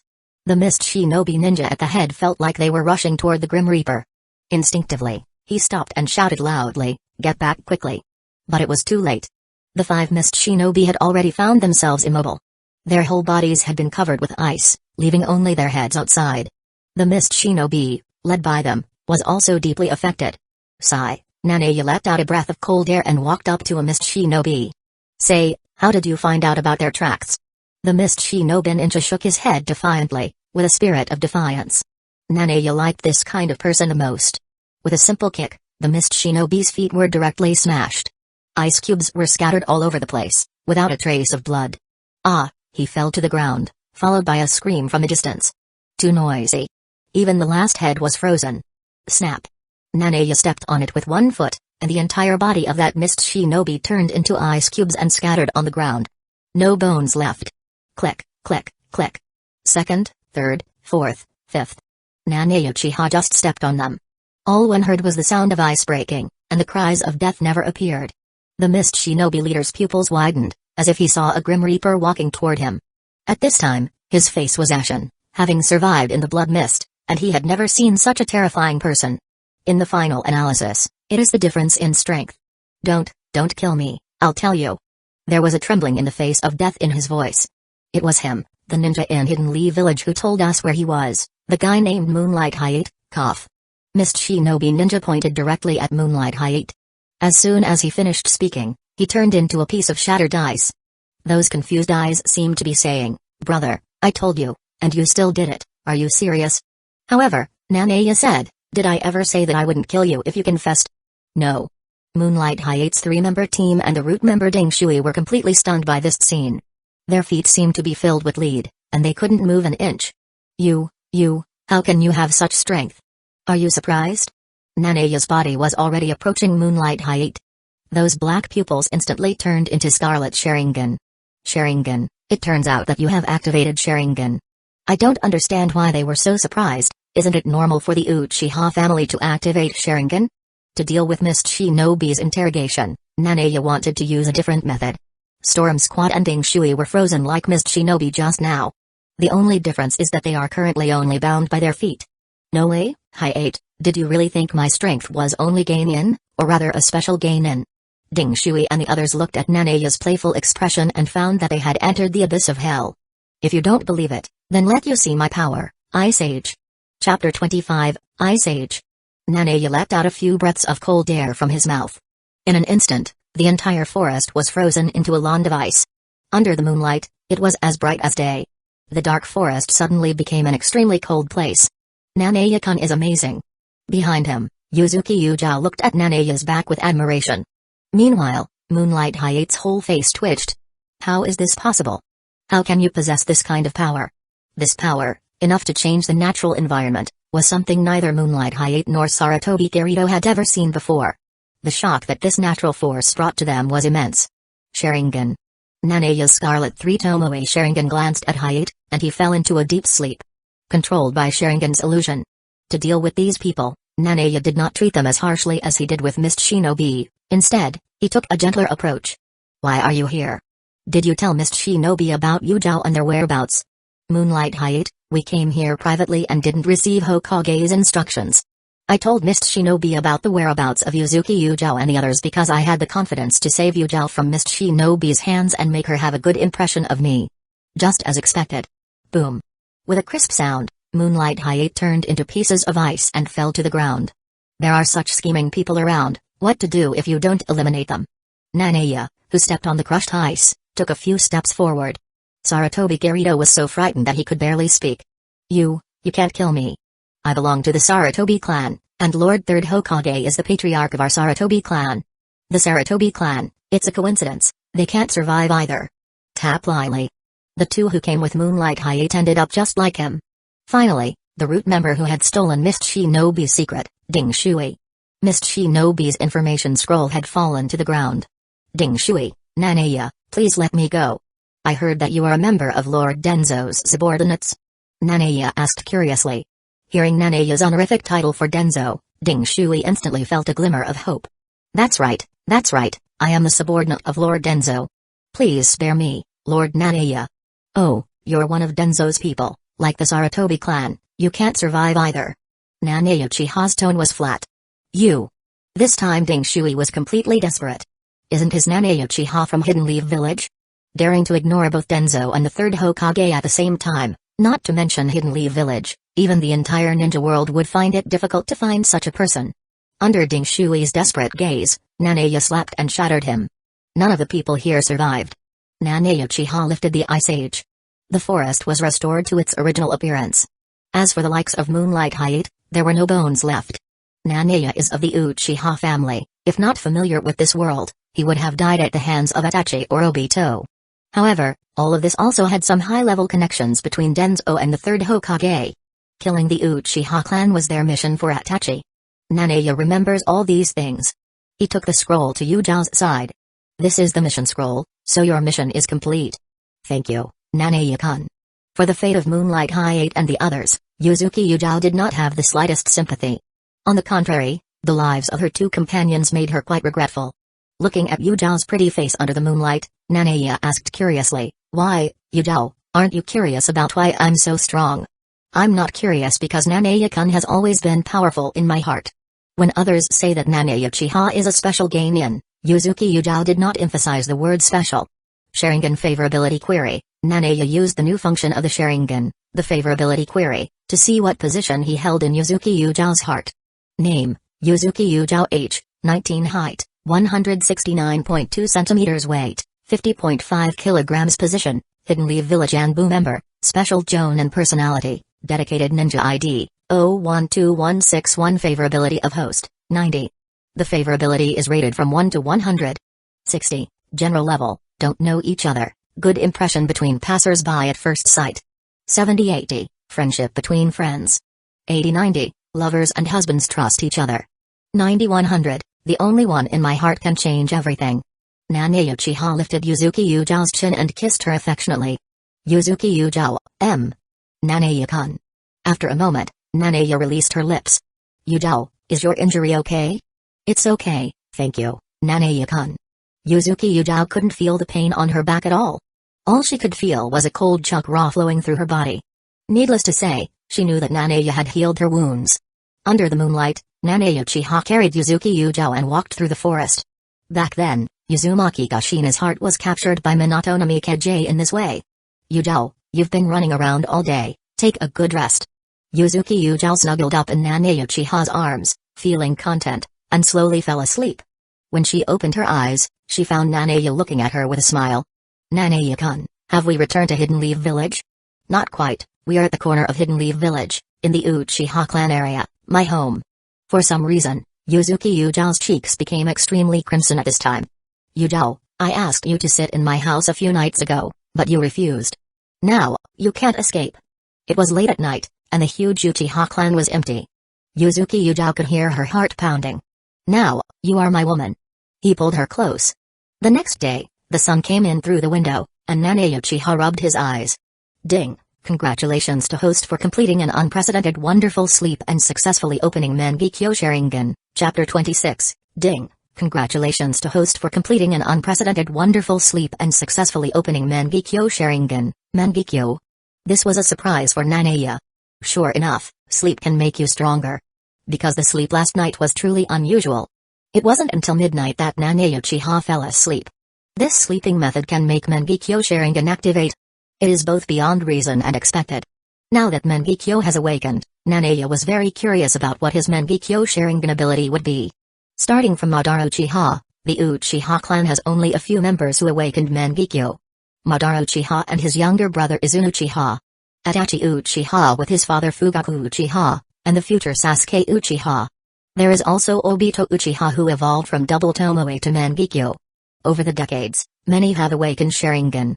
But in terms of Mangekyo Sharingan, there are not even 10. Itachi has the left eye Tsukuyomi of the Mangekyo Sharingan, and the right eye Amaterasu. And Sasuke Uchiha's Mangekyo Sharingan ability is Amaterasu and Blaze Style, which controls the change of Amaterasu's black flame form. Who doesn't envy the eyes that can kill with just a glance? Eye killing is real. The pretty girl beside him, Yuzuki Yujao, also opened her beautiful eyes at this time. Sorry, Nanaya-kun, I slept late. I should get up and prepare breakfast. It's okay, it doesn't matter if you sleep until the sun is high. Yesterday, Yuzuki Yujao was kept up by him until midnight, so what does it matter if she sleeps a little longer? Yuzuki Yujao chuckled. Seeing the bright red on the sheets, she immediately hid under the covers again. Even at this time, she's still shy. Yuzuki Yujao thought that she couldn't be a lazy woman, so she got up directly. Huh, Nanaya-kun, your eyes? Well, my eyes have changed. Change is change, but only in the right eye. This remark surprised Nanaya Uchiha. Right eye? Yeah, Nanaya's left eye is still the 3 Tomoe Sharingan I've seen, but your right eye has no Tomoe, and the pattern inside is a bit like a shuriken. Yuzuki Yujao immediately picked up the mirror from the side and handed it to Nanaya. Seeing the difference in his own eyes, Nanaya Uchiha was also stunned. Am I only the right eye with the Mengekyo Sharingan? Don't Mengekyo eyes open at the same time? Only having one eye open Mengekyo when he had both eyes was unprecedented in the history of the Uchiha. Nanaya-kun, is this the evolution of your Uchiha family Sharingan? Well, it's called Mengekyo Sharingan. Yuzuki Yujao thought that there were more important things at the moment, which was to prepare breakfast, and immediately put on her clothes. Nanaya-kun, you have a good rest, I'm going to prepare breakfast. Nanaya Uchiha looked at his right eye in the mirror. The blood-red eye had the shape of a shuriken, and there was a small black pupil in the center. Ding, host's right eye has successfully opened the Mengekyo Sharingan. Abilities, 1. Divine Domain, 2. Divine Control. This is also capable of explaining. Nanaya was overjoyed. The ability to explain is much stronger than guessing yourself. This is the difference between a novice player and a seasoned veteran. Just like when Sasuke first opened his Mengekyo Sharingan. He led the Eagle Squad to capture 8 tails without knowing Mengekyo's ability. As a result, the tactic of 3 guarantees was saved by Karen, Suigetsu, and Jago. In the end, he was outmatched and was played around by 8 tails. Finally, he figured out Amaterasu for the left eye, Blaze Style for the right eye, and Susanoo later. Therefore, it is necessary to be familiar with the skills in advance. In Nanaya Uchiha's mind, Mengekyo's introduction to the 2 abilities of Divine Domain and Divine Control instantly appeared in his right eye. Divine Domain, ninjutsu in time and space, also belonging to the bloodline limit. Damn, Nanaya couldn't help but swear. Whether it's time and space or bloodline, anything related to these 2 is not a simple ability. Flying Thunder God and Kemyu belong to time and space ninjutsu.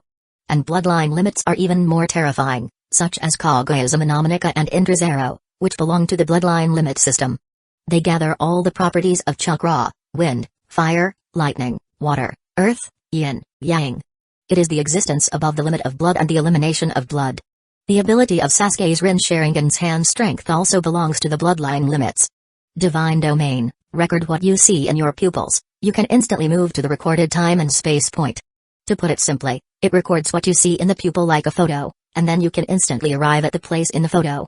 It is Sharingan's unique ability to capture and record images, and Izanami records the somatosensory experiences of herself and the other party for an infinite loop. That is to say, as long as Nanaya glanced at the Hokage rock statue of Hidden Lee Village and recorded it. Then no matter where he is, he can instantly move to the top of the Hokage rock statue. This can be said to be the combined version of Flying Thunder God and Amanojika-ura. Flying Thunder God has no distance limit but must be marked in advance. Amanojika-ura can only perform position conversion within the line of sight. Divine Domain almost combines the advantages of the 2. Nanaya smiled happily. What a great ability. Divine Control, illusion, powerful destruction and control ability. Compared with Divine Domain, the introduction of Divine Control is much simpler.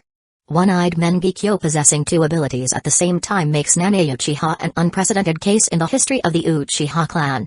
This sleep made Nanaya Uchiha's strength a qualitative improvement, and he didn't sleep in vain. Chapter 27, Divine Control is a spiritual illusion with the ability to destroy and control. When he woke up, Nanaya felt that the chakra in his body had doubled. This was something unprecedented, as the increase in normal sleep chakra had been getting lower and lower. But last night's sleep was different. Nanaya Uchiha's chakra volume skyrocketed. Interesting. Nanaya chuckled lightly. Before long, he smelled the aroma of the food. Nanaya-kun, breakfast is ready. Do you want to rest for a while? In an instant, the figure of Nanaya Uchiha disappeared in front of Yuzuki Yujao. When she reacted, a hand behind her had already wrapped around her slender waist. Today's Yuzuki Yujao had a bit more of the temperament of a mature woman. Her face was radiant, and her spirits were surprisingly good. By the way, Nanaya-kun, when I woke up, I suddenly found that the chakra in my body was much stronger. Really? Yes, it's more than a little bit. It seems to have doubled several times, and suddenly it makes me feel like I have infinite chakra, and I am also full of power. Nanaya Uchiha knew why. As long as you sleep like him, you can become stronger too. But the premise is that there must be Nanaya Uchiha. He becomes stronger and makes those around him stronger. Of course, Yuzuki Yujao would not believe that her power would come out of nowhere. Nanaya-kun, is it because of your influence? Did you make me stronger? Nanaya Uchiha smiled, non-committal. You stay at my house for a few more days, and you will keep getting stronger. The current Yuzuki Yujao was quite confident. If facing the 5 Anbu ninjas from yesterday, she could handle them alone without any problem. Nanae Uchiha glanced at Yuzuki Yujao's favorability towards him. Favorability, 95. After one night, Yuzuki Yujao's favorability for him had risen from 90 to 95. The previous 90 already made Nanae think that she was his own woman, so what's the harm if it is more than 5 points? After having a delicious breakfast, Yuzuki Yujao didn't stay much longer and went to report the mission situation to the 3rd Hokage. Hidden Leaf Village, Hokage's office. Yujao, I didn't expect this A-rank mission to be so dangerous. Roots Ding Shui and your 2 companions, Kamu and Ichi, all died in this mission. Saratobe Hiruzen exhaled a few rings of smoke and thought deeply. The information scroll was already in front of him. Thank you for your hard work, Yujao. You can take your leave now. Yuzuki Yujao did not mention anything about Moonlight Hayate and Saratobi Garito. This was also what Nanae entrusted to her. These two had left the village without permission, and there were no remains, no traces to be found. It's as if they vanished into thin air. When Hidden Leaf Village realizes that the two have not been seen for a long time, they will naturally send ninjas to search for them. Without any findings, it may be assumed that they were secretly assassinated by ninjas from other villages. Yuzuki Yujao was quite surprised to hear from Nanae that the destruction of the Uchiha clan was at the behest of Hidden Leaf Village's high-level officials. And when Nanae said that he would take control of Hidden Leaf Village, Yuzuki Yujao naturally stood by Nanae's side unconditionally. The man she likes is destined to be extraordinary. Yuzuki Yujao is also not willing to be a mere ornament and continues to stay in Hidden Leaf Village Anbu, which will also be of great help to Nanae Uchiha. Leaving the Hokage office, Yuzuki Yujao secretly swore, Nanae-kun, I will definitely help you succeed. When the 3rd Hokage opened the intelligence scroll, the contents inside really shocked him. It is extremely difficult for other shinobi villages to know the information of mist shinobi in the Land of Water. The intelligence shows that the 4th Mizukage, Yagura, is dead, and now the power of mist shinobi is controlled by the Elder. The 7 ninja swordsmen have also fallen apart, giving the 3rd Hokage a better understanding of Hidden Mist Village's strength. Although he sacrificed these Anbu personnel, this information did not make him feel any loss. Without the Uchiha clan, the strength of his Hidden Leaf Village is no longer the 1st or 2nd in the ninja world. The 3rd Hokage has a deep understanding of what the ninja world looks like. The only one that can be stronger than Hidden Leaf Village is the Cloud Village in the Land of Lightning. Cloud Village is very powerful, and none of them are on the most wanted list. During the 3rd Ninja War, Hidden Leaf Village also fought against Cloud Village. The battle between Minato no Mikeji and the Ab combo. This lets Hidden Leaf Village know that Cloud Village is the perfect Jinchuriki, the 8 tails. And Cloud Village is more than one-tailed beast. In addition to the 8 tails, there are also the 2 tails. This made him quite wary as Hokage. Although Hidden Leaf Village is the strongest tailed beast, the 9 tails, there has never been a perfect Jinchuriki. Even the Uchiha clan could only barely control it with a Sharingan. Previously, Cloud Village wanted to capture the Hyuga clan and was killed by Hayashi Hyuga of the main family. But the Land of Lightning did not acknowledge it and threatened war with many unreasonable demands. In front of Cloud Village, both the Hyuga family and the 3rd Hokage chose to compromise. This also resulted in the death of Neji's father. This is enough to explain the power of Cloud Village, the Land of Lightning. Sigh, Saratobe Hiruzen let out a long sigh. Peace is not easy to come by. He opened the crystal ball, and inside was the image of the hot spring. No, wrong, he wanted to see the situation of the 9 tails Jinchuriki and Sasuke Uchiha at the Ninja Academy. Iruka stood on the podium. Students, Lord Hokage will give us some guidance on the training ground tomorrow, and there will be many Jonin present at that time. You have to perform well. Naruto, well, I'm going to be a Hokage, and I won't lose to that old man. Shikamaru, what a hassle. Kiba, wow. No, it's Sakamaru. Sasuke snorted coldly. Ino looked in the mirror. Choji was eating potato chips. It seemed that few listened to Iruka's words and completely ignored him. Thinking about it this way, Iruka felt that Nanae, who was sleeping in class, was much more obedient. He couldn't bear to see this scene. He roared, "You little brats, listen carefully to me. Lord Hokage has a lot of time every day, but you don't have time every day. Lord Hokage being here in person is an honor, you know. Naruto, cut, it's just an old man. Especially you, Naruto." Iruka was particularly worried about the troublemaker Naruto. Iruka's rage is scary. Everyone answered in unison, "We understand, Iruka-sensei, hurry up and dismiss class." Naruto fiddled with the goggles on his forehead. "Iruka-sensei, Will brother Nanaya go? I haven't seen him for a long time since he became a Genin. Nanaya Uchiha. This Iruka doesn't know either. He will go. After all, he is your classmate. Anyway, to prevent Naruto from causing trouble, Iruka decided to placate him for now. Hearing Nanaya Uchiha's name, Sasuke clenched his fists, his face full of unwillingness. After becoming the head of the clan, Uchiha's genius actually lost to an ordinary clan member. It was the shame of his life. Sasuke didn't realize that there would be more shame waiting for him in the future. Chapter 28. The ideological work must start from the Ninja Academy so that Hidden Lee Village can prosper and grow even more. Ding. Congrats to host for learning the profound art of taijutsu, 1,000 years of death. Nanaya Uchiha, who woke up in the morning, suddenly found that he had awakened a new skill. 1,000 years of death? This is a comical taijutsu move. Does he really need to learn this trick? Isn't it the skill of putting the index and middle fingers together and striking forward with force? A few days ago, the third Hokage asked Nanaya to attend the Ninja Academy's orientation session as the representative of the special Genin. And today is the day to attend the third Hokage's guidance conference. Now, he has become a special Genin and a role model for the Ninja Academy. In the square, the thin figure of the third Hokage stood there. The third Hokage, often called the Professor, was not very tall. Not only was the third Hokage present, but several Anbu were guarding him. Kakashi, Might Guy, Asuma, Genma Shiranui, and several other Jonin were also there. Dozens of Ninja Academy students sat in attendance. Iruka stood by and looked at the stalwart figure of the third Hokage, envious of that glorious image. The third Hokage mentoring, brainwashing, conference began. Today's third Hokage didn't smoke. Asuma might have been exposed to second-hand smoke since he was a child. Influenced by the third Hokage, he became a smoker himself. Ahem, Sarutobi Hiruzen cleared his throat and said, "Children, you are the young forces of the village. Remember to take good care of this village and protect your family. Wherever the leaves fly, the fire also grows." Kakashi had a stern face, and no one else could see his expression behind the mask. He heard this phrase from the third Hokage when he was still at the Ninja Academy. Is that all Hokage can say? Naruto, Shikamaru, and several others had a lifeless expression. This old man, what is he talking about? The third Hokage talked for about half an hour. Okay, as your role model from the same period, you brats haven't seen him for a long time, right? Nanaya, are you here yet? The place fell silent immediately.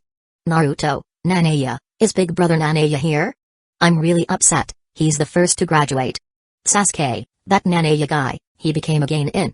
I can't even compare to a civilian Uchiha. Several breaths passed, but Nanaya Uchiha never appeared. Sarutobi Hiruzen frowned inwardly. This guy Nanaya won't stand me up, will I lose face as Hokage? Iruka himself forgot. In their class, not only were Naruto and Kiba problem children, but this Nanaya Uchiha was also a problem child. Asuma's expressions became strange. Isn't his kid really not here? The one who stands up the Hokage is a special Genin, can you believe it? They had met Nanaya in a dessert shop before and thought he was an ordinary person with the characteristics of the Uchiha family. What are the characteristics of the Uchiha clan? That's being handsome.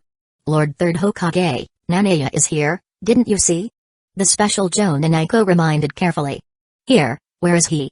The crowd was also dumbfounded. Look, behind those little devils. Anko pointed behind Naruto's group. As expected, Nanaya was sitting there on the ground, propping his chin with his hands, nodding off. Dozing and daydreaming. The third Hokage had a black line.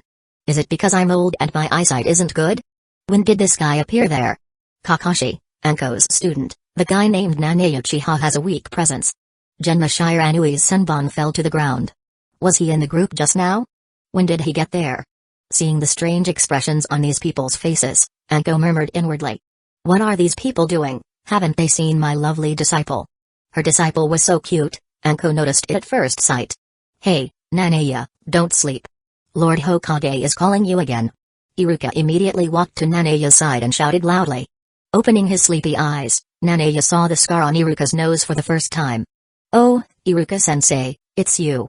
Sure enough, this student was the one that gave him the most headaches. Hey, Lord Hokage is calling you again, did you hear me? Old man, the old man from the third Hokage, didn't he say that as long as I appear on the stage, it's alright? I'm sleeping soundly, you should have woken me up. While in the Hokage's office, the third Hokage did tell Nanaya that as long as he was present it would be fine. Didn't expect the third Hokage to suddenly call him out. What about just being an example? Third Hokage, you are not benevolent. As soon as these words came out, everyone present was in an uproar. Kakashi, ignoring Hokage, you are the first. Asuma, old man, I didn't expect you to have this happen. Anko laughed, as expected of my disciple. Naruto laughed out loud. Brother Nanaya, I really have to hand it to you. I knew I wouldn't be here. Ahem. To avoid embarrassment, the third Hokage coughed again. Okay, Nanaya, come forward. Those people in Kakashi's group who have worked under the third Hokage for many years naturally understand the temperament of the third Hokage. A kind old man, if this were Danzō or someone else, there might be a professional penalty. Fortunately, the third Hokage used to see Nanaya Uchiha sleeping in class through the crystal ball. Now, it's nothing more than his nature. Nanaya Uchiha walked up to the third Hokage. Confusedly greeted. Hello, third Hokage-sama. Sarutobi Hiruzen patted Nanaya on the shoulder and said softly, Kid, give me some face, will you? The third Hokage is also someone who cares about appearances, and he has a lovely side to his personality. Very good, little brats, you should all know this man. He is the oldest among you, and the first among you to graduate. Looking at the group of people who looked at Naruto sitting on the ground, he introduced Nanaya carefully. Naruto, old man, we don't need an introduction, we are all very familiar with Nanaya. Yes, Lord Hokage, Nanaya-kun is the first of us to graduate. Ino looked at Nanaya with a dreamy expression. Wow, Nanaya-kun is so handsome. Since the last time Nanaya defeated Sasuke, Ino has lost interest in Sasuke. She thinks Sasuke is a commoner, a little puppy. She likes mature and masculine ones like Nanaya Uchiha. The point is, in terms of appearance, Nanaya seems to be more handsome. Now only Sakura and some other girls are around Sasuke, and Ino has long since moved on. Sakura is overjoyed that she has one less competitor. Nanaya Uchiha thought, why didn't you notice me when I was sleeping at the Ninja Academy? Chapter 29, the students from the Ninja Academy, like Naruto, were as excited as if it were New Year's Eve. Are you going to make a fuss? What, bullying the third Hokage because he's an old man? In their eyes, the third Hokage is really an old man. Iruka covered his face in exasperation. After teaching this group of students, he questioned his worthiness as a teacher. Okay, you little brats, don't get too carried away. The third Hokage said sternly. That only made Naruto and his peers laugh even more. This old man, at his age, still pretends to be cute. Yeah, the old man is disgusting. Naruto, didn't you say you want to become Hokage? Nanaya has become a Genin, and you can't even compare to him. How can you become Hokage? Old third Hokage, what did you say? Naruto clenched his small fists and glared at Sarutobi Hiruzen. Sure enough, a kid is a kid, so easily baited. To deal with these young ones, the third Hokage thought a few tricks would suffice. This is not just a simple instruction session, it's also to test your strength and how well you've learned in school. Hearing this, Naruto got excited. Old man, if I beat you, I can become Hokage. Naruto thought of using his sexy jutsu to defeat the third Hokage and claim the Hokage's hat for himself. The third Hokage looked at Kakashi and the group of Jonin. You are the future of Hidden Leaf Village. Let these Jonin test what you have learned in school. I am afraid they might hit too hard and not hold back. Indeed, this group of Jonin looked fierce. Especially Asuma, with his beard reaching down to his chin, he looked intimidating. The students at the Ninja Academy dared not meet his gaze. Your opponent is Nanaya, so whoever can defeat him can become a Genin. Speaking of graduating at the age of 12, third Hokage, are you joking or serious? Sarutobi Hiruzen tapped Nanaya on the shoulder. Nanaya, I'll leave it to you. This old man has a mischievous streak, letting this group of students spar among themselves first. Haha, is my opponent brother Nanaya? I've wanted to try this for a long time. Naruto jumped up with excitement immediately. But someone moved faster than him, and that was Sasuke Uchiha. Sasuke had been very upset since he lost to Nanaya last time. He is a genius of the Uchiha clan, and his noble self-esteem cannot tolerate defeat. So here, he has to reclaim his pride. Sharingan. Sasuke Uchiha widened his eyes. With a sigh, his one Tomoe Sharingan appeared in front of everyone. Huh, can you use it flexibly? Sasuke's Sharingan awakened on the night of the massacre. After a few months, he had mastered the art of activating it. The third Hokage was also slightly surprised. Sure enough, Sasuke has awakened his Sharingan. Kakashi subconsciously covered his left eye with his hand. Sharingan, I haven't seen it for a long time. Guy on the side couldn't help but complain when he saw this scene. Kakashi, didn't you use the forehead protector to cover your eye? You don't need your hands. Use them for a duel with me. I have to say, Guy's logic is unique. Before the shouting started, Sasuke charged at Naneya with his Sharingan activated.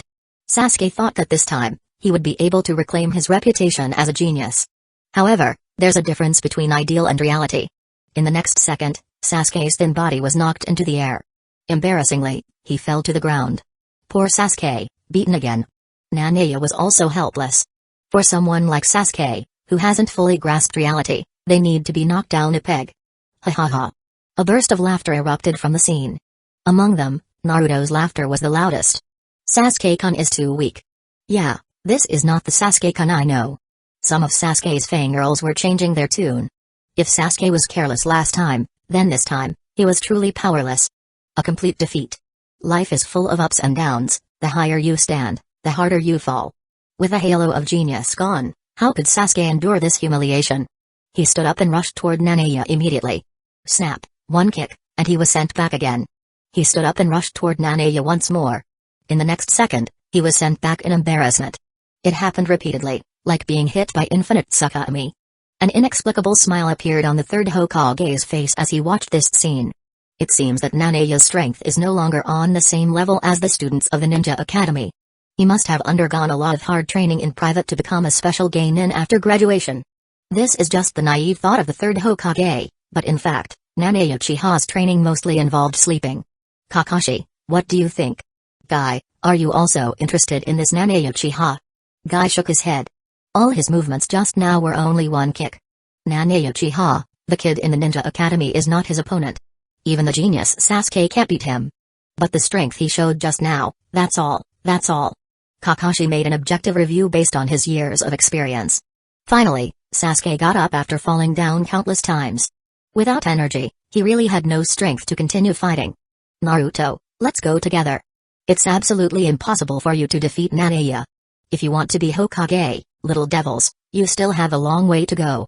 The third Hokage was stirring them up, wanting to see how much potential these students had. Naruto, old third Hokage, I'll show you my strength. Transform, sexy jutsu. Suddenly, a girl with golden twin tails appeared in front of everyone. A few clouds of smoke obscured important parts, creating a suggestive image. Just like a bikini, what is hidden is the most desirable. The third Hokage, who saw this scene, had a nosebleed and flew backward dozens of meters. Sexy jutsu, critical hit rate against the third Hokage, 999999 plus. Kakashi was blushing too, steaming. Critical hit rate 99999 plus. Guy, Kakashi, what's wrong with you, do you have a fever? Iruka immediately knocked Naruto back to his senses. Idiot Naruto, what are you doing? Naneya stood there motionless, watching Naruto's performance. Naruto pouted. Che, what old man Hokage, he was not defeated by me, or brother Naneya was so powerful that he was not affected by my jutsu at all. That masked Jonin was also affected by my jutsu. Thinking of this, Naruto's desire to fight became stronger. I won't give in easily.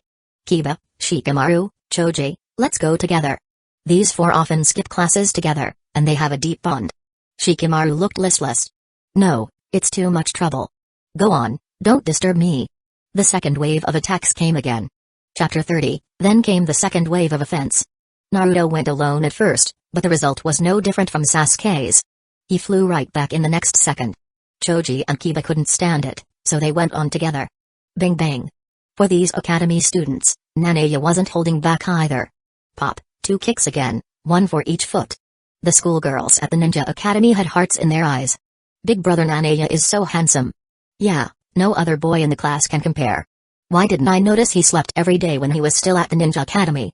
Hinata blushed and looked at Naruto, who had fallen to the ground, and then at Naneya, who was standing there. She said softly, Naneya-kun, that's amazing. Sakura pouted and poked Ino with her hand. Hey, Ino, is that why you didn't try to take Sasuke from me? Humphrey, with that wide forehead, they're also from the Uchiha clan. Now you know who is the best. Cut, Sakura glanced at Naneya reluctantly. Not to mention, he really is a little handsome. Seeing that the female classmates in the class were all swooning, Choji, Naruto, Kiba, and the other boys couldn't stand it anymore. Damn, big brother Naneya is really powerful. No, how can he be the center of attention? I must be Naruto Uzumaki in the end. Unfortunately, here, you are not the protagonist. This time, not only Naruto, Choji, and the others, but the rest of the male classmates went together. Some held kunai, some held stones, and some even held slippers. Expansion Jutsu, Human Bullet Tank. At this time, Choji had become a little rolling ball. Kiba, don't be shy, let's do it together. Beast Human Clone, Fang over Fang. Akamaru, woof woof, woof woof woof. Seeing the 8 immortals crossing the sea and everyone showing their skills, Naruto immediately became motivated. Damn it, Akamaru, Choji, all these guys already know ninjutsu? Swarming up, the scene became chaotic. However, battles are not won by numbers. Bang bang bang bang bang bang bang, Nanae Uchiha gave them an education, and in a few breaths, everyone had fallen. Damn it, we didn't even touch him. Is he really in the same class as us? Nanae is a special case. Strictly speaking, he's not in the same class. He's several years older than us. Yes, Nanae-kun is a monster. Only the topic of age gives them comfort. They believe that when they grow to Nanae's age, they will be just as powerful. However, all this shows that they think too much. Seeing these people go up together and being instantly defeated by Nanae Uchiha, Sasuke's heart felt much better, which at least proved that he was not the worst one. Ha ha ha. The third Hokage finally burst out laughing when he saw Naruto and the others suffering. He finally found a way to teach these little devils a lesson. Okay, this is the end of the test. Now you know that Nanae, who graduated earlier than you, is more powerful than you. However, he has a special gain-in. There are also Chunin, Jonin, etc. who are more powerful than him. Naruto, old third Hokage, you are not as powerful as big brother Nanae. You were defeated by my sexy jutsu just now, and big brother Nanae was not affected at all. Iruka was already furious and punched Naruto directly on the head. It hurts, it hurts. Iruka-sensei, what are you doing? Naruto rolled his eyes instantly, and a small bump appeared on his round head. The group of students who had just been defeated were not convinced when they heard this. What Chunin, Jonin, are not as powerful as Nanae? Yes, that is, Nanae is the strongest, not to mention your old man. What Hokage, he's just an old man. Among them, Naruto and Kiba's voices were the loudest. Nanae had conquered them with his own strength. They only recognized those who defeated them, otherwise, it would be useless even if it were the Emperor himself. Who cares if you are Hokage or not Hokage, Chunin, Jonin, or whatever? Sure enough, the happiness of a child is so simple and so innocent. Nanae smiled. They were really right that he was the strongest. Alright, stop making a fuss. That's why I called Nanae here. Saratobi Hiruzen spoke with authority. His expression turned serious for a moment, then he squinted and smiled again. Really, these guys, there's nothing you can do about them. I'm not just guiding you today, I'm letting you know about the gap between Geinin and Jonin. The world of ninjas is cruel, and Saratobi Hiruzen must let these children learn about the battles between ninjas at school. Strength is the most important thing. I will now let a Jonin guide Nanae's battle and let you see the gap between Geinin and Jonin. When you graduate to become Geinin, you must not take it lightly and forget to practice. Okay, let big brother Nanae blow them up. That's right, brother Nanae is the first among us to graduate, so I'm still afraid of you Chunin, Jonin. Old man Hokage, don't you dare go on. Are you afraid that your Hokage name will be taken away by big brother Nanae? At this time, Nanae had become a hero in their hearts. Besides, Nanae is still their contemporary, so it's certain to support Nanae. Look at the eyes of these people who worship Nanae.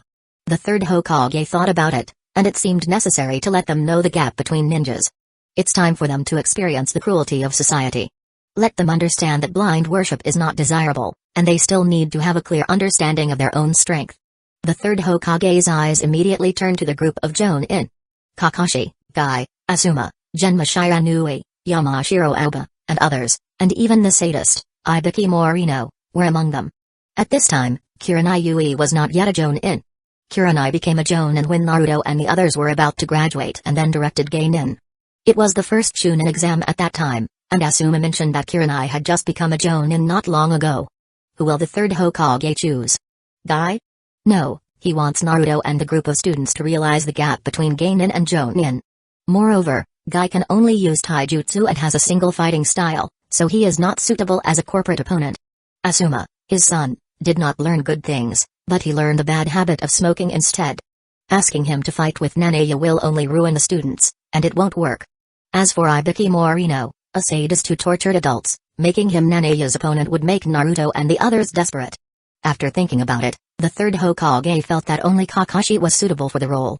Kakashi followed in his footsteps, the disciple of the fourth Hokage. With his Sharingan, Kakashi has copied over 1,000 kinds of ninjutsu and holds the title of Hidden Lee Village's technician. He almost uses all kinds of elemental techniques, which is very similar to him. Combat is complex and varied. That's right, in order to let Naruto and them understand the gap between ninjas, Kakashi is the most suitable opponent. Then, Kakashi, it's up to you to be Nanaya's opponent this time. Chapter 31, Then, Kakashi, this time it's up to you to be Nanaya's opponent. What, Kakashi? The other Jonin were surprised to hear that Kakashi would be Nanaya's opponent. Kakashi's tests were known for their strictness. So far, the students who graduated from the Ninja Academy had never passed under Kakashi's watch. Therefore, Kakashi had not yet taken on a Geinin team. Kakashi is a genius, the strongest of their generation. Kakashi, it's time for you to show your youth, the burning spirit within you. Asuma couldn't help but picked up a lighter and lit a cigarette. Kakashi, don't leave a shadow on this young man's heart. Hey, Asuma, put out that cigarette for me, don't embarrass us here. Whenever someone was smoking, the third Hokage couldn't help but be tempted to smoke, and he immediately reprimanded Asuma. There was nothing he could do about Asuma, it had become an instinct. Yeah, I get it, old man. Reluctantly, he put out the cigarette.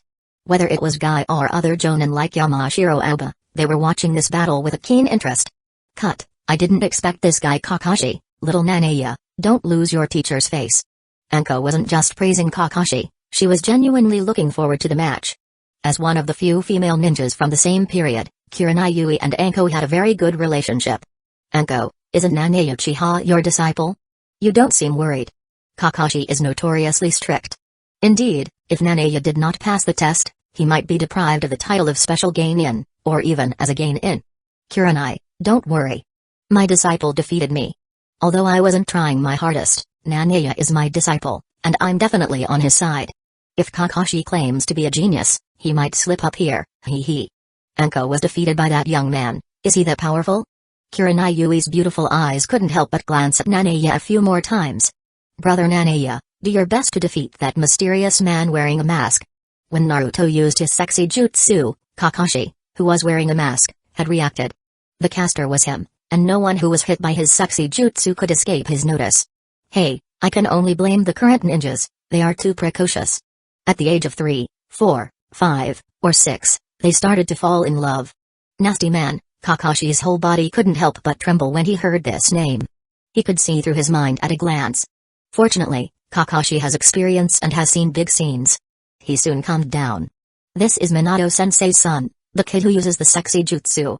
Apart from the same hair color, his personality is so different from that of the teacher. Why didn't he inherit the teacher's careful, gentle, and cautious character? But I have to say, the sexy jutsu had some merit.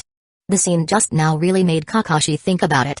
Yeah, Nanaya, you're the representative of our ninja academy, you'll take down any Jonin or Hokage. Yes, you are the man who defeated us. You must not be defeated by others. The only ones who can defeat you are us. The logic of these kids is so unreasonable. Some little girls were cheering for Nanaya with blush on their faces. Nanaya-kun, come on, beat that white-haired uncle. Ahem. The third Hokage coughed a few times and came out to preside over the situation. Kakashi, just let these brats know the gap between the ninjas. In the end, the third Hokage gave Kakashi a look, letting him experience it for himself. I understand, Lord Third Hokage. Sarutobi Hiruzen naturally had great trust in Kakashi. The genius name combined with his cool combat analysis ability would surely leave these kids in awe. Thinking of this, the third Hokage stepped aside. Okay, the test starts now, Kakashi, it's over to you. The atmosphere in the square suddenly became tense. One is a special Geinin and the other is an elite Jonin. What kind of sparks would fly? Hey, just give this boy a little pain, and let these little devils learn a lesson. Under the watchful eyes of all, Kakashi picked up Gekkei Paradise and read it with relish. To deal with Geinin, there was enough time for him to follow the plot of Gekkei Paradise. The third Hokage blushed. I remember this book was written by that kid Jiraiya. I didn't expect it to be so popular. Sarutobi Hiruzen was fortunate as Jiraiya's teacher, having read it when Jiraiya finished writing. The copy in his home was still Jiraiya's manuscript, an extremely rare item. I have to say, Jiraiya's talent in that area made him a very gratified teacher. Going out to gather material was really not in vain. The scope of what is written in the book can be said to be spread all over the world, and there are all kinds of styles. Now what Kakashi and the others are watching is just the physical version from the printing shop. What is this white-haired uncle doing? He's actually reading a book. Yeah, the uncle who wears a mask looks down on people too much. Nanaya, you're going to beat him up, and you'd better tear off his mask so we can see his face clearly. Look, Nanaya-kun. When everyone wondered about Kakashi's behavior, someone suddenly made a strange cry. They all looked toward Nanaya Uchiha. A slight snoring sound came from Nanaya. Everyone was dumbfounded. They thought that this white-haired uncle was outrageous for reading a book during the battle. Unexpectedly, Nanaya's approach was even more outrageous. He fell asleep directly, or stood up to sleep. Doesn't he understand what the current situation is? This is a new skill unlocked by Nanaya Uchiha. After his last bout, he could already go to sleep in battle. Naruto thought for a while and looked at Nanaya with admiration. Brother Nanaya is really amazing, he's ignoring that uncle with the mask. Yes, this is the only one qualified to be our boss. Kakashi looked at the sleeping boy with his head tilted in front of him. Judging from the keen awareness of the breath and a sound of snoring, the boy did indeed fall asleep. Kakashi had never seen someone more nonchalant than him. He was reading a book, and Nanaya was actually sleeping. And as a genin, no less. You know, this isn't battle. This time, it was Kakashi who got anxious first. And the other party sleeps like this, and who knows how long it will take. Could it be that so many people present are just waiting for it? As etiquette dictates, a genin usually makes the first move. Do you want him to attack first as a jonin now? Just as Kakashi hesitated, the voice of the third Hokage came to his ears. Kakashi, let that kid wake up and talk. It really could only be so. Watching Kakashi from Kuka Paradise, he was playing with a shuriken with 3 fingers. With a single flick, the 3 spinning shuriken quickly flew toward Nanaya, who was sleeping. Chapter 32, with a single flick, the 3 spinning shuriken quickly flew towards Nanaya, who was sleeping. Kakashi held Kuka Paradise in one hand and threw 3 shuriken at random with the other. The throw was so precise that it seemed flawless. The 3 shuriken, one aimed for a hair tip flying towards Nanaya. Another flew toward his arm. The last one was directed at Nanaya Uchiha's thigh. Kakashi avoided any vital points. It's just a scratch, this level of damage might be enough to wake Nanaya from his sleep. As expected from the one known as Hidden Leaf Village's foremost technician, Kakashi Hatake. The third Hokage, observing, smiled in relief. As expected of Sharingan Kakashi, his shuriken technique is no longer inferior to this old man's, haha. The third Hokage was a master of shuriken, and the multiple shadow clone technique of shuriken was his original creation. Guy, watching from the sidelines, even gave a thumbs up. My eternal rival, Kakashi, your shuriken throwing is more delicate than I imagined. I will challenge you when I have a chance. Our current record has me slightly ahead. Kakashi, this guy is indeed a genius, and even the shuriken skills commonly used by ninjas are superbly executed by him. Sarutobi Azuma felt a tinge of shame, they were the same age as Kakashi. It was impossible not to envy Kakashi's strength. And Kakashi didn't even look at Nanaya Uchiha when he threw the shuriken, his entire attention was on that book, Kuka Paradise. Unbeknownst to them, Itachi Uchiha's shuriken skills had reached an even higher level. He could curve a shuriken. Itachi's training style and shuriken skills when he was young had already made Orochimaru envious. Some basic skills of a ninja, such as the 3-body technique, shuriken throwing, the use of kunai, and so on. Mastering these basic elements can reveal a person's strength. Damn it, that white-haired uncle, brother Nanaya, wake up, run away, or you will die. The layman sees the fun, the insider sees the technique. Naturally, Naruto and the others couldn't see that Kakashi's shuriken would only cause scratches to Nanaya. They thought these shuriken were enough to kill Nanaya. So they immediately shouted to remind Nanaya. Seeing Naruto and the others so terrified, this was precisely what the third Hokage wanted. Just to show these little devils the cruelty of ninja combat. All 3 shuriken passed by Nanaya Uchiha's side, not even a single hair was touched. How is this possible? The place was deadly silent. Even Asuma and the others didn't see how Nanaya Uchiha escaped Kakashi's attack. In their eyes, Nanaya Uchiha didn't seem to move at all. Was it dodging when they blinked? Impossible, it's too outrageous. What kind of person can be so fast? This shouldn't be the level of a genin at all. The third Hokage frowned slightly. Nanaya, this little devil, there's something special about him. The point was that Nanaya's eyes never opened, and there was a slight snoring sound. That is to say, Nanaya Uchiha escaped Kakashi's attack in his sleep. Oh my gosh, this is so fantastic. Make sure it's not magic. Hey, brother Nanaya is so cool. They were worried about Nanaya Uchiha's safety before, but in the next second, Naruto immediately turned into a cheering little fanboy. In everyone's eyes, Kakashi's no-look shuriken throws were really impressive. But what's even more amazing is Nanaya, who dodged them. Still with his eyes closed, as if hiding in his sleep. Looking at it this way, Kakashi's previous feats were nothing. Nanaya Uchiha, this boy is quite interesting. Kakashi paid attention to Kaka Paradise, but did not notice Nanaya Uchiha's actions. He underestimated Nanaya's strength and didn't see how Nanaya evaded his shuriken. The only ones present who might have seen the clues were the third Hokage and Might Guy. Nanaya Uchiha did move, but only slightly. Since the 3 shuriken were only meant to scratch him, Nanaya only needed to move a little. When the 3 shuriken were about to hit him, he moved just enough to avoid the shuriken. To outsiders, it seemed like he didn't move at all. This is the proficiency of a master. Kurenai Yui couldn't help but praise Nanaya. Kurenai, you are right, this young man is indeed unusual. Haha, yeah, don't forget whose disciple he is. Anko didn't understand how her disciple could fall asleep during a battle. When she fought Nanaya before, he only dozed off a little between the fights. Now it's even more astonishing, having slept through the entire battle. Is this evolution?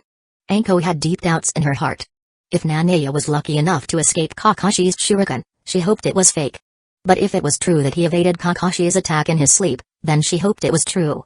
The battle between the two was also quite a spectacle. Read a book during one battle, and sleep during another. One is more outrageous than the other. Just a little temptation was dodged, and Kakashi naturally couldn't stop. Sleeping boy, let me pull you from your dream. Kakashi threw another shuriken, with intricate seals on both hands. The speed of someone single for over 20 years was so fast it made people doubt reality. Shuriken Shadow Clone Jutsu. A single shuriken suddenly turned into hundreds, densely packed, flying towards Nanaya, who was sleeping. It's not an illusion, it's real. Similar to multiple shadow clone. Not allowing his son Asuma to smoke, Sarutobi Hiruzen hid a little further away, picked up his pipe, and puffed out clouds of smoke, happy as a lark. Kakashi even copied my shuriken shadow clone technique? Of course, Naruto and the others couldn't see this. Asuma looked helpless. He couldn't help but complain. This old man only allows himself to light the fire, and doesn't let his son light up? No way, when your father is the boss, the son has to listen. The third Hokage is his father by blood and his superior at work. What could Asuma do? Facing the shuriken coming towards him, Nanaya didn't seem to have any intention of avoiding them.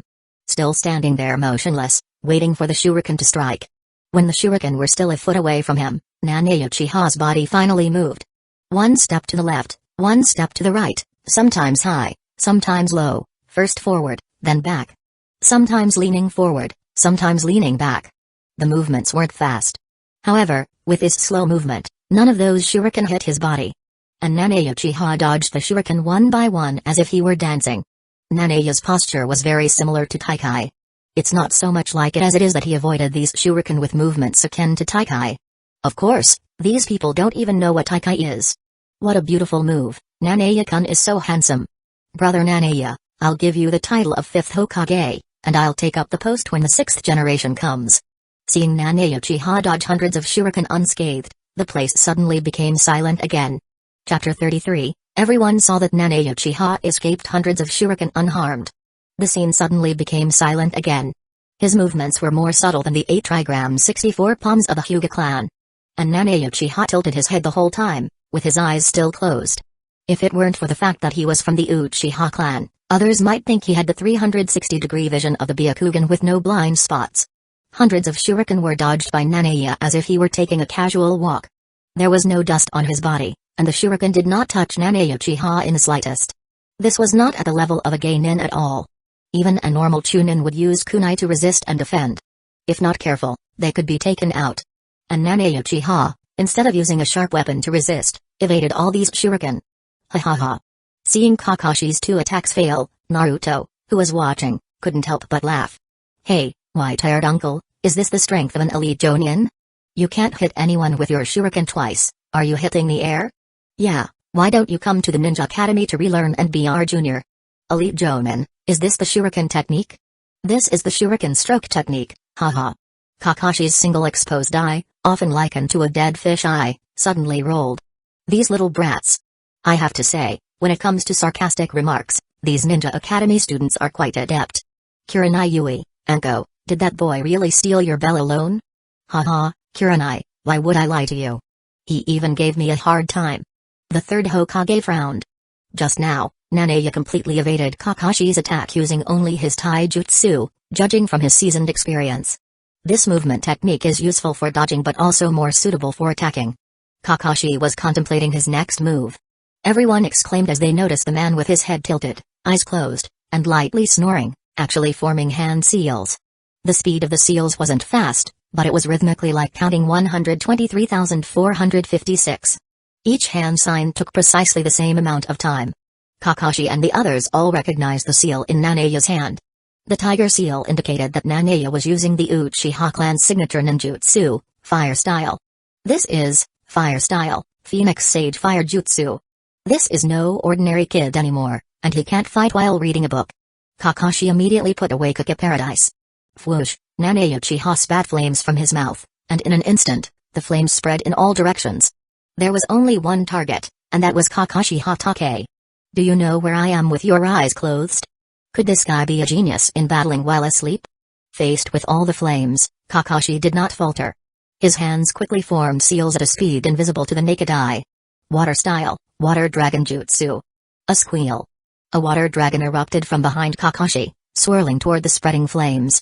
The flames clashed with the water dragon and were extinguished. White steam instantly rose in the air, and the scorching heat had caused some of the water to evaporate into steam. As the flames dissipated, several densely packed shadows flew toward Kakashi. It's a clever idea to cover the shuriken with flames. Clang clang, without hesitation, Kakashi picked up a kunai to defend. While his own shuriken had room to maneuver, Nanaya Uchiha's shuriken were direct hits. They all aimed for the eyes, neck, heart, and below. In the battle between Genin and Jonin, it is to have the attitude of taking one's life. Hey, did you see it? Indeed. All the Jonin present swallowed nervously. That genius Kakashi was actually being suppressed. Kakashi Hatake, known as Hidden Leaf Village's first technician, was actually being suppressed by a Genin. Guy, Asuma, Genma Shiranui, and others couldn't believe this scene was happening to Kakashi. Anko was also a little surprised. Could it be that this kid has become stronger since he played against me? Kurenai Yui, forewarned by Anko, was prepared and could accept Nanaya Uchiha's performance more readily. Shocked as they were, Guy and the others still had a general understanding of Kakashi's strength. Although he was at a disadvantage now, it was a disadvantage of suppression. But Kakashi's copy ability had not been fully demonstrated yet. That is to say, the current Kakashi had not removed the forehead protector covering his left eye and had not yet used the Sharingan. When he brings out the Sharingan, it means he has been forced to use it, and the opponent is still a Genin. Kakashi, who is known as a genius, also has his own pride. The third Hokage, watching from the sidelines, smiled. So, Kakashi, what will you do? Hey, did you see it? Brother Nanaya's fire-style ninjutsu is so cool. That's right, the white-haired uncle was forced to retreat by Nanaya. These Ninja Academy students had completely become Nanaya Uchiha's little brothers and sisters. Even Sasuke Uchiha, who had always been proud, had a look of envy on his face at this time. Now he had not yet been able to perform a complete fire style. His best fire style, Great Fireball Technique, could only produce a small flame. On another side, Kakashi dodged the shuriken attack, and his figure had long since disappeared. In the empty training ground, only Nanaya Uchiha stood alone, still in a state of sleep. Guy, it's finally starting, Kakashi. What Kakashi is best at is gathering intelligence before making a surprise attack. Asuma, this is the correct way for Kakashi to fight. When a Jonin hides their presence, unless the opponent is a sensory ninja, it is difficult for others to locate them. Especially since Uchiha still had his eyes closed. So Kakashi, where will you suddenly attack from? Suddenly, a hand stretched out from the soil and grabbed Nanaya Uchiha's right foot. Earth Style, Headhunter Jutsu. Nanaya Uchiha, as a Genin, I recognize your strength, but this battle is over. With a bang, the ground collapsed. Nanaya Uchiha's entire body was pulled into the soil by Kakashi, leaving only his head exposed. At this time, he hadn't woken up yet. Big Brother Nanaya lost? Impossible, Big Brother Nanaya can't lose. Naruto screamed wildly from the side. Yeah, Nanaya-kun, wake up, you're fighting. Having bound Nanaya Uchiha with Earth Style himself, Kakashi breathed a sigh of relief. He turned around to look towards Sarutobi Hiruzen. Lord Third Hokage, is this all right? The third Hokage showed a knowing smile. Yes, but Kakashi, I warned you, ninjas can't show their backs to the enemy. The next scene left everyone present stunned. With a bang, Nanaya Uchiha, who was trapped in the soil, turned into a cloud of white smoke.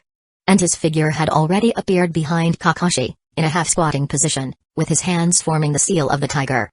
At this moment, Kakashi felt a chill down his spine. Chapter 34. At this moment, Kakashi felt a chill down his back. Tiger seal? Is this guy going to continue using fire style? No, at such close range, Kakashi can't escape. The crowd of Jonin looked shocked. And Kakashi instantly felt a chill strike his back, invading his whole body. This was the first time he felt such a strong crisis since the Third Ninja World War. He saw Uchiha put his hands together, index and middle fingers extended, and push forward. Kakashi, oops, it's not ninjutsu, it's... By the time Kakashi realized it, it was too late. A low moan followed. This was not ninjutsu, but a simple taijutsu. 1,000 years of death. This type of body art Kakashi had only seen in Kaka Paradise. He had wanted to use it in actual combat, but he didn't expect someone else to use it first. And it was him who got caught. It's one of the weakest parts of a ninja. It's quite painful, unimaginable even. Kakashi rolled his eyes and fell to the ground. The severe pain from his backside sent him into shock. The place was dead silent. Men were silent watching it, and women cried when they saw it. Elite Jonin, Kakashi Hatake, who holds the title of Hidden Leaf Village's #1 technician, was defeated by this trick. Guy, Asuma, and others all opened their mouths wide. The shock this scene brought was immense. That Kakashi actually lost to a Genin, not even using his Sharingan. They couldn't believe it, they couldn't believe this scene happened before their eyes. Judging from the taijutsu and ninjutsu just now, this guy was already at the level of a Jonin. Especially the 1,000 years of death that stunned Kakashi, it made them all feel a chill down their spines. It's so scary. Has this teenager named Uchiha been hiding his strength? Amazing, big brother Nanaya, he knocked down the white-haired old man with one blow.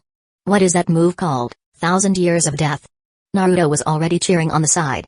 As expected of a descendant of the Uzumaki clan, his energy was remarkable. He also tried a few moves of 1,000 years of death and prodded forward. The third Hokage. This is a really bizarre taijutsu. The medical team, take Kakashi to the hospital for treatment. Just like that, Kakashi was put on a stretcher by the medical ninja and carried away. Anko patted Kurenai Yui on the shoulder. He said loudly, "How about it, Kurenai? This disciple of mine is very interesting." That genius Kakashi was defeated by him. Although there are many objective factors, such as Kakashi not using his Sharingan, there are still many trump cards he didn't use, and so on. But ninja battles only care about the result. Who cares if you use everything or not? It's also a skill to defeat you before you get a chance to show your full potential. Yeah, brother Nanaya won, let's go, let's celebrate for him. Just like that, a large group of Ninja Academy students swarmed Uchiha. These little devils were chatting beside Nanaya, pushing him a few times. Nanaya also woke up in the process of falling asleep. Ding. Congratulations to host for completing a sleep in battle for the first time. Chakra enhancement, side effects of using Mangekyo Sharingan -10, the attack power of the 1,000 years of death is increased by 10%, and it also has a spiritual attack, side effects of Mangekyo Sharingan. Indeed, if a member of the Uchiha clan has activated the Mangekyo Sharingan, using its abilities once can weaken their eyesight. If used frequently, it will eventually lead to blindness. It's like how Tsukuyomi and Amaterasu users, after excessive use, become severely myopic. Sasuke used it frequently after upgrading to Mangekyo, and he was almost blind at the fastest rate. To eliminate this side effect, aside from transplanting a close relative Sharingan to upgrade to Eternal Mangekyo, there are also Hashirama cells. Kakashi, who used Kamyu too much, became short-sighted in the late stage, and Obito could use Kamyu freely because he had first Hokage Hashirama cells. Humphrey, old Hokage, brother Nanaya defeated the white-haired uncle. How about it? Genin from our ninja academy is better. Naruto was quite proud at this time, as if he had won the battle himself. The students of the Ninja Academy were also in high spirits. Yes, Nanaya graduated from our Ninja Academy and defeated a Jonin in just a few months. It seems the village's Jonin aren't all that. With that said, which ninja in Hidden Leaf Village didn't graduate from the Ninja Academy? Guy, Asuma, and the Jonin were shocked by Kakashi's defeat and hoped that Kakashi would recover quickly in the coming days. You little brats, stop making a fuss. Lord Hokage is here, sit down for me. Iruka was furious. This class was the worst batch of students he had ever taught. The third Hokage was equally shocked that Uchiha was able to defeat Kakashi. And it was a complete suppression. Kakashi didn't have a chance to show his Sharingan in the end. The most important part is that Nanaya beat Kakashi with his eyes closed. It would be unimaginable if he were awake the whole time. They don't know that the sleeping Nane Uchiha is the strongest. The new generation of Hidden Leaf Village is very strong, which is more conducive to the development of the village. Nane Uchiha, it seems that this old man still underestimated him. Cough cough. The noisy scene was stopped by Iruka. Nane Uchiha, congratulations on passing this test between Geinin and Jonin. Your performance is shocking enough. So, from now on, you are a special Jonin. The third Hokage spoke proudly. Special Jonin? Naruto and the others looked at the third Hokage with wide eyes. Excited hearts, trembling hands. They learned about it at the Ninja Academy. After graduating from school, one must pass the test to become a Geinin, and then take the Chunin exam to pass the assessment to become a Chunin. After becoming a Chunin, task experience must be accumulated, and only by completing tasks with outstanding performance at different levels can one be promoted to Jonin. And Nanaya, without following these processes at all, went directly from a special Geinin to a special Jonin. This is an unprecedented scene, and it speaks volumes about the third Hokage's enlightened policy. Not sticking to traditional forms. The same is true for Naruto later, during the Ninja Wars, he was still a Geinin. After the war, he was directly awarded the rank of Jonin. Without having to take any exams. And now Nane Uchiha, walking at the forefront, became the first in Hidden Leaf Village to be directly promoted from Geinin to Jonin. Oh, this kid Nanaya is directly at the same level as me, but a teacher for one day is a teacher for life. He is still my lovely disciple. No, I definitely want him to treat me to dessert. Anko on the side pouted and complained a little unhappily. This move by the third Hokage also shocked everyone present. Chapter 35. This move by the third Hokage also shocked everyone present. Hey, big brother Nanaya has become a Jonin, yeah, that's too cool. Isn't he a candidate for the next Hokage? Naruto clenched his small fists and muttered to himself. No, I have to do my best. If the fifth Hokage is big brother Nanaya, then the sixth Hokage must be me, Naruto Uzumaki, and no one can take it away. Shino stood at the back of the crowd. Sure enough, in the Ninja Academy, apart from Nanaya, he was the most inconspicuous one. Wow, Nanaya-kun is really handsome. Humphrey, with that wide forehead, your little Sasuke is already frustrated. Aren't you going to take a look? Sakura glanced at Sasuke with a bitter face, and then at Nane Uchiha in the distance. At this point, she didn't know what to say. Humphrey, pig, it's none of your business. Today's guidance exercise finally ended here. The third Hokage finally took a long drag on his cigarette. Iruka, take these kids back to school first, then let's go. Got it, Hokage-sama. Hey, brats, we're going back to school. Naruto, Choji, and the others greeted Nanaya and followed Kakashi back. There were heated discussions along the way. Nanaya-kun is really amazing, he actually defeated that Jonin. Yeah, how did he come up with that move, 1,000 years of death? It's just too strange. I didn't expect Nanaya to go from Geinin to Jonin all of a sudden. It's really enviable. Sasuke clenched his fist tightly, with a trace of unwillingness in his eyes. He is getting more determined. Although the genius's self-esteem has been hit, he will not give up. Because Sasuke's only purpose is to kill that man. Hey, old man, is this really okay, letting that boy become a Jonin? It was the first time Asuma saw someone go directly from Geinin to Jonin, and he was puzzled by the third Hokage's decision. From Nane Uchiha, he could feel a faint unease. Asuma, you also saw that guy defeated Kakashi. As a ninja, you can't be so narrow-minded. With Nanaya's ability, he is also a valuable addition as a Jonin. Sarutobi Hiruzen pondered. By the way, Asuma, has Kirito been found? The kids were gone, and Asuma couldn't hold back any longer. He exhaled a long sigh of smoke, and his face was solemn. No, Kirito has not been found, and Special Jonin Moonlight Hyate almost disappeared with him. The Anbu and I searched all over Hidden Leaf Village and couldn't find any trace of them.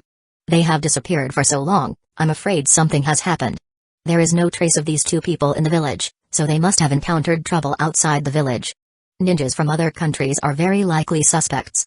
Although this is a time of peace, there is still constant friction between countries and between villages.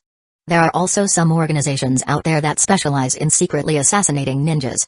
The third Hokage was also puzzled by this, as the ninjas in the village seemed to have disappeared into thin air. One of them belonged to the Sarutobi clan. The Sarutobi clan is already quite famous in the ninja world and has many enemies. Asuma, expand your search beyond the village. Remember, be cautious of ninja raids from other countries. After receiving the third Hokage's order, Asuma's figure vanished instantly. Guy, you are the best at taijutsu. What do you think of the fight between Kakashi and that Nanae Uchiha boy just now? Shiranui Gemma was holding a senbon in his mouth, curious about Guy's opinion. He's very strong. The boy named Nanae Uchiha is very strong, but Kakashi also had some careless moments. After all, he didn't use his Sharingan. As Kakashi's lifelong rival, Guy is well aware of Kakashi's strength. Kakashi can open the first gate of the 8 inner gates. If Kakashi's shuriken attack in the previous 2 rounds wasn't a feint, it might not have turned out this way. But there are no ifs in this world, and Guy agrees with the result. If it was him standing there, maybe he would have been knocked down by the technique, 1,000 Years of Death, before opening the 8 inner gates. Guy panicked when he saw Nanae use 1,000 Years of Death. Such a physical attack was unheard of. Guy knew how terrifying it was when Kakashi was knocked unconscious. He was still wearing green leggings, and if he got hit with that trick, the consequences would be unimaginable. Thinking of this, Guy only felt a chill run down his spine. Slip away, this is a big guy. There weren't many people left on the field, and Anko came over enthusiastically. Haha, little Nanae, congratulations on becoming a special Jonin. Master Anko, it's you. Nanae is really a lovely disciple. I haven't forgotten that I'm your teacher. I thought you and I were special Jonin at the same time and didn't recognize me as a teacher. Although Anko has only been a teacher for a few months, a teacher is a teacher. She still wore a gray trench coat draped over her outfit, with black fishnet stockings beneath. Hey, Nanae, it's natural to celebrate becoming a special Jonin. How about you treat me to some dessert balls? Nanae Uchiha thought of this when Anko greeted him early on. After all, Anko's figure decades later is attributed to her love of desserts. He also didn't expect the 3rd Hokage to grant him the special Jonin position.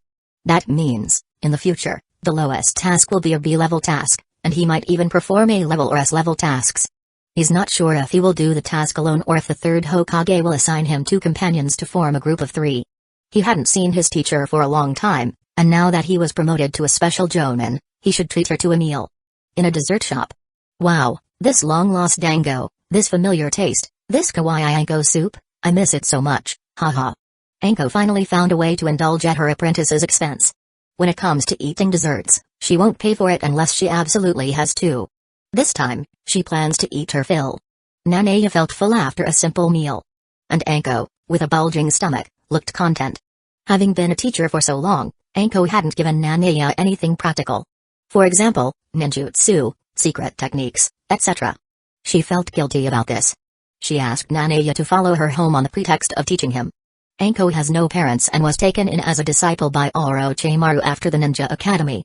She's also been living alone in Hidden Leaf Village. Little Nanae, this is my house, it's far from your Uchiha family's home. Although the Uchiha family is in a remote part of Hidden Leaf Village, their buildings are still luxurious. Although Anko's house is not big, it's more than enough for her to live alone.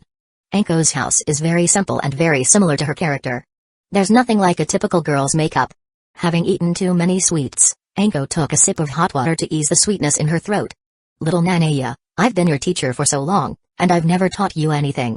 You even invited the teacher to eat sweets today. The teacher feels guilty.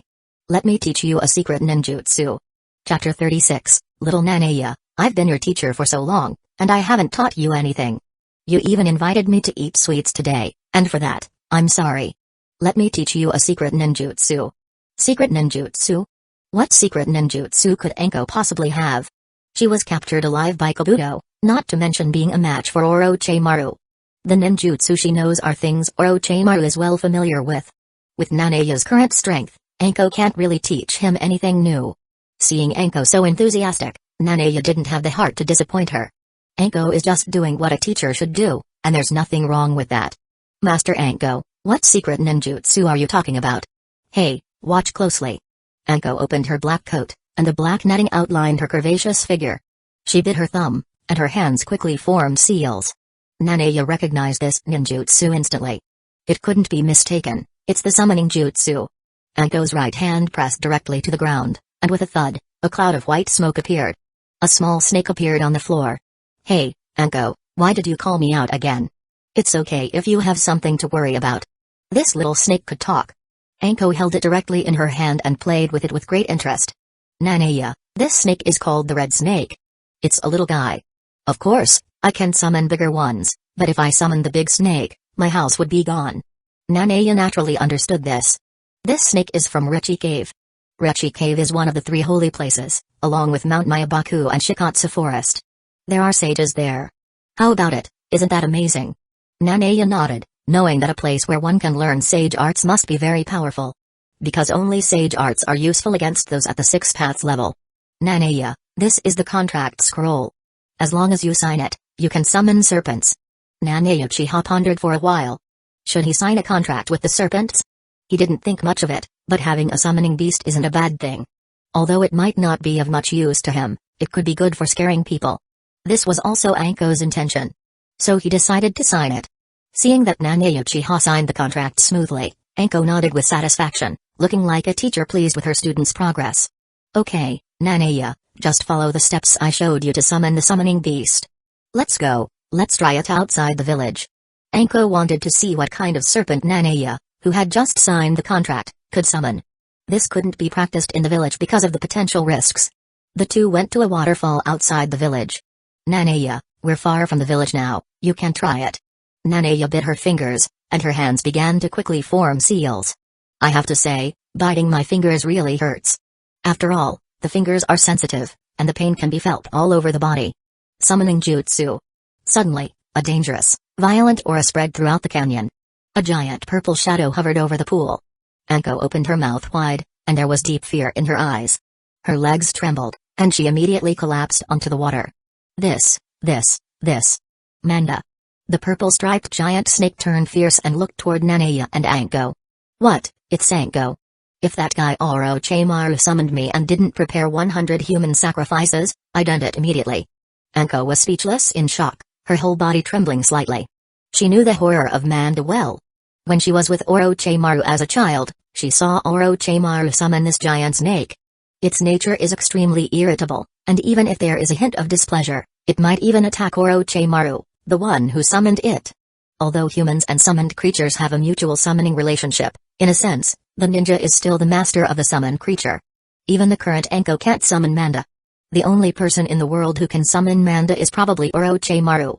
What Anko didn't expect was that Nanaya Uchiha suddenly summoned Manda. How terrifying is the chakra inside this guy? Orochimaru, Anko, she was at a loss for words. He's just a Hidden Leaf Village's traitor, though he planted the cursed seal of heaven on her. But Orochimaru also gave her a lot of things, which cancelled each other out. And not long ago, when she looked in the mirror, she found that her cursed seal of heaven was gone.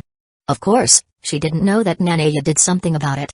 She could only naively think that the seal Orochimaru planted on her had a time limit.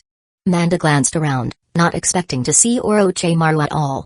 And there were only 2 kids in front of it. That guy Orochimaru, are you kidding me? Summoning me out and sneaking away? Hey, Anko kid, tell me where Orochimaru is, or I'll swallow you both as a living sacrifice. What Orochimaru? You're Manda, right? I called you out.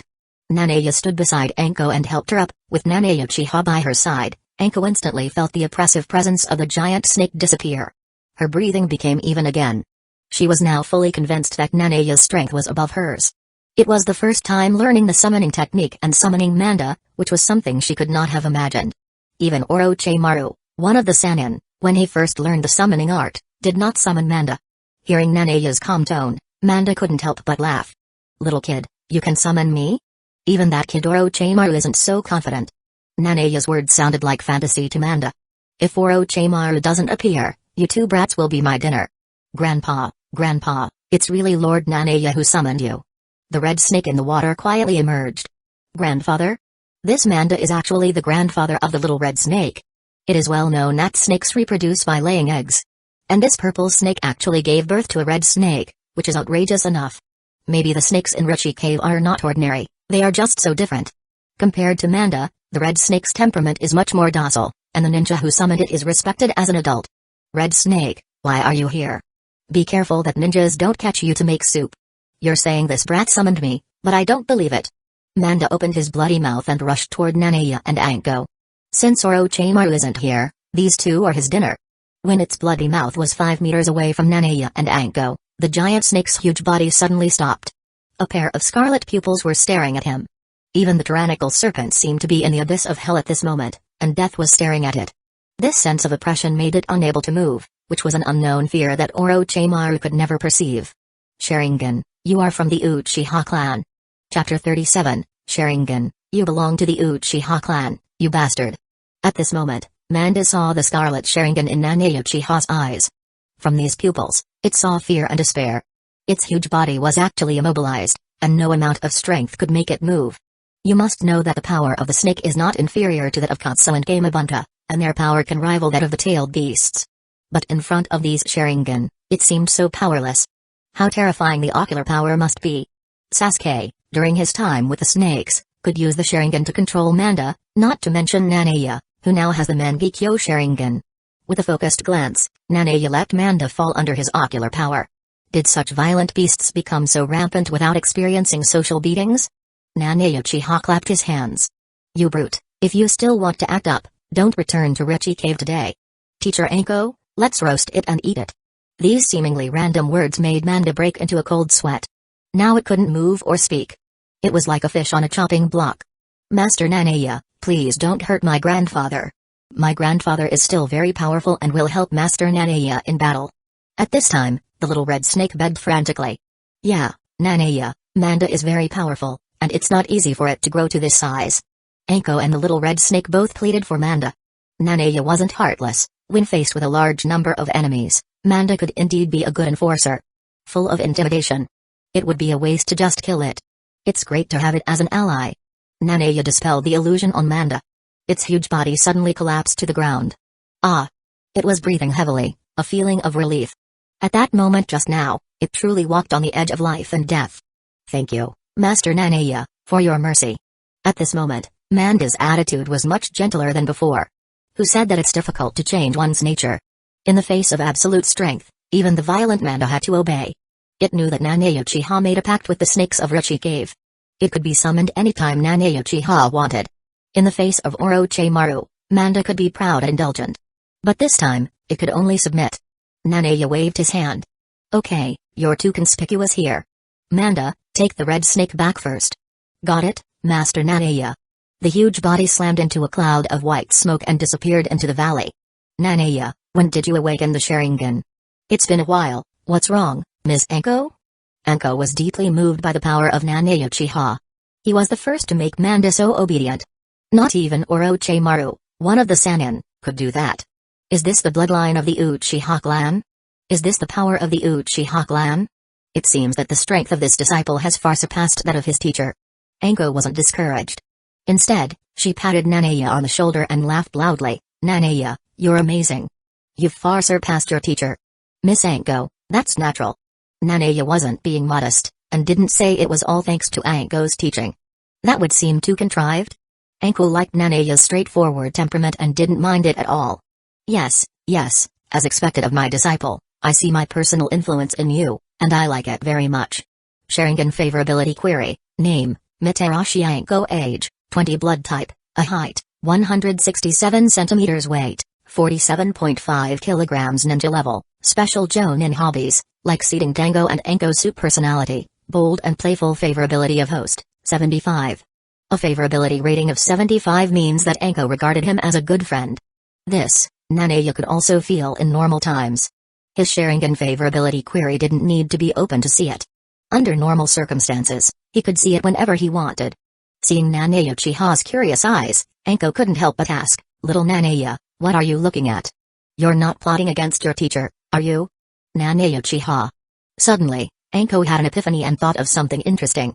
With her back to Nanaya, she leaned forward slightly and made a playful posture. She turned her head and smiled, little Nanaya, do you remember our first sparring match, when you hit me, it was right here. Anko pointed with a finger. She had tried replicating it several times herself but couldn't quite feel the same. So, Miss Anko, what do you want to say? Teacher just wants to experience that feeling again. Nanaya looked at Anko suspiciously. She actually had this peculiar habit. Masochistic? Hurry up, fulfill your teacher's request, hit me. Thinking of her strange request, Nanaya didn't pretend to be humble. With a slap, he struck firmly. Immediately, there was a scream. Nanaya, you idiot, are you trying to kill your teacher? Nanaya Uchiha. Didn't you say you wanted me to hit you? Anko's fishnet shorts had a bright red handprint on the thigh. He had hit too hard. Think about it, Nanaya, did you hit your teacher like this before? Do it again. This time, Nanaya reduced his strength significantly. Anko let out a soft hum immediately. She stood up straight, smiled contentedly, and patted Nanaya on the shoulder. Well, yes, that's the right strength. Nanaya rolled his eyes, realizing that his teacher actually had such a hobby. Alright, it's getting late. For treating your teacher so well, I'll invite you to drink Anko soup next time. After parting from the waterfall and Anko, Nanaya wandered through the forest back to the Uchiha clan. As he walked, a special smile appeared on the corner of Nanaya's mouth. He felt a little mouse following him. This chakra was very unfamiliar to him, it should be someone he had not met so far. With a thud, a kunai was thrown into the jungle behind him. I've been following you for so long, and you still haven't shown up? Clap, clap, a figure emerged from the darkness, applauding. As expected of the man whom Orochimaru has taken an interest in, Nanaya-kun, you really impress me. In the dark, a pair of glasses reflected a strange light. Nanaya recognized this figure. Orochimaru's right-hand man, the one who played a significant role in the Fourth Ninja World War. This chakra, he remembered. It's you. Chapter 38, It's you. The man approached, wearing a black coat that covered his entire body. The sharpness of his eyes was concealed by his glasses. Indeed, it was him. He chuckled lightly. Oh, I didn't expect Nanaya-kun to recognize me. This was Yakushi Kabuto, a notable antagonist in the later stages of Naruto. How could Nanaya forget him? I didn't expect Nanaya-kun to turn from a special Genin into a special Jonin in an instant. This is something unprecedented in Hidden Leaf Village. Yakushi Kabuto was flattering, as expected. Orochimaru's intelligence network was truly extensive. It hadn't been long since Nanaya became a special Jonin, yet Kabuto already knew. Orochimaru had many spies in Hidden Leaf Village. At least the Kabuto trio who participated in the Chunin exams were Orochimaru's subordinates. Repeatedly, Kabuto reached the final stage but would give up the exam. Hidden Leaf Village's eternal Genin, he was also part of Kabuto's operations. But he was merely gathering information in Hidden Leaf Village. Nanaya wasn't interested in Kabuto's flattery or idle chatter. Just get to the point. Nanaya-kun, I'm here to discuss with you the plan to control Hidden Leaf Village. You're not worthy. Call Orochimaru to come. Nanaya's words were confident, and even Kabuto's mouth twitched slightly. He had came to discuss matters with Nanaya Uchiha on behalf of Orochimaru. And yet, the other party said he wasn't worthy. Besides him, no one else could represent Orochimaru. In his mind, Orochimaru had told him to keep an eye on this man named Nanaya Uchiha. Now that he saw him, he felt it was nothing significant. The plan to control Hidden Leaf Village was first proposed by Nanaya. Could it be that Orochimaru couldn't handle it? After all, he had the level of Kakashi. Poor Kakashi, both a unit of measurement and a benchmark for combat strength. While Kabuto was surprised that Nanaya discovered his presence, that was about it. He didn't think Nanaya Uchiha had the ability to control Hidden Leaf Village at all. Nanaya-kun, am I not worthy? In Kabuto's view, Orochimaru was being overly cautious. This Nanaya Uchiha seemed insignificant to him. Only Orochimaru is qualified to discuss this matter with me, you're really not worthy. Nanaya Uchiha's confident demeanor elicited a chuckle. He had already grown tired of the conversation. Kabuto activated his chakra scalpel. I'll deal with you, and Orochimaru will have fewer worries. However, Nanaya Uchiha didn't even glance at him. He was simply contemplating whether to go to sleep to gain experience. Forget it, going home to sleep would likely yield more experience. A la cold air emanated from Nanaya's mouth. Suddenly, the entire forest's temperature dropped dramatically. What's with this cold air? 3 huge icicles suddenly appeared in front of Nanaya and rushed toward Kabuto. Is this guy creating ice out of thin air? Orochimaru mentioned that although this guy is from the Uchiha clan, he has the ability to manipulate ice. Kabuto's right hand wielded the chakra scalpel, slicing downward. A crack. The 3 icicles were split in half. You bastard, disturbing my sleep. Nanaya looked at him coldly. Although the 3 icicles were broken, Kabuto found that his right hand was also frozen. The ice slowly crept across him. No matter how much chakra he gathered, he couldn't dispel the freeze. What kind of power was this? Did he need to give up his right hand? When Kabuto considered severing his right hand, it was too late. His entire body was encased in ice, and he couldn't even utter a plea for help. At this moment, he realized the chasm between himself and Nanaya was insurmountable. Wasting another few seconds of my sleep time. When Nanaya was about to shatter the ice sculpture, an eerie voice came from the forest. Nanaya-kun, please be merciful, I still need Kabuto. The voice of Orochimaru emanated from the forest, and an inexplicable smile appeared on Nanaya's face. Orochimaru, I thought you wouldn't show up. A large snake supported Orochimaru's body as he approached Nanaya. Nanaya-kun, congratulations on becoming a Jonin. I haven't seen you for a few days, and your strength has grown once again. Even Orochimaru himself remained extremely cautious in the presence of Nanaya Uchiha. Orochimaru, long story short, I have a plan to control Hidden Leaf Village. Are you interested? TSK, interested, naturally interested. Orochimaru glanced at the ice sculpture. Nanaya-kun, Kabuto has been infiltrating Hidden Leaf Village for a long time. He's gathered a lot of information and might be of little help to your plan. Please release him first. Nanaya didn't intend to kill Kabuto, he just wanted to speak directly with Orochimaru. The current Kabuto was truly not qualified. Snap. Nanaya snapped his fingers, and the ice encasing Kabuto disappeared instantly. The defrosted Kabuto was pale, staring at Nanaya Uchiha with a terrified expression. He had smelled death just now. Nanaya Uchiha, this man, could render him powerless in mere seconds. This kind of power was formidable. When Orochimaru instructed him to monitor this man, Kabuto hadn't understood. Now, he understood completely. The man before him was even more dangerous than Orochimaru. I'm sorry, Mr. Kabuto, you were too heated, so I cooled you down. Kabuto's face twitched slightly.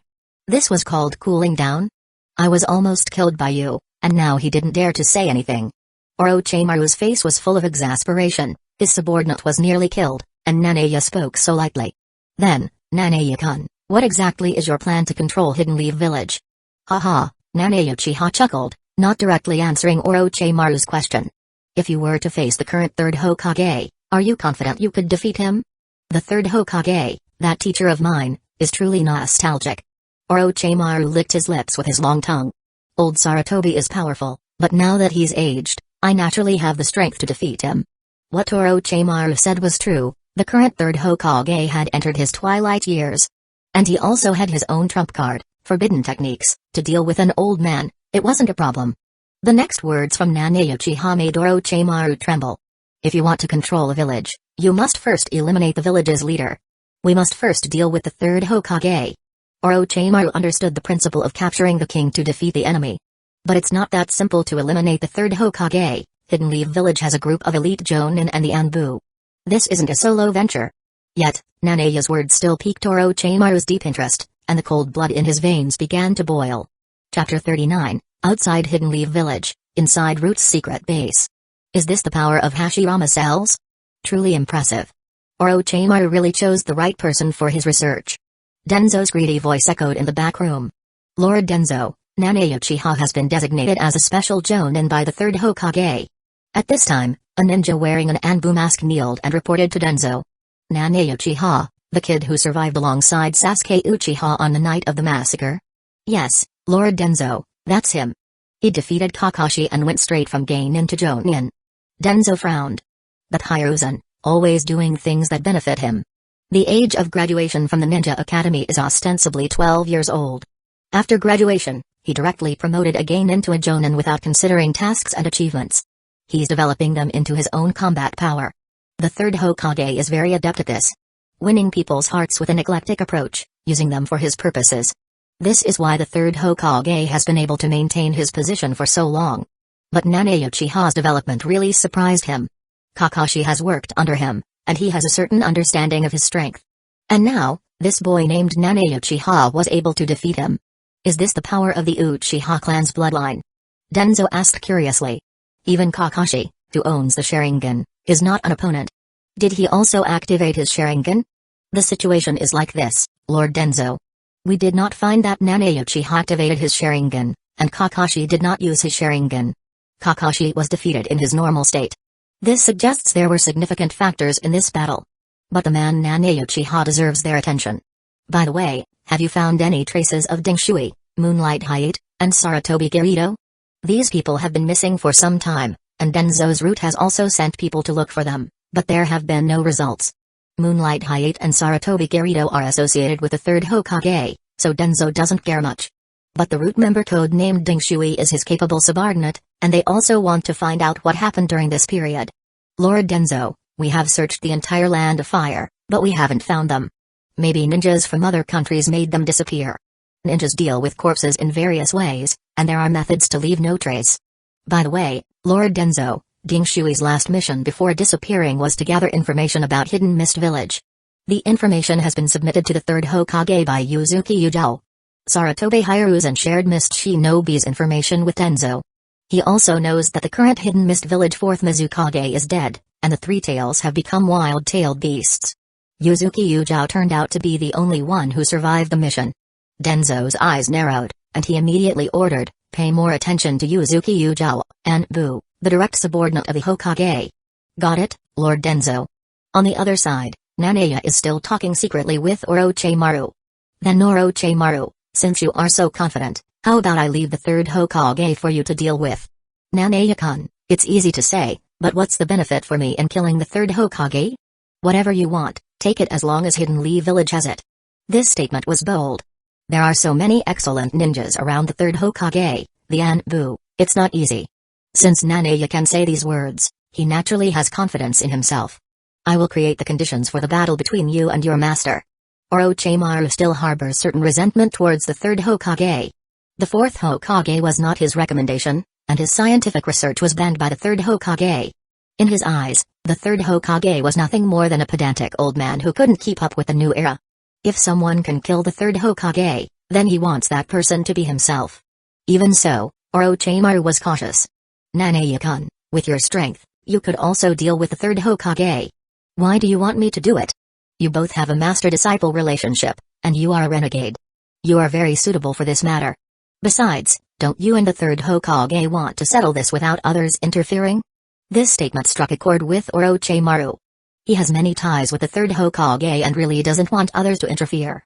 So in the original series, during the Chunin exams, Orochimaru faced the third Hokage alone. He didn't want help, and certainly didn't want others to interfere in this matter. Therefore, the four violet flames formation created by the Sound Four provided a favorable environment for him and the third Hokage to continue their master-disciple relationship.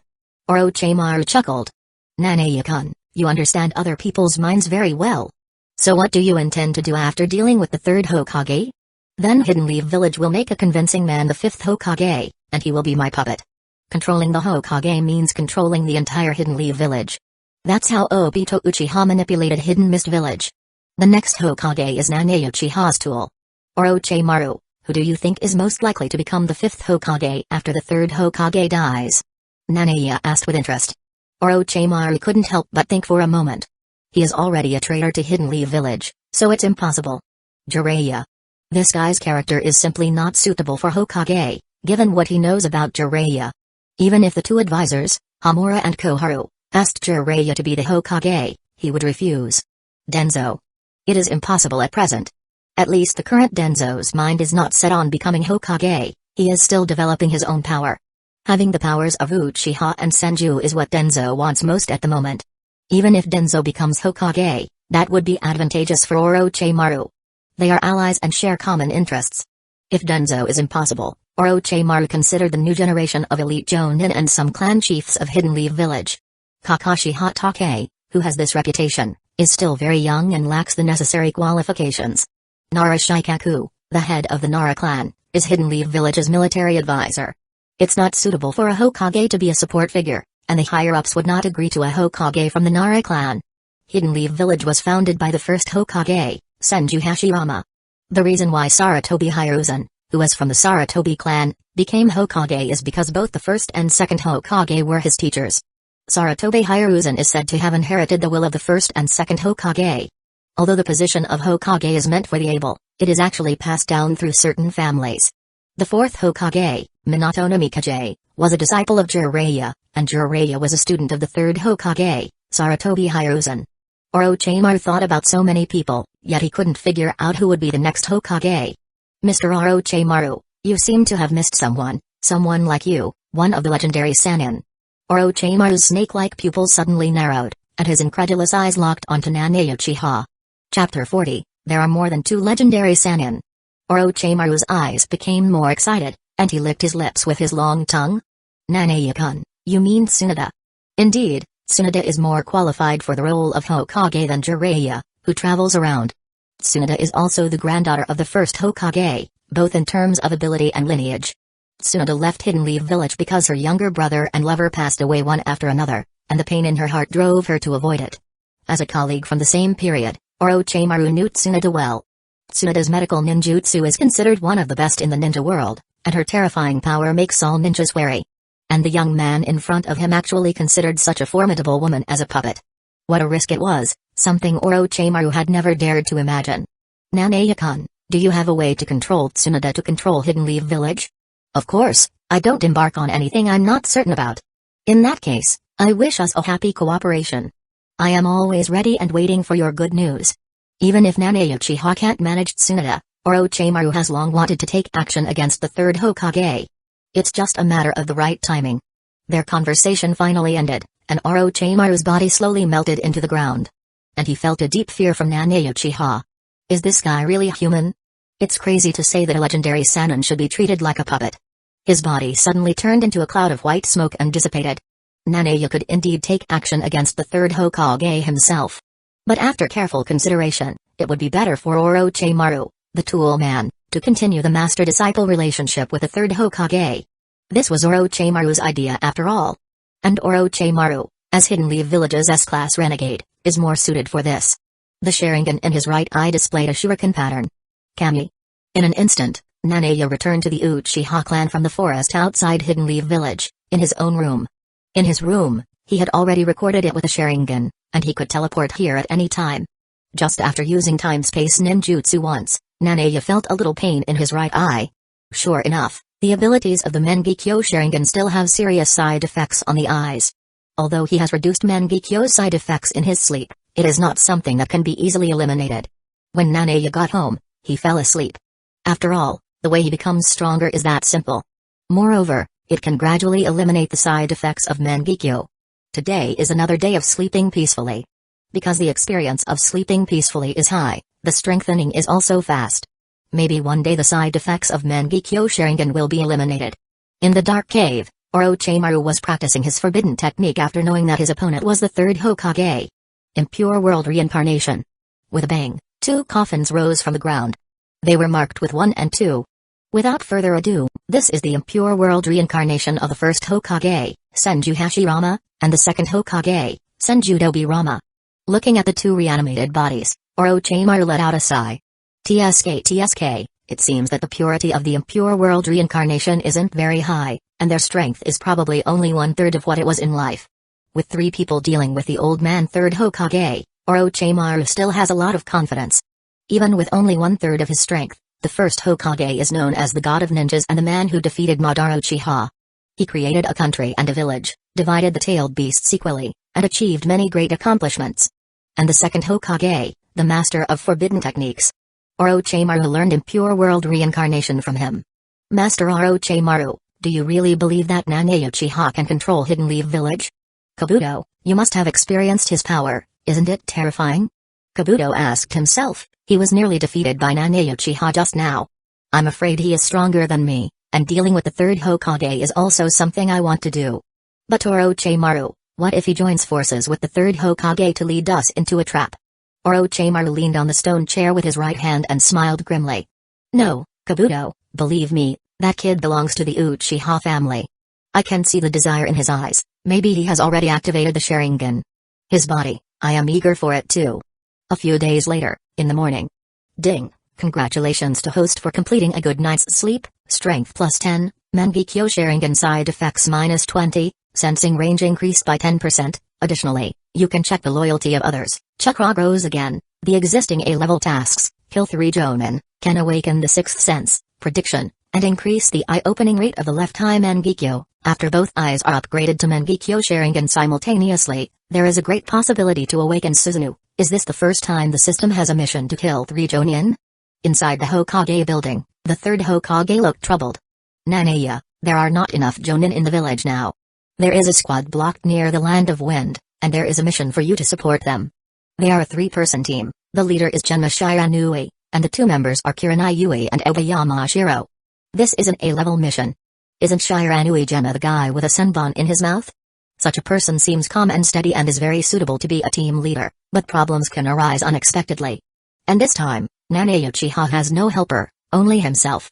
For the third Hokage to meet Orochimaru, Nanaya has to perform well here. Because Orochimaru's battle with the third Hokage, he doesn't want to do it in secret. He wants the whole village to see it. See how their will of fire is shattered. Lord Hokage, isn't the Land of Wind an ally of the Land of Fire? What happened to the Genma team? According to the news from them, it seems they have encountered a powerful enemy.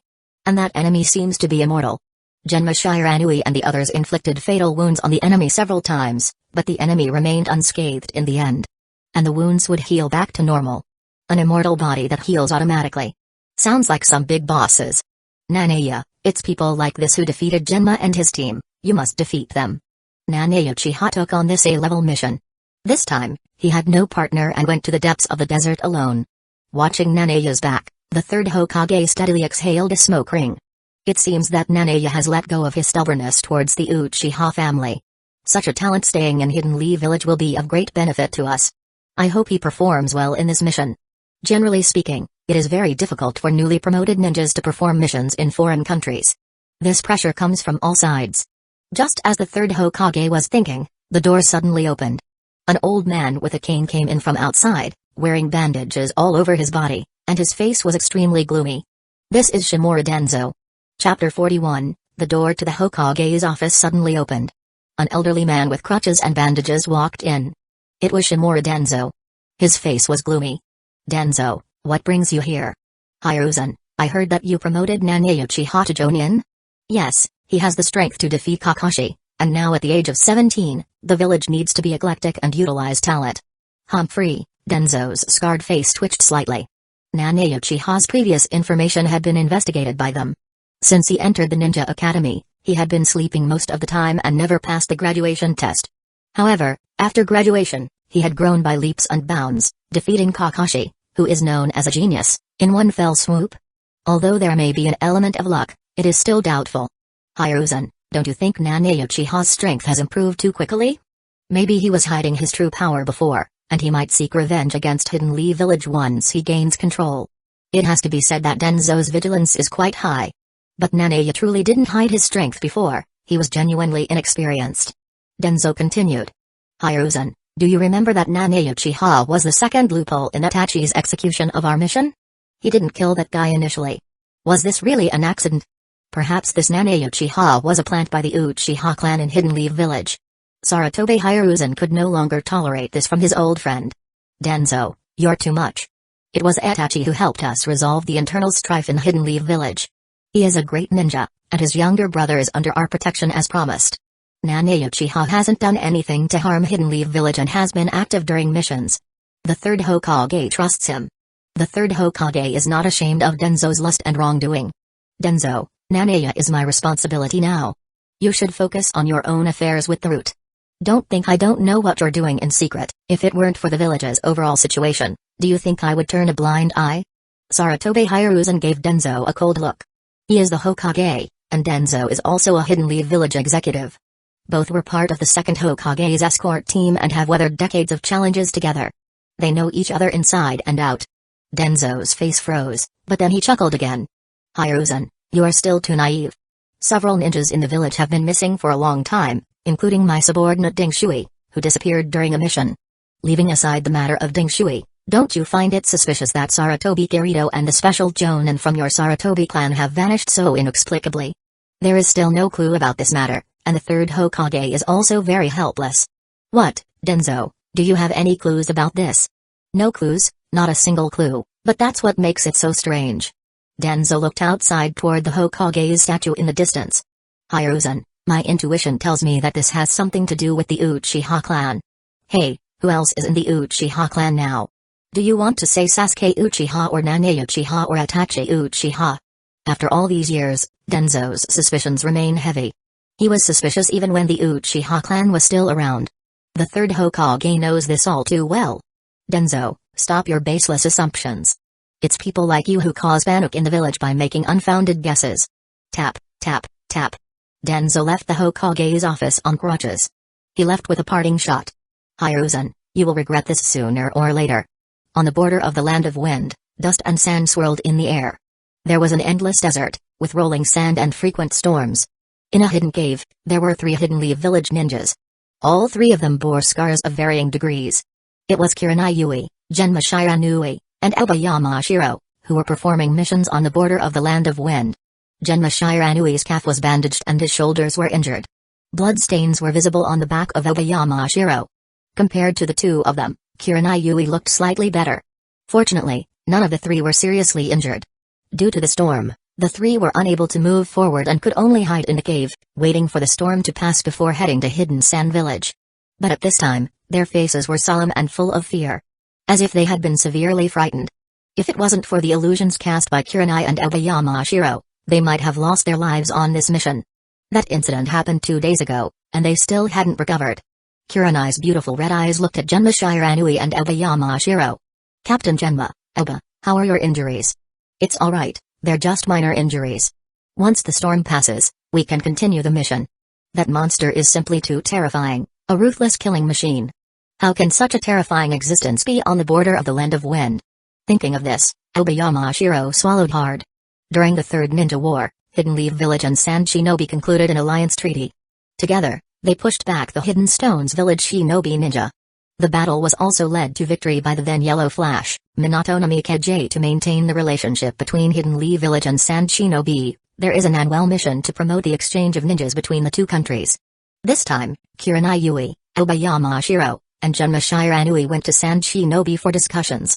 Unexpectedly, before entering Hidden Sand Village, they encountered a huge obstacle. Genma Shiranui, our call for help has been sent to the village, and reinforcements are already on their way. The details of Genma Shiranui's report were explained in the scroll, and they believed that the village would send the right person. Obayama Shiro, yes, for now, we can only trust in Hokage and the reinforcements. The three were stopped by a man in a white coat on their way to Hidden Sand Village. The man's eyes were dull, and he attacked them without saying a word. He didn't give them a chance to defend themselves, and no matter what they said, the man in white remained silent. He just kept attacking, like a ruthless killing machine. Although the man in white was strong, his fighting style was very simple and straightforward. It seemed as if he was fighting without thinking. The three of them found a counter-strategy, once decapitating the enemy and stabbing his heart. In the end, they were surprised to find that the man in white was unscathed, and his head would automatically return to its place. The pierced heart slowly healed. To them, it seemed like immortality. The three exhausted all the means they could use, such as detonating explosive tags and illusion attacks. After a long struggle, the enemy remained unscathed. And their chakra was nearly depleted, while the man in white was still full of energy, attacking relentlessly. He seemed to have endless stamina and chakra. Seeing the situation worsening and a storm approaching, the three could only retreat from the fight, yet they still sustained injuries during their escape.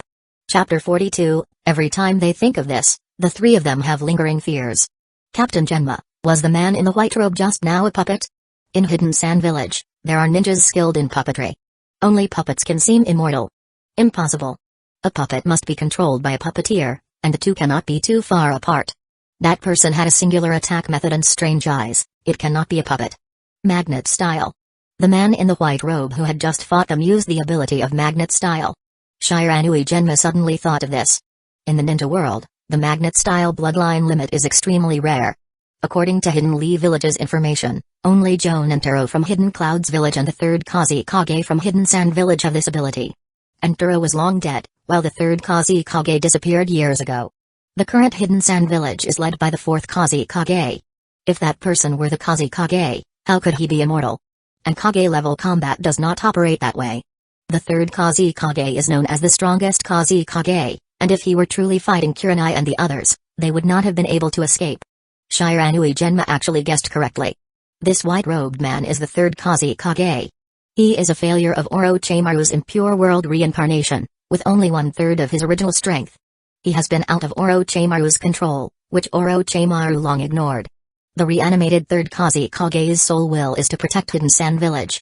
That's why he has been wandering the borders of the Land of Wind, attacking anyone approaching Hidden Sand Village without hesitation. Note, in the original series, the third Kusagakure escaped Orochimaru's control and his soul ascended. This is the context set here. After a night, the storm finally stopped. Captain Genma, should we detour to Hidden Sand Village? That's the only option. It would be troublesome to encounter that dangerous person again. The three bypassed a barren hill, and the surroundings were eerily quiet. Kill, kill, a solemn voice echoed in the thin air. The three of them recognized this voice. It was the voice of the man in the white robe. Their faces changed abruptly. Damn it, it's a long way to go, why did we still run into him? Intruders, Kill without mercy. The figure of the third Kusagakure rose slowly from the yellow sand. The three of them, Kurenai, Genma, and Oba, did not hesitate at all. They threw several shuriken and kunai with explosive tags towards the third Kusagakure. Boom, there was a loud noise in the silent desert, and sand and dust rose up. The figure of the third Kusagakure emerged from that explosion. Damn it, it's still the same, it doesn't work. In addition to Kurenai Yui, Shiranui Genma and Oba Yamashiro were both special Jonin. But faced with an immortal opponent with infinite chakra, they were quite helpless. Who was this person? Stop guessing, this guy probably doesn't even have a thought. Magnet style, iron sand drizzle. The third Kusagakure formed seals with his hands, and waves of iron sand appeared behind him, forming countless fine needles rushing towards Kurenai and the others. Clang, clang, clang, the three immediately picked up kunai for defense. Oba Yamashiro used the Raven Jutsu. Countless black rows circled in the sky, surrounding the third Kusagakure and blocking his sight. This bought time for Kurenai and the others. Genma, Kurenai, you both go first, I'll hold him back. No, Oba, your ninjutsu consumes a lot of chakra and won't last long. Shiranui Genma tightly bit the senbon in his mouth. Kurenai, is your Ganjutsu still effective? No, last time I used Ganjutsu, this guy seemed brainless and wasn't affected by my illusions at all. Wind style, great breakthrough. Suddenly, a strong gust swept the figure of the third Kusagakure, knocking him back dozens of meters. A man dressed in Hokage style appeared before them. Asuma, it's you. Shiranui Genma cried out in surprise. The person who arrived was one of the 12 guardian ninjas, Asuma Saratobi, the son of the third Hokage. Did Lord Hokage send you as reinforcements? Asuma's face was solemn. Leave that aside, the man in the white robe seems to be Hidden Sand Village's third Kusagakure. As soon as these words were spoken, the expressions of Shiranui Genma and the others were shocked. He guessed right, this person is indeed the third Kusagakure. Asuma, how do you know? I once read in the third Hokage's records. There is an introduction to the third Kusagakure. He is known as the strongest Kusagakure of all time and a wielder of the magnet style. He disappeared for many years. How could he appear here? And now, he seems to be controlled by some kind of ninjutsu, lacking the power of a Kage-level ninja. Even so, he's not someone Asuma can handle alone. Magnet style, iron sand pillar. Suddenly, the iron sand behind the third Kusagakure formed a huge column and rushed towards Asuma. The speed was fast, reaching Asuma in the blink of an eye and knocking him several meters away. Poor Asuma, he was interrupted before he could finish speaking and before he could fully act. The impact vibrated through his chest, and a mouthful of blood spurted from his mouth. Damn it, even so, can't I manage? Kurenai Yui. She groaned softly, it's so cold. The desert was supposed to be hot and dry, but suddenly, Kurenai Yui and the others felt a chill. The third Kusagakure looked at them indifferently, expressionless. Kill. The huge cuboid, rhombus, and cylinder formed by black sand and iron all smashed towards Kurenai and the others. The speed was swift, and the attack range was vast, making it impossible for Kurenai and the others to dodge. Damn it, are we going to fall at the hands of a zombie? Crack, crack, the three huge objects suddenly stopped just a few meters away from them. Their surfaces were covered with a thick layer of ice, gradually encasing the sand and iron inside.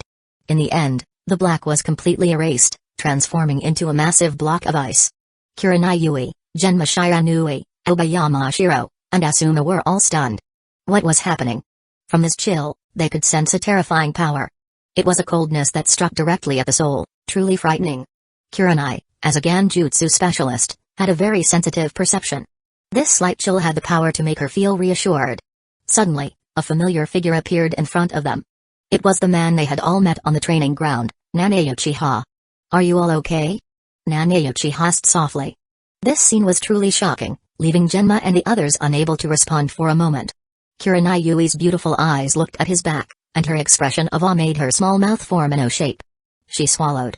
Nanae Uchiha, did the third Hokage send you here? Well, yes, I'm here to reinforce you. Chapter 43, the reinforcement turned out to be Nanae. Not long after Nanae became a Jonin, the third Hokage entrusted him with this mission, which shows a lot of trust. Kurenai Yui, Nanae-kun, are you the only reinforcement? Yes, it's just me. One person. How could one person suffice when the opponent is the third Kusagakure? And it's a Kusagakure who can't be killed. Since Nanae Uchiha came for reinforcements alone, what is Asuma doing here? Everyone's suspicious eyes turned to Asuma, only to find that Asuma had already been knocked unconscious by the heavy blow earlier. Kurenai Yui and the others could feel the icy chill emanating from Nanae Uchiha. In other words, were the huge objects formed by the black sand controlled by him? They couldn't understand why Nanae Uchiha didn't use this ability when he fought against Kakashi. For Nanae, they remained skeptical. Kurenai was the first to remind, Nanae-kun, be careful. Asuma said this person is Hidden Sand Village's third Kazekage, and no matter what, he has the ability to kill. Yes, because this person is a product of impure world reincarnation. Impure world reincarnation? Whether it was Kurenai Yui or Shiranui Gemma, it was the first time they'd heard this term. Impure world reincarnation is a forbidden technique developed by the second Hokage, and he did not pass on this ninjutsu. There are records in the Book of Seals and other sealed scrolls. Nanae gave them a brief introduction. Kurenai Yui, I didn't expect this to be Nadame's ninjutsu. Don't worry, the third Kazekage from Impure World Reincarnation doesn't even have 1/3 of his full strength. Now, Kurenai and the others could only rely on Nanae Uchiha. Asuma had been instantly defeated by the opponent, and the three of them were all injured to various degrees. The third Hokage only sent Nanae Uchiha alone, and they had no choice but to trust him. After a brief conversation with Kurenai and the others, Nanae Uchiha's icy gaze turned to the third Kazekage in the distance. The third Kazekage was still controlling the movements of the iron sand. However, the large cylinders, diamond columns, and cuboids that had been frozen were immobilized.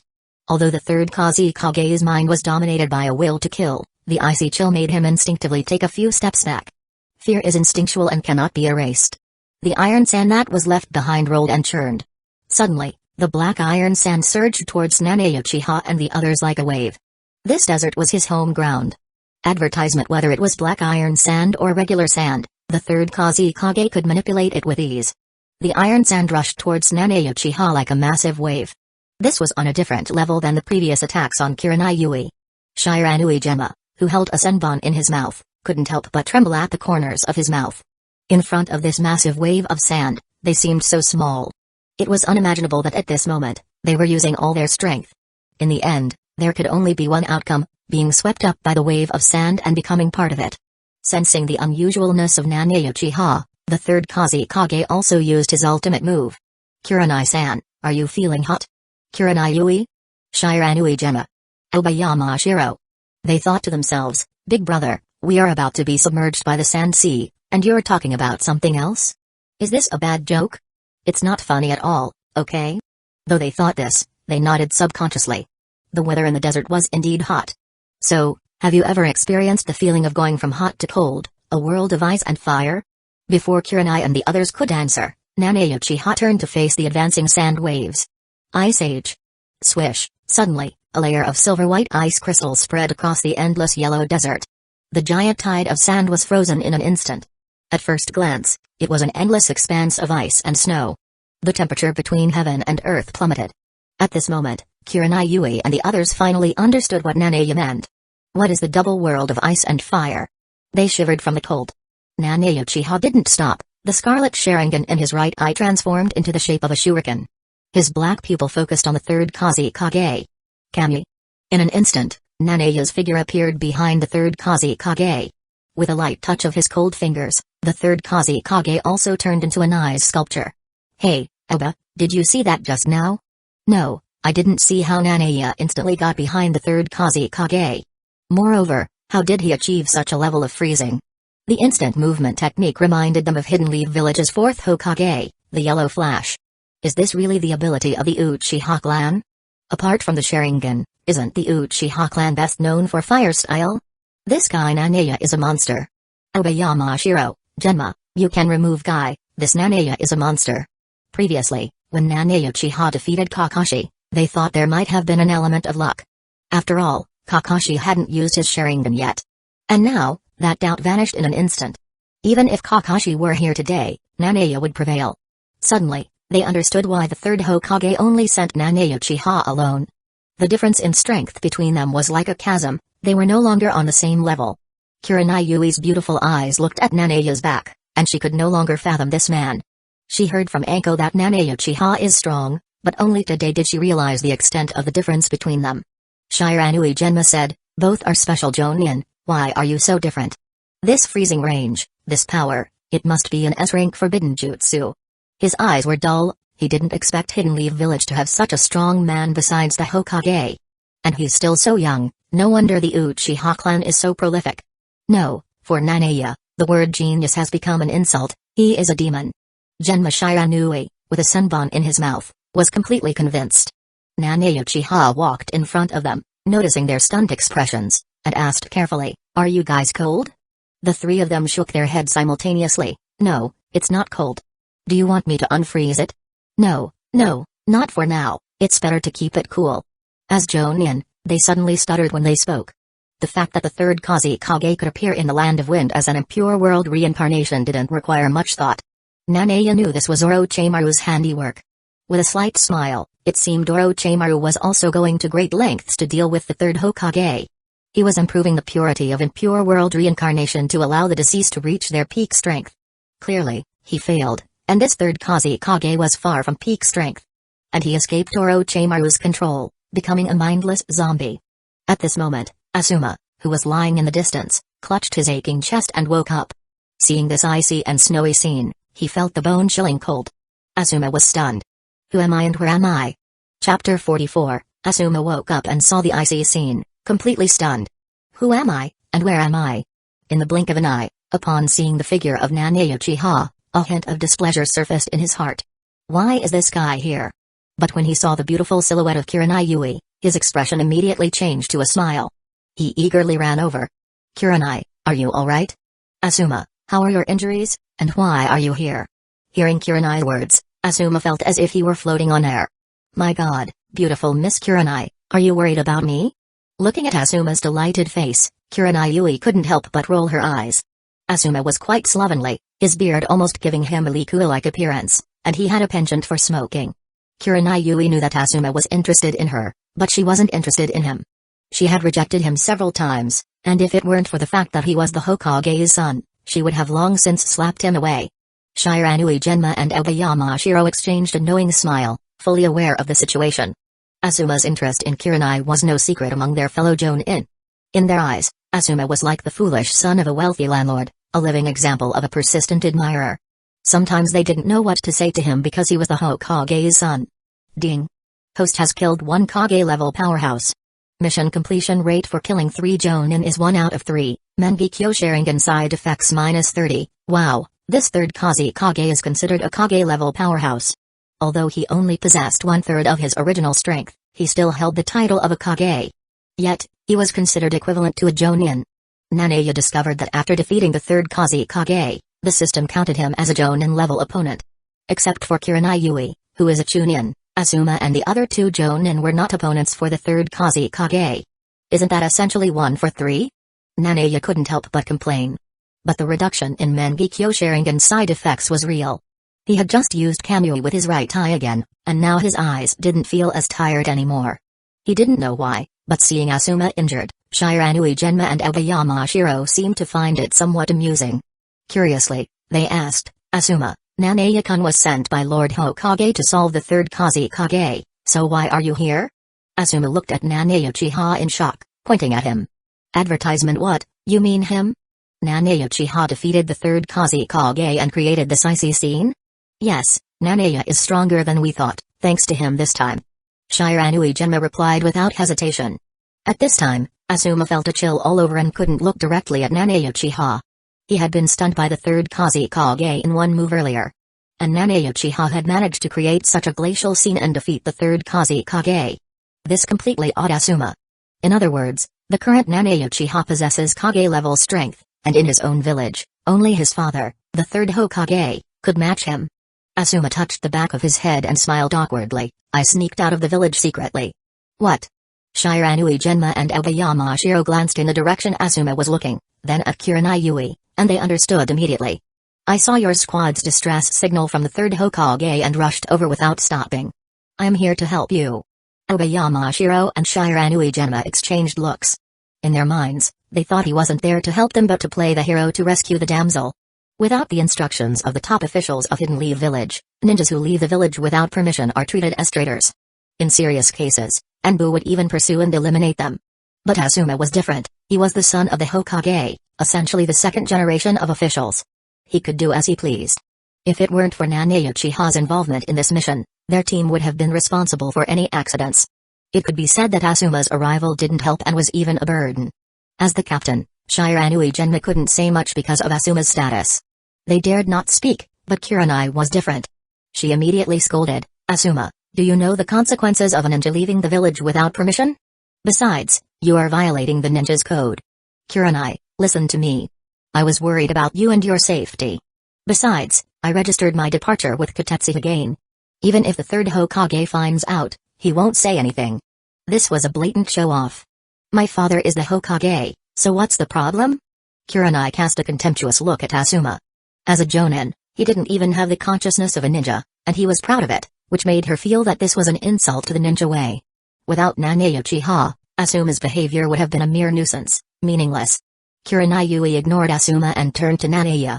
"Nanae-kun, thank you for this time." "It's no problem, it's my duty." From Kurenai Yui's eyes, Nanae sensed a trace of disdain for Asuma. Advertisement. Curiously, he used his Sharingan's favorability query. This could not only assess others' goodwill toward him but also evaluate how others felt about each other. And it didn't require entering the Sharingan state. Name, Kurenai Yui. Age, 23. Height, 169.1 centimeters. Weight, 54.4 kilograms. Personality, meticulous. Blood type, AB. Hobbies, drinking at night. Favorability, target. Ding, please choose a target for the host, Saratobi Asuma. Confirmed. Target, Saratobi Asuma. Kurenai Yui's favorability rating, 55/55, it turned out to be 55. You know, even strangers who don't know each other have an average likability of 60. If it's less than 60, then there is an element of dislike or aversion. Anything lower signifies hatred or resentment. It can be seen from this that Kurenai Yui really dislikes Asuma. Out of curiosity, Nanae also looked at the favorability ratings of the other two toward Asuma. Obayama-shiro's favorability rating for Asuma is 62. Shiranui Genma's favorability rating for Asuma is 64. These are common favorability values for acquaintances. It seems that Asuma's reputation among his peers wasn't very good. Nanae Uchiha looked at Kurenai's favorability ratings for them. Kurenai Yui has a favorability rating of 72 for Obayama-shiro and 73 for Shiranui Genma. This indicates the good feelings between close friends. In the end, Nanae was surprised to find that Kurenai Yui had a favorability rating of 75 for him. There was no denying it, maybe he was the most handsome of the group. Additionally, the favorability value for saving them just now had increased. Seeing Nanae Uchiha looking at them with curious eyes, Kurenai couldn't help but ask, "Nanae-kun, what are you looking at?" Chapter 45, Kurenai Yui. "Nanae-kun, what are you looking at?" "It's nothing." "How are your injuries?" At the moment, except for Nanae Uchiha who is relaxed, Kurenai Yui and the others are all injured.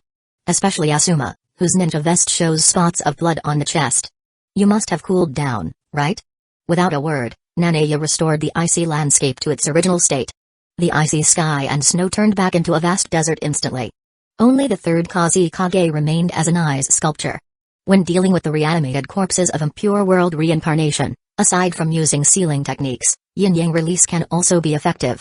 Nanae's divine control is a net of blood, and he possesses yin-yang release, but it is auxiliary ninjutsu and not aggressive. He has his own method and can seal it. However, Nanae chose to use his freezing ability, directly freezing the third Kusagakure's body at a molecular level. Crack, if it were shattered directly with a punch, normal freezing would revert back to its original state in about 7 days. It could also be quickly defrosted after being exposed to water. It takes a lot of power to freeze a person at a molecular level. But Nanae didn't mind. Nanae's smooth execution left everyone in awe. Asuma felt fortunate that Nanae Uchiha belonged to Hidden Leaf Village. If he were a ninja from another village, it would present Hidden Leaf Village with its biggest challenge. "Nanae-kun, are you heading back to the village now?" "No, the third Hokage wants me to accompany you on your mission and then return to the village with you." Hearing this, Shiranui Genma and Obayama-shiro breathed a sigh of relief. With a powerful partner like Nanae, they felt very reassured. Immediately, their eyes turned to Asuma. "Asuma, what about you? You came out privately and are now injured again. Why don't you return to the village to recover?" Asuma didn't want to leave, he was there because of Kurenai. Cough, cough, this little injury is nothing. I will also carry out the mission with you, don't worry, I'll explain it to the third Hokage. Shiranui Genma and Obayama-shiro exchanged glances. Your chest is bleeding, yet you call it a minor injury. Right now, Asuma wants to follow, and as the captain, Genma Shiranui finds it hard to refuse. But he won't indulge Asuma, and because of Asuma's injury, they will be delayed. They were supposed to be delayed by this reanimated zombie for a while. They continued in the direction of Hidden Sand Village. And as for Asuma's injury, they let him deal with it himself. In the vast desert, without the obstruction of zombies, the atmosphere became much more relaxed. Kurenai Yui stared at Nanae Uchiha with her beautiful eyes and asked curiously, "How did you cultivate to become so strong?" Every ninja desires strength. When they saw Nanae displaying Kage-level strength, they were envious. At the same time, they were curious about Nanae's cultivation method. Shiranui Genma and the others were also eager to hear Nanae's answer. "I practice by sleeping. I don't have time to train, and then I just became stronger like this."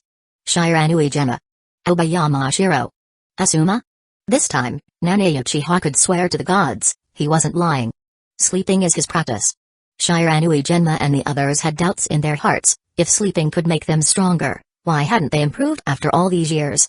Could it be that this is a unique cultivation method of the Uchiha clan, only applicable to them? Kurenai Yui smiled lightly, seeing that he looked very serious and not dismissive at all. She believed him 5 out of 10. Nanae continued, "Everyone has different cultivation methods and different ninjutsu skills. Sleeping is the most suitable method for me, so you have to find your own way to become stronger." Kurenai Yui and the others nodded. That was indeed true. It didn't take long for them to see the skyline canyon outside Hidden Sand Village. Their destination had finally arrived. In the Land of Wind, Hidden Sand Village was in an unprecedented riot. The one-tailed Shukaku had gone berserk again. The eyes of a girl with a yellow pineapple hairstyle were filled with tears. "Father, why has little brother become like that?" A little boy with a patterned face stood beside her. "Temari, Kankuro, follow the villagers to the safe area. I'll handle Gara." The fourth Kage, Raza, had a solemn expression, gritting his teeth as he stared at Shukaku. The girl with the yellow pineapple hair and the boy with the tattoos on his face were 11-year-old Temari and 10-year-old Kankuro. Now they were Geinin. Hey, Shukaku's bloated body roared to the sky, seemingly venting the resentment within. "Hey, for so many years, I've been sealed inside that old monk's body. Now I'm out again. I want destruction, I want to destroy." Shukaku's distinctive voice echoed in the air. The fourth Kage hovered in the air on gold sand. "Gara, have you still failed? Don't lose to Shukaku, suppress it." The wind roared and dust spread over Hidden Sand Village. Wind style, drilling air bullet. Shukaku suddenly took a deep breath, and his bloated belly swelled into a sphere. Beating his chest and feet, he spat out a huge wind ball that rolled towards Hidden Sand Village, Sand Shield. Whoosh! At the same time, Gara's father, the fourth Kage Raza, took action. The wall formed by vast golden sand blocked the huge wind ball. The strong impact twisted and deformed the golden sand wall. This is the power of a tailed beast. Raza's face was grim. Shukaku's rampage this time is stronger than ever before. In the past, he could barely suppress it with gold sand, but today, he seemed to lack the strength. If Gara didn't wake up in time to suppress Shukaku, then Hidden Sand Village would be completely destroyed by Shukaku. "Gara, come on." Outside Hidden Sand Village, Genma Shiranui showed the quest scroll to Hidden Sand Village's guards. The Hidden Sand Village ninjas were embarrassed. "Ninjas of Hidden Leaf Village, this mission is over, you should go back first." When Shiranui Genma and the others arrived, they realized something was wrong. There used to be dozens of Hidden Sand Village ninjas guarding this place, but today there were only a few scattered ones. "Are you kidding me? This is a mission that Hidden Sand Village and the Hidden Leaf Village Alliance have been conducting annually. We came here after all that effort, and now you're telling us to go back?" The Hidden Sand Village ninja also looked embarrassed, and one of them was poked by a companion. Now the situation is critical, the more people, the more strength. Let the Hidden Leaf Village ninjas help, otherwise, the village will soon disappear. Seeing the solemn expressions of the two, Nanae performed a chakra perception. He sensed a powerful chakra wreaking havoc within Hidden Sand Village. Such a behemoth was already at the level of a tailed beast. Shukaku, gone wild. Chapter 46, Shukaku, going wild. That Hidden Sand Village ninja said, word by word. Kurenai Yui and Shiranui Genma's faces suddenly changed. They understood the power of the tailed beast. They had all experienced the Nine Tails Rebellion in Hidden Leaf Village back then, but they were protected by the village as part of the new force. Kurenai's father, Yui Mako, died in the Nine Tails incident. The one-tailed Shukaku is the only tailed beast of Hidden Sand Village, which is no secret in the ninja world. When the first 5 Kage summit was held, the first Hokage, Hashirama, divided the tailed beasts equally at the summit. At that time, Hidden Sand Village already had Shukaku, so they didn't need any more tailed beasts. All they wanted was money and fertile land. In today's ninja world, only Hidden Clouds Village can perfectly control a tailed beast. The tailed beasts of other ninja villages are a double-edged sword. Okay, Hidden Leaf Village's ninjas, the real situation has been told to you, and your mission may not be completed. You should go back to Hidden Leaf Village. We have to participate in the evacuation of the villagers, and we can't entertain you. After speaking, the two Hidden Sand Village ninjas hurried away.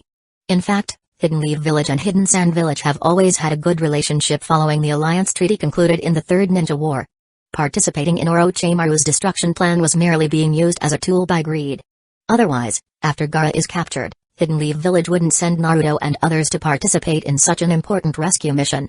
Captain Genma, the tailed beasts are causing chaos in Hidden Sand Village now. What should we do? Lord Kusagakure must be fighting against the tailed beast. The Senbon in Shiranui Genma's mouth kept moving. He was silent for a few seconds. The most important thing for us ninjas is to complete the mission. How can I go back without seeing Lord Kusagakure? Besides, the Land of Wind is our ally, so it should be possible for us to participate in the rescue work. What do you think, Nanaya? Shiranui Genma also sought Nanaya's opinion.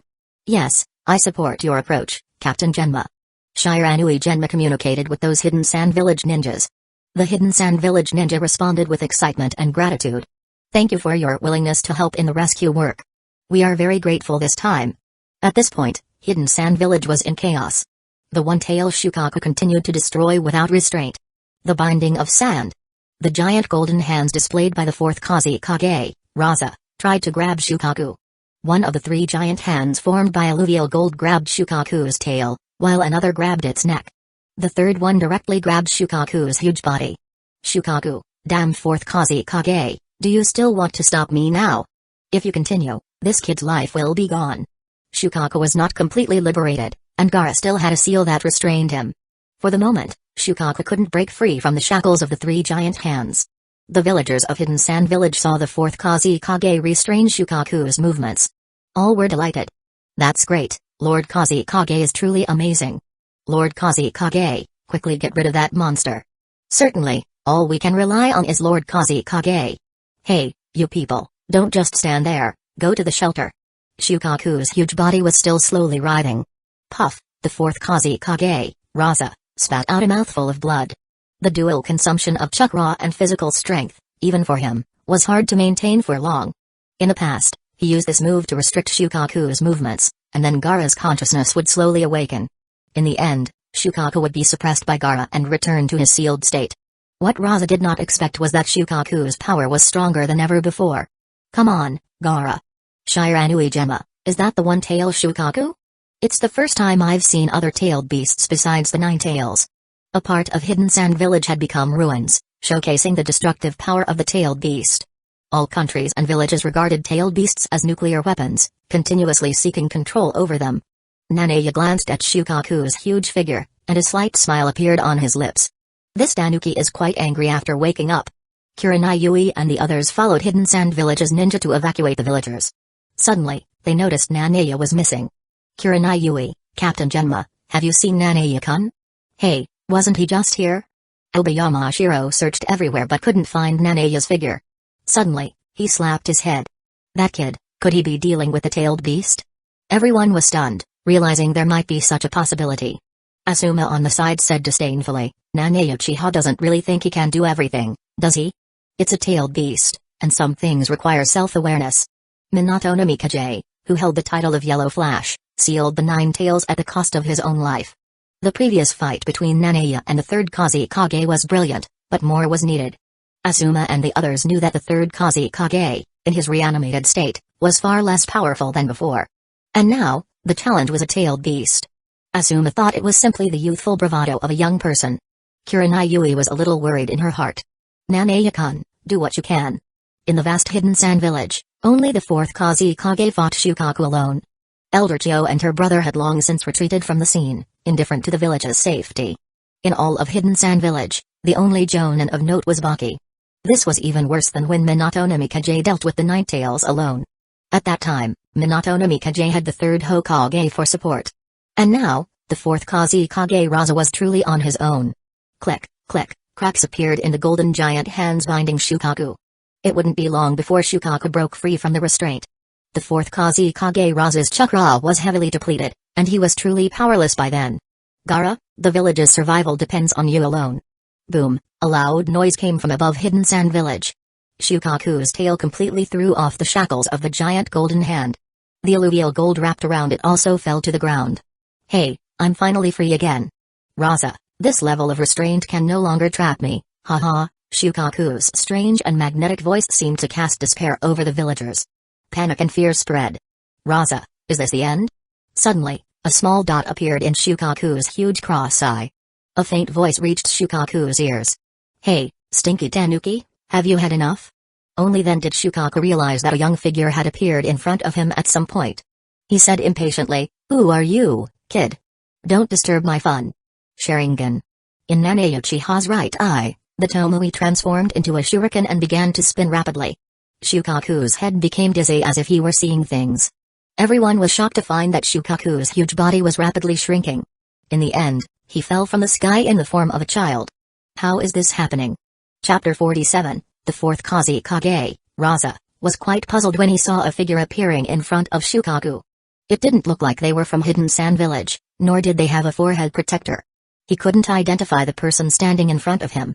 While he was still guessing the identity of Nanae Uchiha, he was surprised to find that Shukaku's huge body was shrinking rapidly. What is happening? Did Gaara's will suppress Shukaku, or was that the work of the stranger? The scene in front of him was so bizarre that even Shukaku, who couldn't be suppressed before, was changing back in an instant. In the end, Shukaku's huge body completely turned into the appearance of a child and fell down. Hidden Sand Village's ninjas were excited to see this scene. It's Lord Kusagakure. Lord Kusagakure successfully suppressed Shukaku. Yes, as expected of our Lord Kusagakure, truly amazing. The villagers wept with joy. Everyone was relieved to see the huge monster disappear. Lord Kusagakure is really impressive. This is divine blessing for our village. Wow, we won. Suddenly, Hidden Sand Village burst into an earth-shattering cheer. Tamari wiped the sleep from the corner of her eyes. Excitedly, she exclaimed, "Father, you finally succeeded." Wanting to know the condition of her younger brother, she immediately ran out of the safe zone. Nanae looked at Gaara, who had passed out. Now Gaara was about the same age as Naruto, a cute little boy. That's right, Nanae used his Sharingan to control Shukaku just now. He wanted to test his ocular power. After sleeping for so long, having already awakened the Mangekyo Sharingan, he naturally wanted to test its effect on the tailed beast. In addition to making the tailed beast recognize the perfect Jinchuriki, humans have other ways to control the tailed beast. One is the Sharingan of the Uchiha clan. Another is wood style by the first Hokage, Senju Hashirama. Madara Uchiha used Sharingan to control the Nine Tails. Under the guidance of the Masked Man, Obito also used Sharingan to control the Nine Tails. And now, Nanae Uchiha, who had already used Mangekyo Sharingan, wanted to test his ocular power against the one-tail Shukaku. He had this idea from the start. Otherwise, he wouldn't have intervened in Hidden Sand Village's affairs. Hidden Sand Village's survival had nothing to do with him, and he would not take the initiative to destroy it. Nor would he be kind enough to help. Of course, it would be different if someone offended him. Nanae clapped his hands, now confident that his ocular power could control the one-tail simply and easily. Advertisement: because Jinchuriki have strong physical and tailed beast powers, they are generally not afraid of illusions. The Nine Tails were still wild when Madara controlled them. Obito's control of the Nine Tails required the Nine Tails to be outside Kushina's physical strength. Ding. Congratulations to host for controlling the tailed beast for the first time. Chakra grows again. 4 purple flames? What does Nanae want with this? It's just a barrier launched by the dead. At the same time, Nanae felt his chakra, which had been exhausted by his ocular power, recover. His stamina and chakra surged again. With this experiment on the one tail, Nanae believed his ocular power would have no problem controlling the wild Nine Tails. At this time, Gaara also woke up groggily. Did you save me? He had been inside Shukaku's body just now and was somewhat aware of the situation outside. He could feel that it was the person in front of him who stopped Shukaku's rampage. It also allowed him to regain his will and suppress Shukaku. Thank you. Your name is Gaara, right? Remember, this power is not terrible, your existence is very valuable. With a simple sentence, Gaara's face flushed. Except for Yashimaru, this was the first time anyone had spoken to him like this. Nanae didn't know that his words would affect Gaara's life, as if he had gained a little fanboy. Just like Orochimaru found Kimimaro, with Kimimaro and Orochimaru. You found flowers, I found you. That's what it means. In addition to Kimimaro, Jugo feels that only Kimimaro can save him. Just because of Kimimaro's words, Jugo sees Sasuke as his reincarnation. After that, Jugo willingly follows Sasuke. Gaara is in such a mood now. He feels that only the person in front of him can save him. Nanaya never imagined that Gaara was so inexplicably brainwashed by him. At this time, the fourth Kusagakure, Raza, and Temari also arrived. Gaara, are you okay? I'm fine, sister. Temari was stunned, she hadn't heard Gaara call her sister in a long time. She immediately touched Gaara's forehead. This child, do you have a fever? The fourth Kusagakure, Raza, looked at Nanaya Uchiha in surprise. Who are you? Lord Kusagakure, I'm a ninja from Hidden Leaf Village, here to participate in the mission between the two villages. Raza recalled that after Hidden Leaf Village and Hidden Sand Village formed an alliance, they had this task every year. Last year, it was Hidden Sand Village's ninjas visiting Hidden Leaf Village. This year, it was Hidden Leaf Village's ninjas visiting Hidden Sand Village. Hidden Sand Village's intelligence department had informed him that someone from Hidden Leaf Village would arrive today. He happened to encounter Shukaku's rampage and forgot all about it. At this time, a small part of Hidden Sand Village was destroyed by Shukaku. Gaara, did you suppress Shukaku yourself? Well, it was me, thanks to this big brother. Raza glanced at Nanaya in surprise, realizing that the figure from earlier was the young man in front of him. Temari walked up to Nanaya and bowed to him. Thank you for saving my brother. Kurenai, Genma Shiranui, and the others also arrived. Nanaya, are you alright? I'm fine. Shiranui Genma immediately took out the mission scroll and showed it to Raza. Lord Kusagakure, this is our mission scroll. Yes, I see. It's getting late, I'll send ninjas to communicate with you tomorrow. That's going to be troublesome for Kusagakure. Baki, settle Hidden Leaf Village's ninjas first, and let the rest of the ninjas deal with this ruin. That night, Nanaya and the others stayed in Hidden Sand Village. Outside, the dust rolled and the wind howled. The house where Nanaya and the others stayed was indeed warm. The exotic desert style also had a unique flavor. Shiranui Genma asked Nanaya curiously. Nanaya, you appeared where the tailed beast was today. Did you stop its rampage? That's right. Shiranui Genma and Aoyama Shiro swallowed. They couldn't help but doubt themselves, are they really the same special Jonin? The shock Nanaya Uchiha brought to them was too great. First, he defeated the third Kusagakure, and now he suppressed the tailed beast's rampage. No one in Hidden Leaf Village, except the Hokage, could do it. The two gave Nanaya a thumbs up. Nanaya, you are amazing. Nanaya gave Shiranui Genma and Aoyama Shiro a very good feeling. He didn't show the noble and arrogant demeanor of the Uchiha clan. Before the Uchiha clan was destroyed, they had seen geniuses like Itachi Uchiha and Shizue Uchiha. They gave the impression of being unattainable and not good at talking. Although Nanaya's strength made them feel unattainable, he was quite comfortable to talk to. Hearing that Nanaya suppressed the tail beast's rampage, Asuma's hand holding the cigarette couldn't help trembling. What kind of monster is this guy? Chapter 48, Ding. Congratulations to host for completing a sleeping experience in Hidden Sand Village, the land of wind, Mangekyo Sharingan side effects -50, full of energy, full of power. When he woke up, Nanaya felt very refreshed. After sweeping away the fatigue of yesterday, his whole body felt incredibly comfortable. It was already noon. Regarding the quest, Genma Shiranui and the others went to communicate with the Hidden Sand Village ninjas. Nanaya Uchiha's job was to escort them. Nanaya-kun, are you up yet? There was a knock on the door from outside. Nanaya stretched and opened the door to take a look. Miss Kurenai, is it you? Has the task been completed? Because Genma Shiranui and the others were already waiting outside Hidden Sand Village, Kurenai Yui came to call Nanaya specifically. Last night, Nanaya had looked at the stars in the sky and fell asleep while looking at them. A piece of transparent glass was placed behind the ceiling, allowing you to enjoy the night view as if you were sleeping in the wild. The sound insulation of the house was also good, even with the wind howling outside and the sand rolling. It was surprisingly quiet inside, and only the slightest sound of wind could be heard in his ears, making him sleepy. Sleeping in Hidden Sand Village was an experience he had never had before, it was so comfortable. He woke up full of energy and vitality. After a while, he came out of the room. Miss Kurenai, is your mission completed? Yes, the mission in Hidden Sand Village has been completed, and our injuries are almost healed. Captain Genma and the others are already in the canyon waiting there, we can go back to the village. There are so many beauties and goddesses in this world, and it's hard to come by without having some thoughts. Saying you have no idea is impossible. Nanae Uchiha is not a saint. A beauty like Kurenai is quite charming. Outside Hidden Sand Village at the Skyline Canyon, Asuma saw Kurenai and Nanae Uchiha appearing together and felt a little unhappy. The fourth Kusagakure, Raza, Gaara, Temari, and Kankuro were all there. Thank you, Hidden Leaf Village, for your help this time. Please convey my regards to the third Hokage on my behalf. Raza said enthusiastically. Lord Kusagakure, you are welcome. I will convey your words. Advertisement. Gaara tiptoed to Nanae's side. Big brother, what's your name? Will we meet again? My name is Nanae Uchiha. I'll see you if I get a chance. Nanae touched Gaara's head. I have to say, little boy Gaara is quite cute.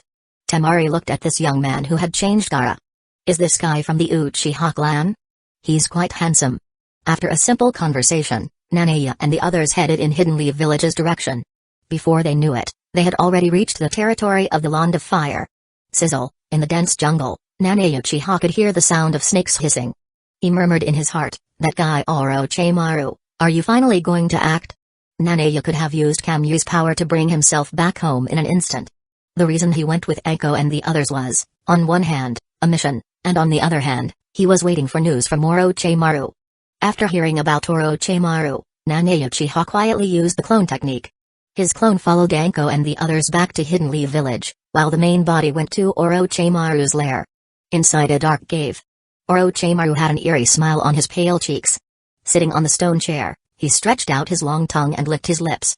Nanae-kun, long time no see. Orochimaru, are you absolutely certain you can defeat the third Hokage now? TSK, of course, I've prepared extensively to deal with the third Hokage. The old man will be surprised when he sees this lovely disciple of mine. Clap clap, Orochimaru clapped his palms a few times. 4 ninjas emerged from the darkness, each wearing a forehead protector. The 4 ninjas formed seals simultaneously, and suddenly, a purple formation appeared in the empty stone room. 4 purple flames formation. These 4 were not the Sound 4, currently, Kidomaru, Jirobo, and Teyuya were only about 10 years old. Seeing the 4 purple flames formation, Orochimaru grinned. How about it, Nanae-kun? With this barrier in place, no one else can hinder my fight with the third Hokage. Orochimaru had absolute confidence that even Hidden Leaf Village's Anbu and Elite Jonin couldn't break the 4 purple flames formation. Inside it, it was a world for just him and the third Hokage. In this way, the master and the disciple could have a good exchange. He had already talked to Danzō about taking a shot at the third Hokage. Danzō and his roots would not interfere. But there was a problem right now, the barrier technique that enveloped Hidden Leaf Village had changed. Whether it was him or his subordinates, entering Hidden Leaf Village would be detected by Hidden Leaf Village's sensory ninjas. In the original story, the reason why Orochimaru launched the plan to destroy Hidden Leaf Village during the Chunin exams was due to a battle between master and apprentice with the third Hokage. A large part of the reason was the particularity of the Chunin exams. During the Chunin exams, villages from other major countries and ninjas gathered in Hidden Leaf Village. All kinds of ninjas gathered in Hidden Leaf Village, with all sorts of chakra. There was no need for a barrier to exist. In preparation for the Chunin exams, the perception barrier was also lifted. But the time for the Chunin exams was still far away, and Orochimaru and the others couldn't find the right time to attack the third Hokage. He also told Nanae Uchiha about this problem. Nanae-kun, don't you know what you can do in the village? Combining inside and outside, Nanae's strength made Orochimaru envious. Otherwise, he wouldn't be seeking to collaborate with him. This problem was not a problem for Nanae at all. A wicked smile appeared at the corner of Nanae Uchiha's mouth. Mr. Orochimaru, it's easy to enter Hidden Leaf Village without being discovered, so leave it to me.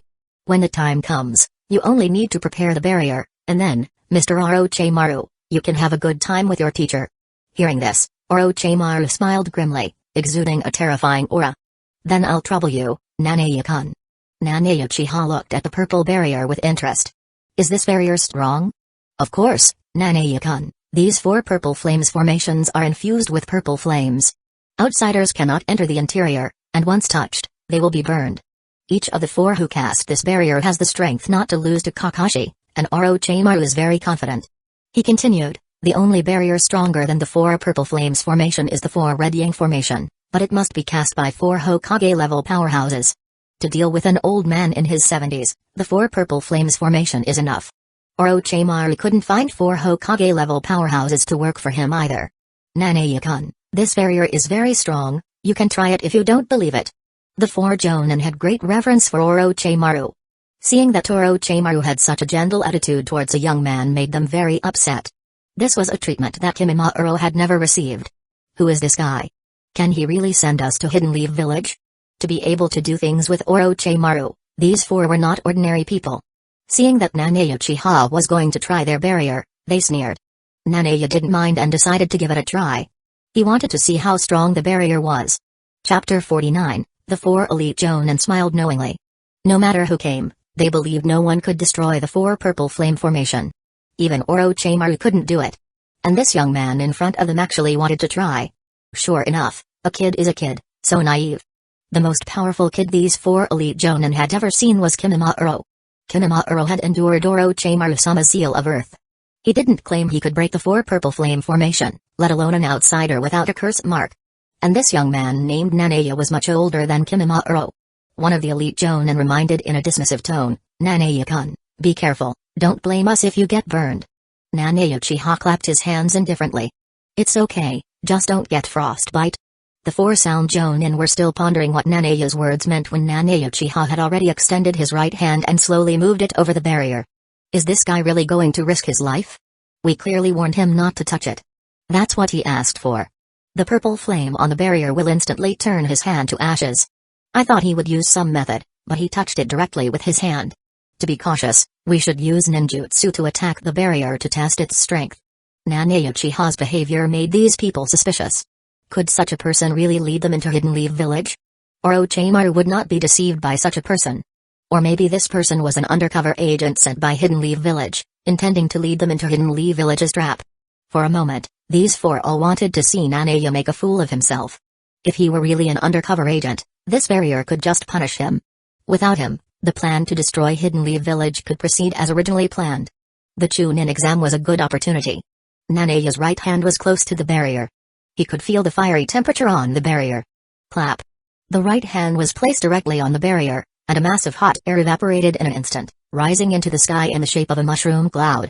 The screams that the four elite Jonin wanted to hear never came. How can this happen? Isn't the script written like this? Seeing Nanae's calm expression, they couldn't help but have deep doubts. Is the script wrong? Could it be that these four purple flame formations are fake? Suddenly, they found that a thin layer of ice had formed on Nanae Uchiha's right hand. Is this ice? How is this possible? The ice has not been eroded by this purple flame. The flaming purple flames not only did not melt the ice, but the flames stopped and were directly covered by the ice. The four were completely dumbfounded. They suddenly found that with Nanae's right hand as the center, the entire barrier was slowly being eroded by the ice layer. In a few breaths, this huge four purple flame formation was covered with a layer of ice crystals. The rate of freezing was still spreading. The four of them were maintaining the barrier, and they couldn't escape from it at all. They watched helplessly as their bodies were being covered by ice. Until then, a terrifying chill spread through the dark stone chamber. These four elite Jonin felt as though they were placed between ice and snow, their whole bodies shivering from the cold. What's the matter? The barrier is gone. Yes, I can't feel it either. The four purple flame formation was maintained by these four people. Now they couldn't feel the chakra that maintained the barrier.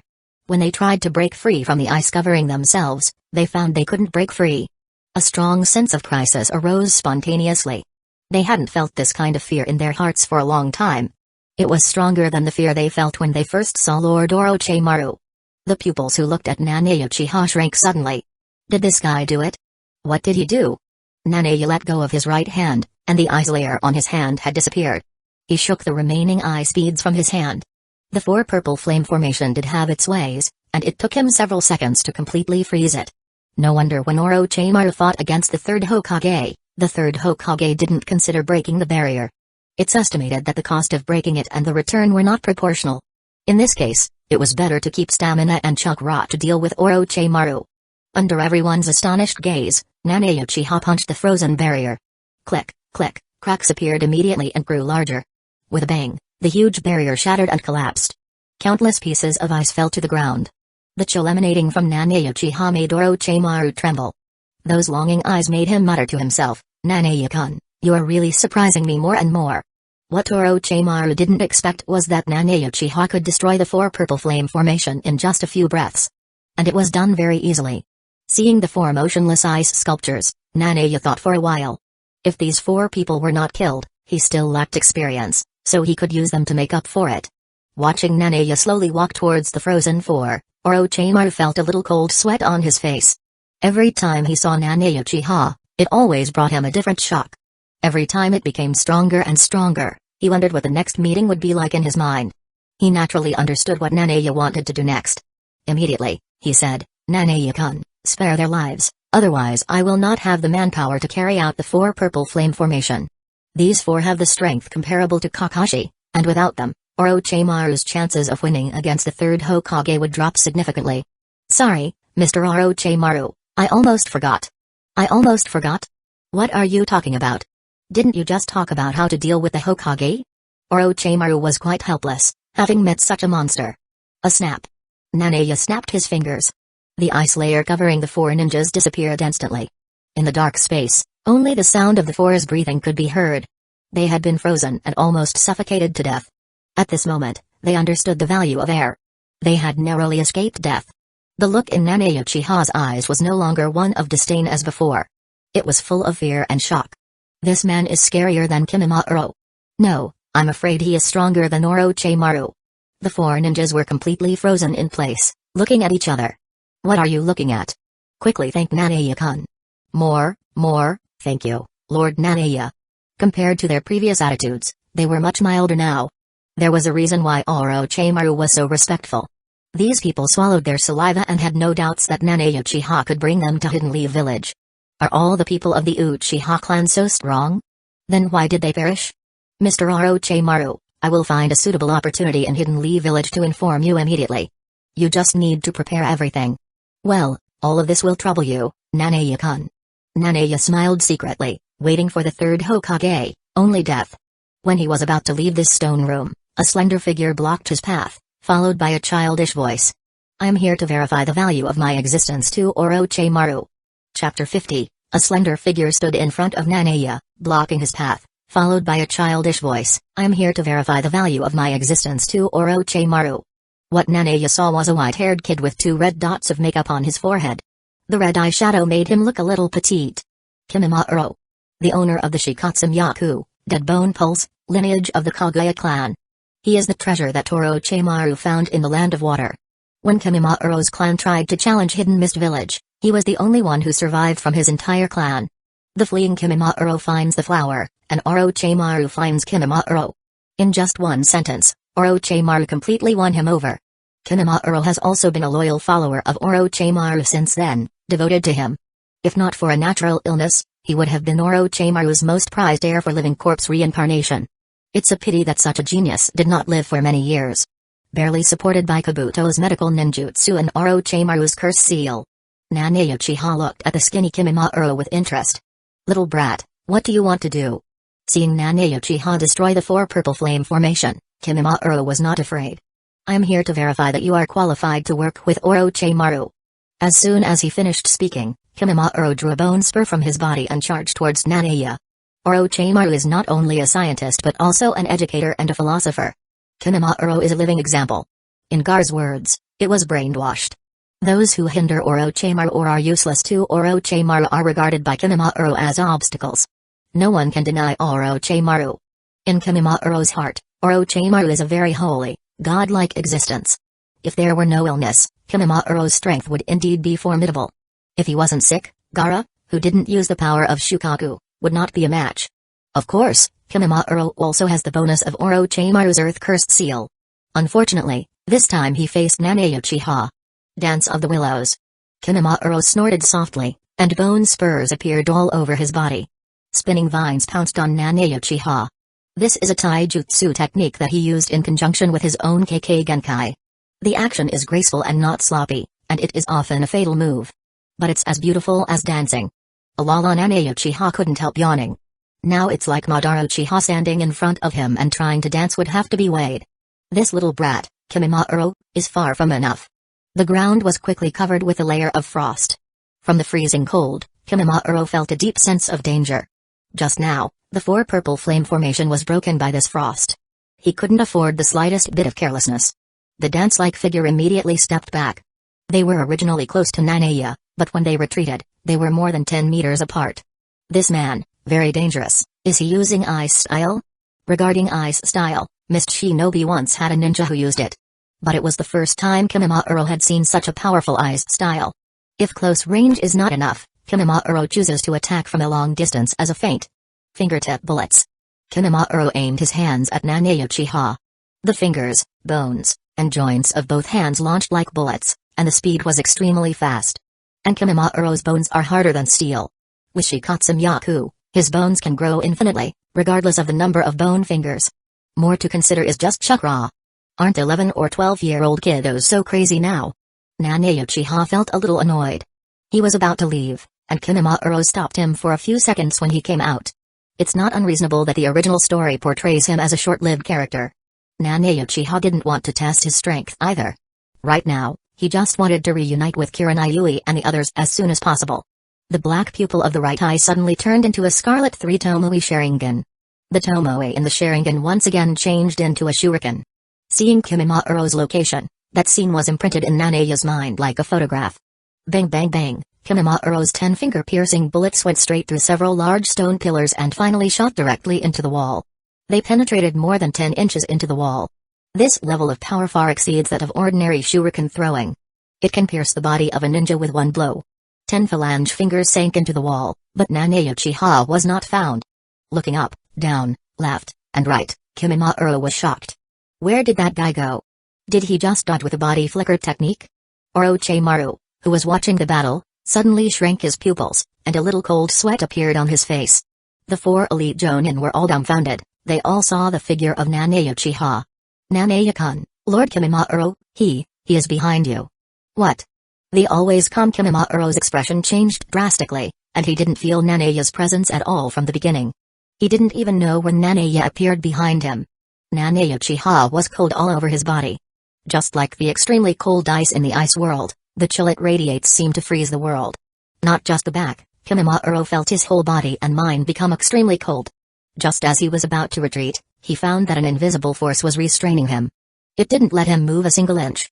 When he fully realized it, he had already become an ice statue. The battle was over. From the time Kimimaro launched the attack, the whole process took less than 10 seconds.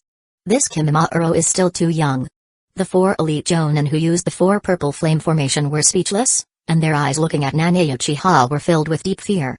Kimimaro, that Kimimaro. Kimimaro, who had great hope of becoming the body for Lord Orochimaru's living corpse reincarnation, was defeated in mere seconds.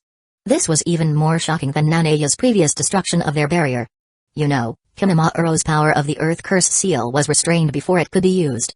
If the opponent can use the power of the curse mark, he is also a genius. Looking at this ice sculpture, Nanae pouted. Since you are going to waste my few seconds, then you should go to hell.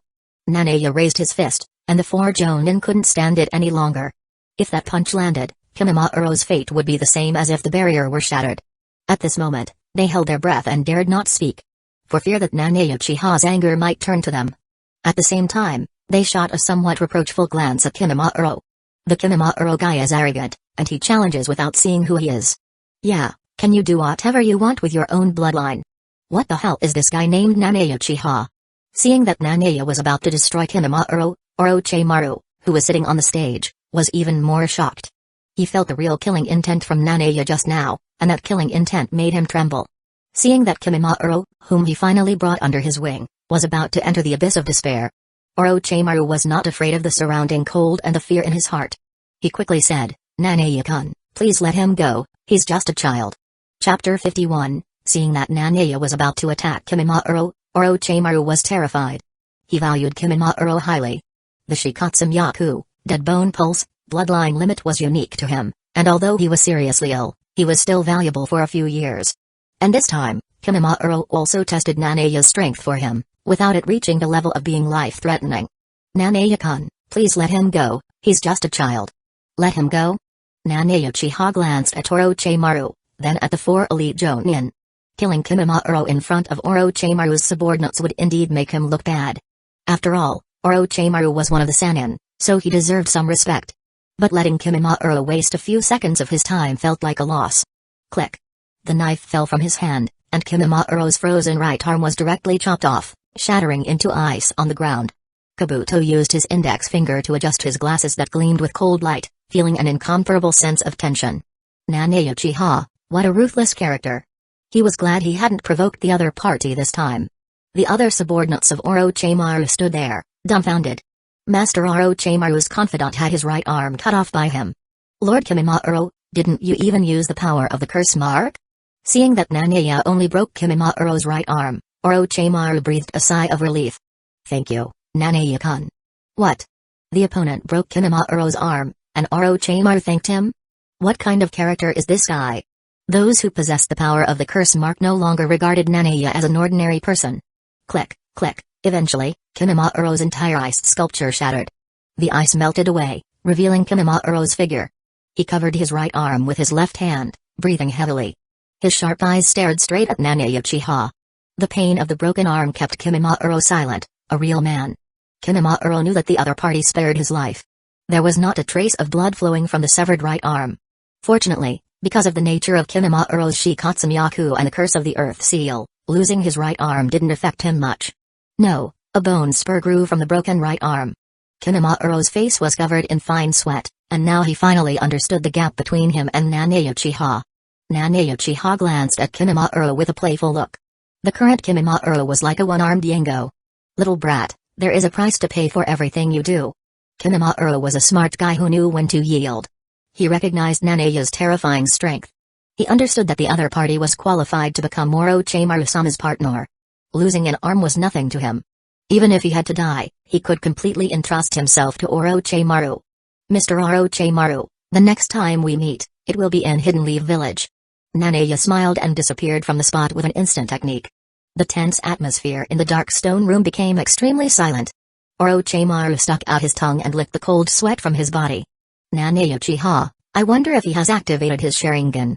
It would be great if this body were mine.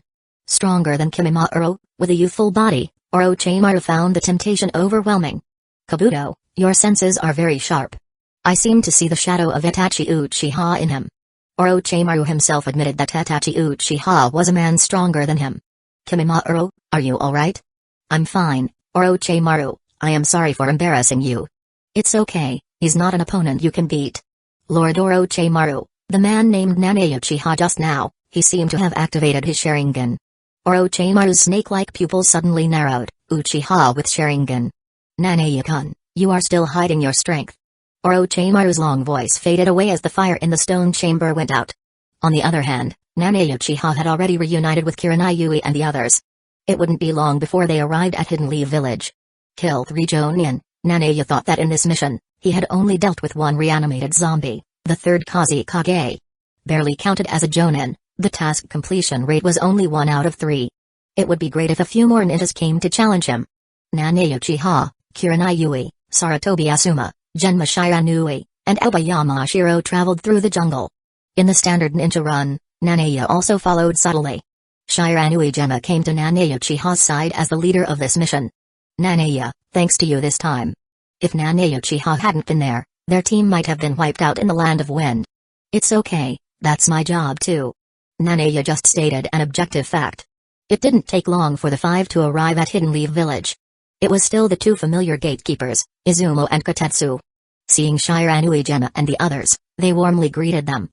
Genma, welcome back. How's the mission? It's done, the Hidden Sand Village ninjas were kind to us. When Kotetsu's gaze shifted to Asuma, his expression changed involuntarily. Ah, Mr. Asuma, as a Jonin, you left the village without permission and made Lord Hokage furious.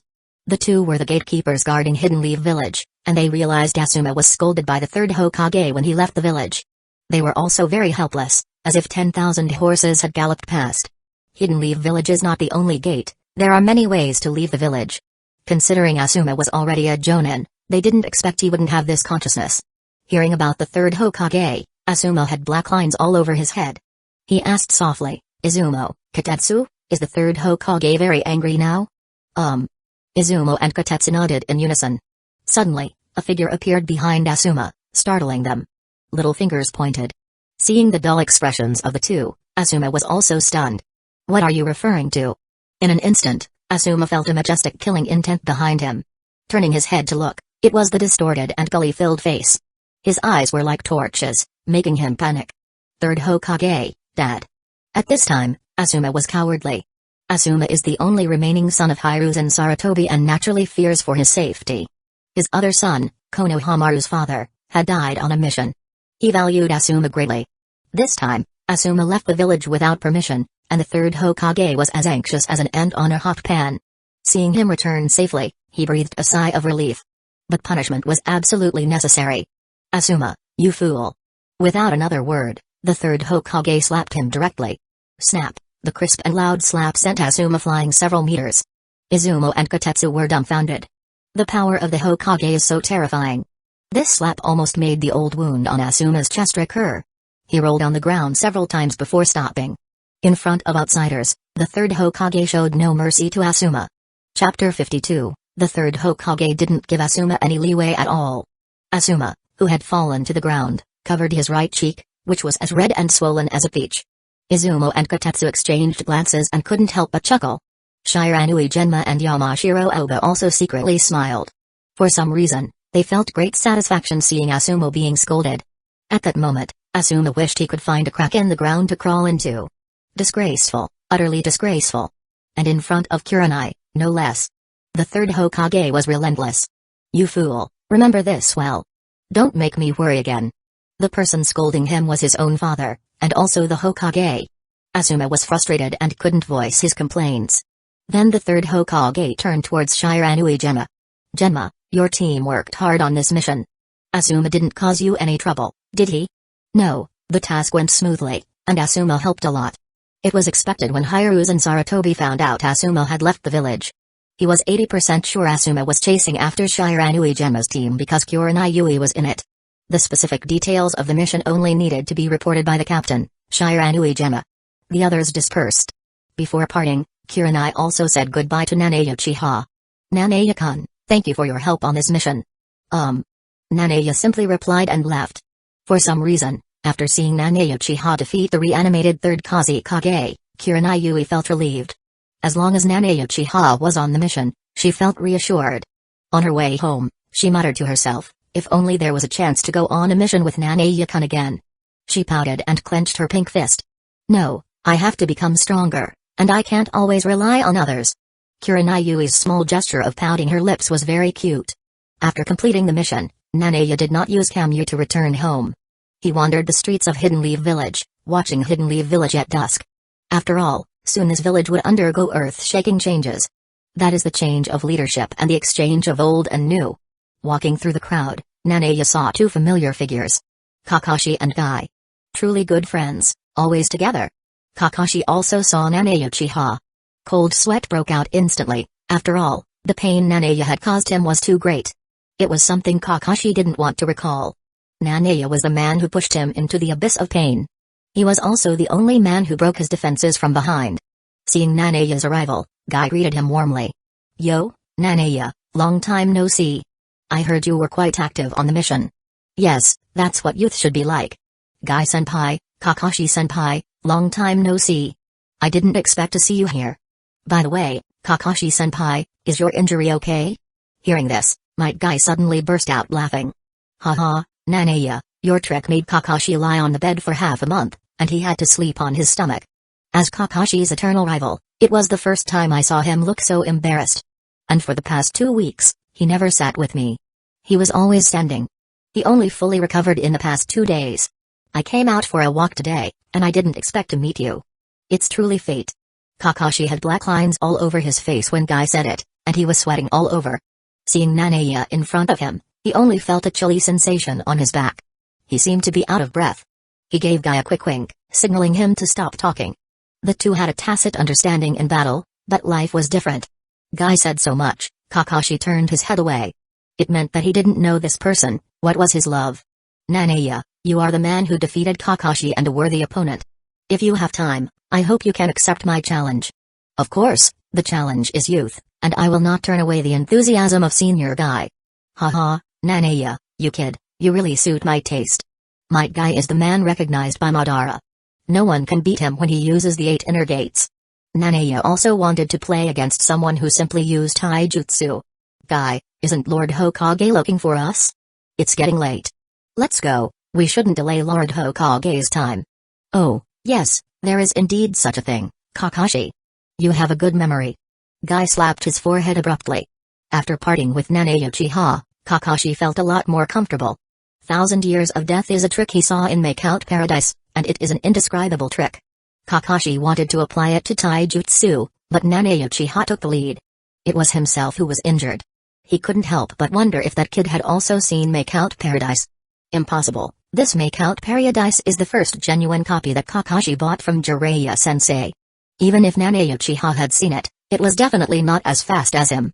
Kakashi thought about it, and there could only be one result. That is the spread of piracy, and Nanae saw it faster than he did. He muttered to himself, that kid Nanae, he was banned from ninja books before he was 20 years old. Hey, he's fallen.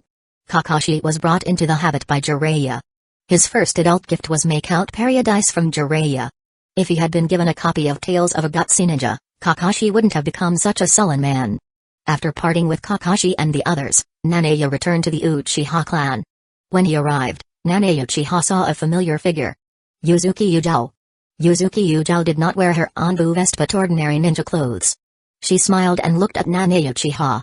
Nanae-kun, I heard you're back from the mission. How are you? Are you not injured? Looking at this beautiful figure, Nanae didn't think much about it and hugged her directly. He planted a kiss on her lips. After a while, Yuzuki Yujao looked like a little girl. When the sun set, in the Uchiha clan, apart from Sasuke, there were only Yujao and Nanae. Sasuke is the son of the patriarch, and his family is at the center of the Uchiha clan. And Nanae's house is at the corner of the Uchiha clan. Although it is not very big, it is more than enough for 3 or 4 people. In the evening, Yuzuki Yujao prepared a fragrant dinner. Nanae looked at himself in the mirror, and the pattern of the Mengekyo Sharingan appeared in his right eye. And his left eye was still in the state of the 3 Tomoe Sharingan. I wonder when my left eye will awaken the Mengekyo. Nanae-kun, I have prepared your favorite cuisine. Come and eat.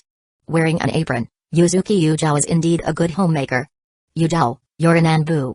What's going on at the Hokage's office recently? There's nothing special for the time being, but the village sent Anbu to look for the whereabouts of Moonlight High-8 and Saratobi Garito, but to no avail. This point Nanae Uchiha had long anticipated. Naturally, he did not leave any traces. Hidden Leaf Village's ninjas would be damned if they could find any trail. These two were also made to look like they were assassinated by ninjas from other countries. That alone has always left the third Hokage and Danzō grumpy. By the way, Nanae-kun, Danzō has been visiting the third Hokage a lot recently, and I don't know what they are discussing. Nanae smiled, knowing that these matters were no longer important. The good days of the third Hokage were coming to an end. After dinner, he looked at Yujao, who was cleaning the dishes. Nanae smiled lightly, and a bold idea suddenly came into his mind.